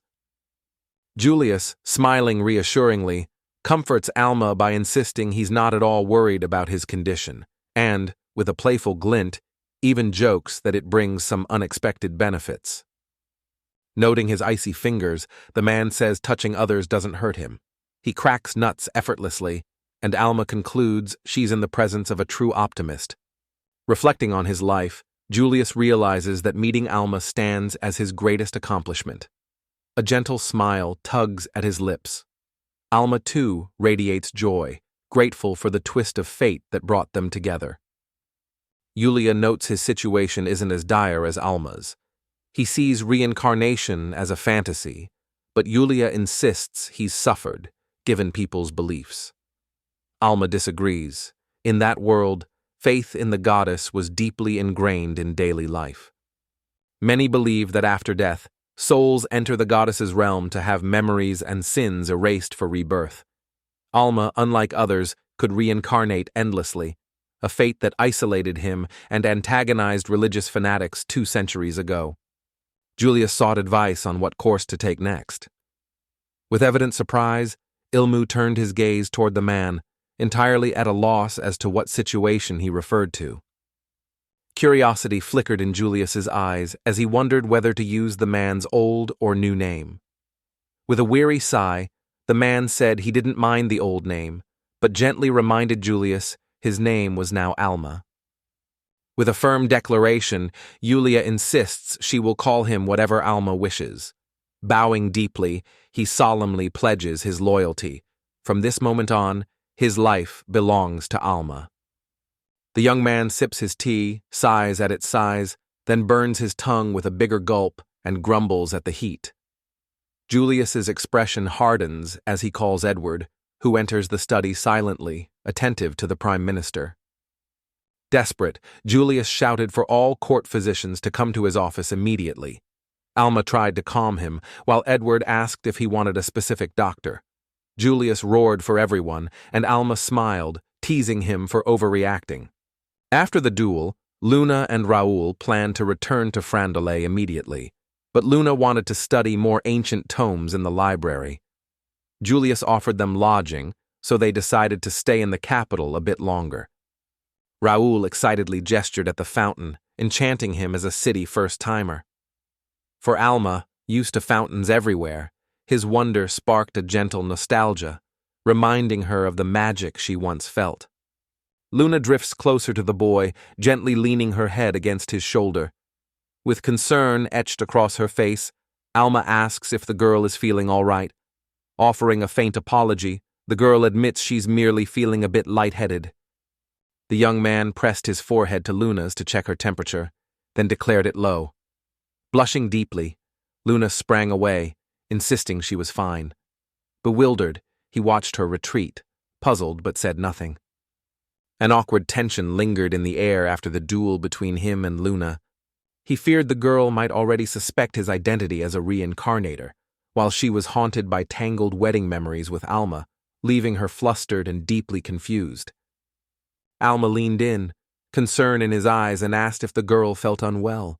Seeing her symptoms, he realized it was a sudden level surge, not illness, and explained fast strength gains cause headaches and fevers as the body can't adjust. The boy quickly opened system settings, explaining that such challenges were a rite of passage.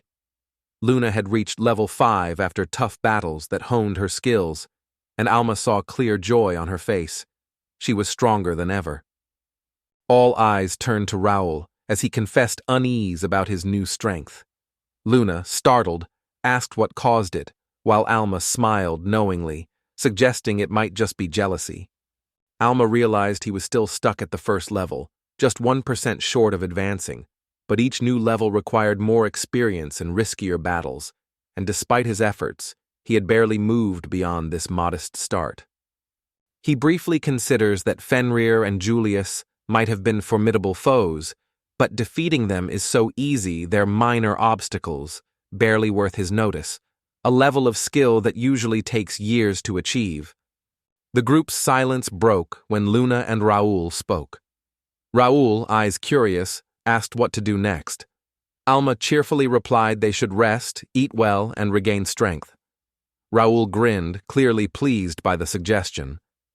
Raul grandly reveals a heavy pouch full of gold coins, bragging about his luck. Remembering a man gambling all he had, he senses Luna's suspicion. Does she doubt this treasure really came from a duel bet? Luna, Raul, and Alma searched for a place to eat but found no restaurants, realizing they'd strayed into quieter parts of town. Suddenly, Raul was struck by déjà vu, feeling he'd lived this exact moment before. A sudden wave of recognition washed over Alma as he realized how strikingly familiar this street looked. Memories surfaced of a visit 2 centuries past to a restaurant nestled just a bit further along this very road. It never crossed Raul's mind that a restaurant could exist in a place like this. The restaurant's authentic home-style dishes evoked comforting childhood flavors. He vividly remembered the generous owner, always serving hearty portions with heartfelt hospitality. Clearly, he knew this place intimately. Alma suggests they visit this restaurant, an idea Raul finds agreeable. Together they approach a dilapidated building, its facade worn but inviting, marked by a sign that boldly declares, "Open." Alma peers at the house with uncertainty clouding his eyes. Doubt begins to creep in. Had he truly set foot in this place 2 centuries ago, or was his memory playing tricks on him? Alma, Luna, and Raul entered the eerily empty restaurant. Raul wondered if anyone still came here. Alma recalled its livelier past. Suddenly, a young woman quietly served their dishes, apologizing for the wait. Before taking a bite, the young man glanced over at Luna and Raul, his eyes lingering on them a moment before finally beginning to eat. Raul and Luna sampled the dishes, delight blossoming on their faces as unexpected flavors danced across their tongues. Raul noted the simple dishes had surprisingly rich flavors. Alma was overjoyed as his friends praised the meal. Luna's spirits lifted, and Alma felt relieved and excited, his own astonishment growing as he tasted the food. Amazement swept over him as he realized that, even after 200 years, the flavors of the dishes remained untouched by time. The comforting thought warmed his heart. Some things, it seemed, truly endured unchanged forever. Raul wholeheartedly agrees with Alma, his conviction shining through without a hint of hesitation. Spinning around, curiosity piqued, he asks about the peculiar statue looming just behind Alma. Alma averts her gaze, letting her eyes settle thoughtfully on the statue. His eyes landed on a statue shaped like a cat. Raul found the cat figurine eerily monstrous, while Luna thought it charming and Alma found it oddly familiar. As the hostess served fresh dishes, she revealed the figurine was a treasured heirloom. The young man listened closely. The owner recounts a tale from 2 centuries past, when the founder of this restaurant, her great-grandfather, was gifted a cat by a mysterious traveling magician. Lost in thought, Alma reflects on the astonishing passage of 2 whole centuries since that distant day. The girl goes on, her voice brimming with excitement as she emphasizes just how extraordinary this encounter truly was. She recounted the time when, right on the threshold of their restaurant, a wizard suddenly collapsed. Their guests rushed toward him at once, crowding around and urgent with questions about what had happened. Enthralled by the captivating world of magical treatises, he confessed he had gone an entire week without so much as a bite to eat. Raul and Luna froze in astonishment, while Alma hung his head low, gripped by a crushing sense of shame. Knowing this happened 2 centuries ago doesn't ease his lingering shame. Raul likens it to the silent, distant moon. The despairing girl cries that nothing could be less true. The owner recounted how, 2 centuries ago, the restaurant teetered on the brink of closure. In a final, desperate act, her ancestor chose to use their meager remaining supplies to generously feed a wandering mage. The mage was baffled that the restaurant was ignored, since every dish seemed irresistibly delicious. Alma recalled clearly, he'd given the proprietress a cat figurine, claiming it could attract people as payment. Curious, Raul asked if guests had started arriving. The owner smiled, explaining the restaurant was gaining popularity and business was thriving more with each day. Tears filled her eyes as she shakily confessed how business had dwindled each year until there was no profit, her anguished words betraying a secret fear. Her cooking was to blame for driving everyone away. Raul and Luna tensed, sensing suspicion. Raul wondered if the restaurant's bad luck was due to its hidden location, found by chance. As Luna reassured the girl, Alma touched a cat statuette and found its mana nearly depleted after 2 centuries. Suddenly, the artifact unleashed its power, with an effect completely opposite to what was intended. Raul couldn't believe the reclusive mage had gotten real treasure from the dungeon. To him, the artifact was just an ordinary trinket, and he wondered if the wizard was a charlatan hoping to profit off others. A sly smile flickered across Alma's lips when Raul called him a liar. With feigned contrition, he apologized for the incident at the restaurant. Meanwhile, the owner pleaded earnestly, imploring them not to speak ill of the sorcerer. Wiping away her tears, she recounts how, even on his deathbed, her great-grandfather spoke of that wizard with heartfelt gratitude. Inspired by his stories, she chose the path of a chef for herself. The hostess listens intently to the chairman, her face set with resolve. Sincerely, she vows eternal gratitude to the wizard, whatever happens. The young man stares at her, astonished and unable to hide his growing admiration. The hostess brightens, apologizes for her tears, and pledges tireless dedication to her craft so the mage never doubts her kitchen. Alma says they shouldn't keep her from work, announces their departure, and Raul and Luna prepare to leave. At the doorway, Alma thanked the hostess for her exquisite, aromatic dishes that left a lasting impression. Blushing shyly, the girl met his gaze, and the young man promised they would return to her restaurant. Raul slowly laced his hands behind his head, praising the restaurant's flavors and wondering if it might regain its former popularity. Alma reassured him there was nothing to worry about. Suddenly, the boy noticed passers-by animatedly discussing the mouth-watering aroma wafting from the restaurant. All of them eagerly planned to visit the girl's restaurant. Curiosity lingered. How long had this place been in business? With such an irresistible aroma wafting through the air, they reasoned, the dishes were bound to be truly delicious. Alma felt the artifact barely drew passers-by's attention. True skill was needed to sustain their curiosity, so she placed a mana stone, a gem lasting 1,000 years, beside the statue to keep its allure alive. Alma planned to visit the restaurant once again, yet, unlike last time, he intended to return soon, certainly not 200 years later. Luna listened intently, her curiosity piqued, but she simply couldn't make sense of what he meant. Alma recalled the owner's words, reminding her to hone her skills no matter the circumstances.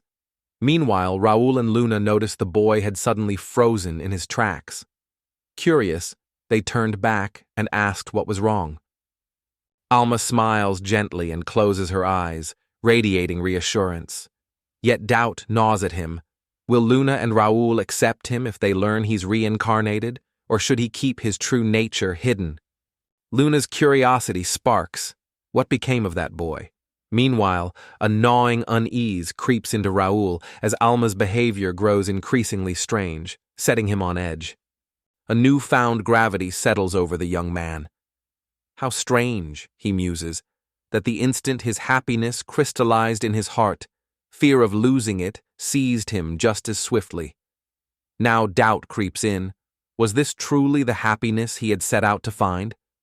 Raul, Alma, and Luna approached the palace, awe in their eyes.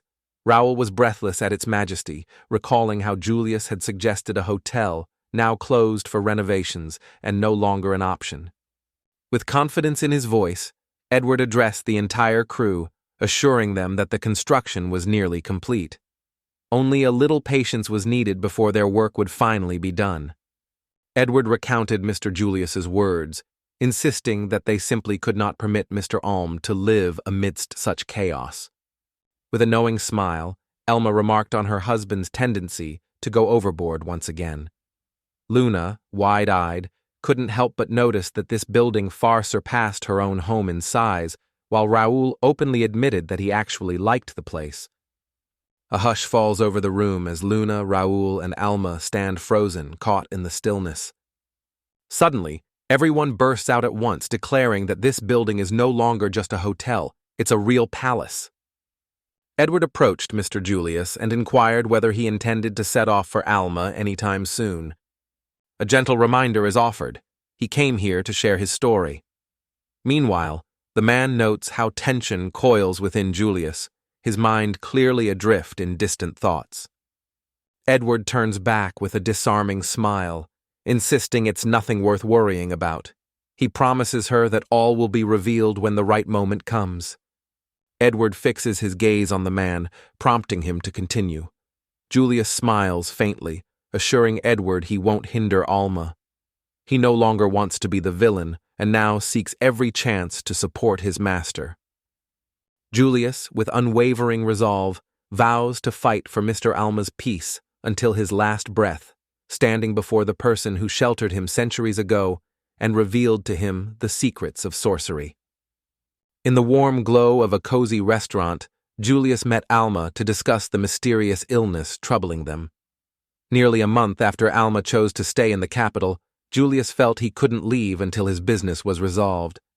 Julius presents a detailed image, revealing that some deprived of the goddess's gifts have developed strange body markings. Alma takes the sheet, studying the mysterious pattern closely, her eyes narrowing in concentration. The boy thought the symbol might mean loss, recalling those the illness had weakened. Alma knew the spreading affliction was causing rising fear as it swept beyond their kingdom into distant lands across the continent. A sudden flicker of recognition sparks in Alma. He's seen this pattern before. As memories resurface, a chilling suspicion emerges. Could this illness be linked to an ancient curse? He reassures he won't leave the capital soon and will investigate personally. Julius nods, warns Alma to be careful, but she insists he's survived worse. Julius objects, suspecting someone is spreading the affliction, which surprises Alma. At that very moment, atop one of the hills, a dark-haired girl stood silently. Her gaze lingered on the distant city, every sense attuned to the haunting whistle of the wind. Alma leaned in, eyes narrowing as he studied the paper's intricate pattern. Troubled by what affliction had swept the capital, he resolved to launch an ambitious investigation to reveal the true cause of the mysterious loss.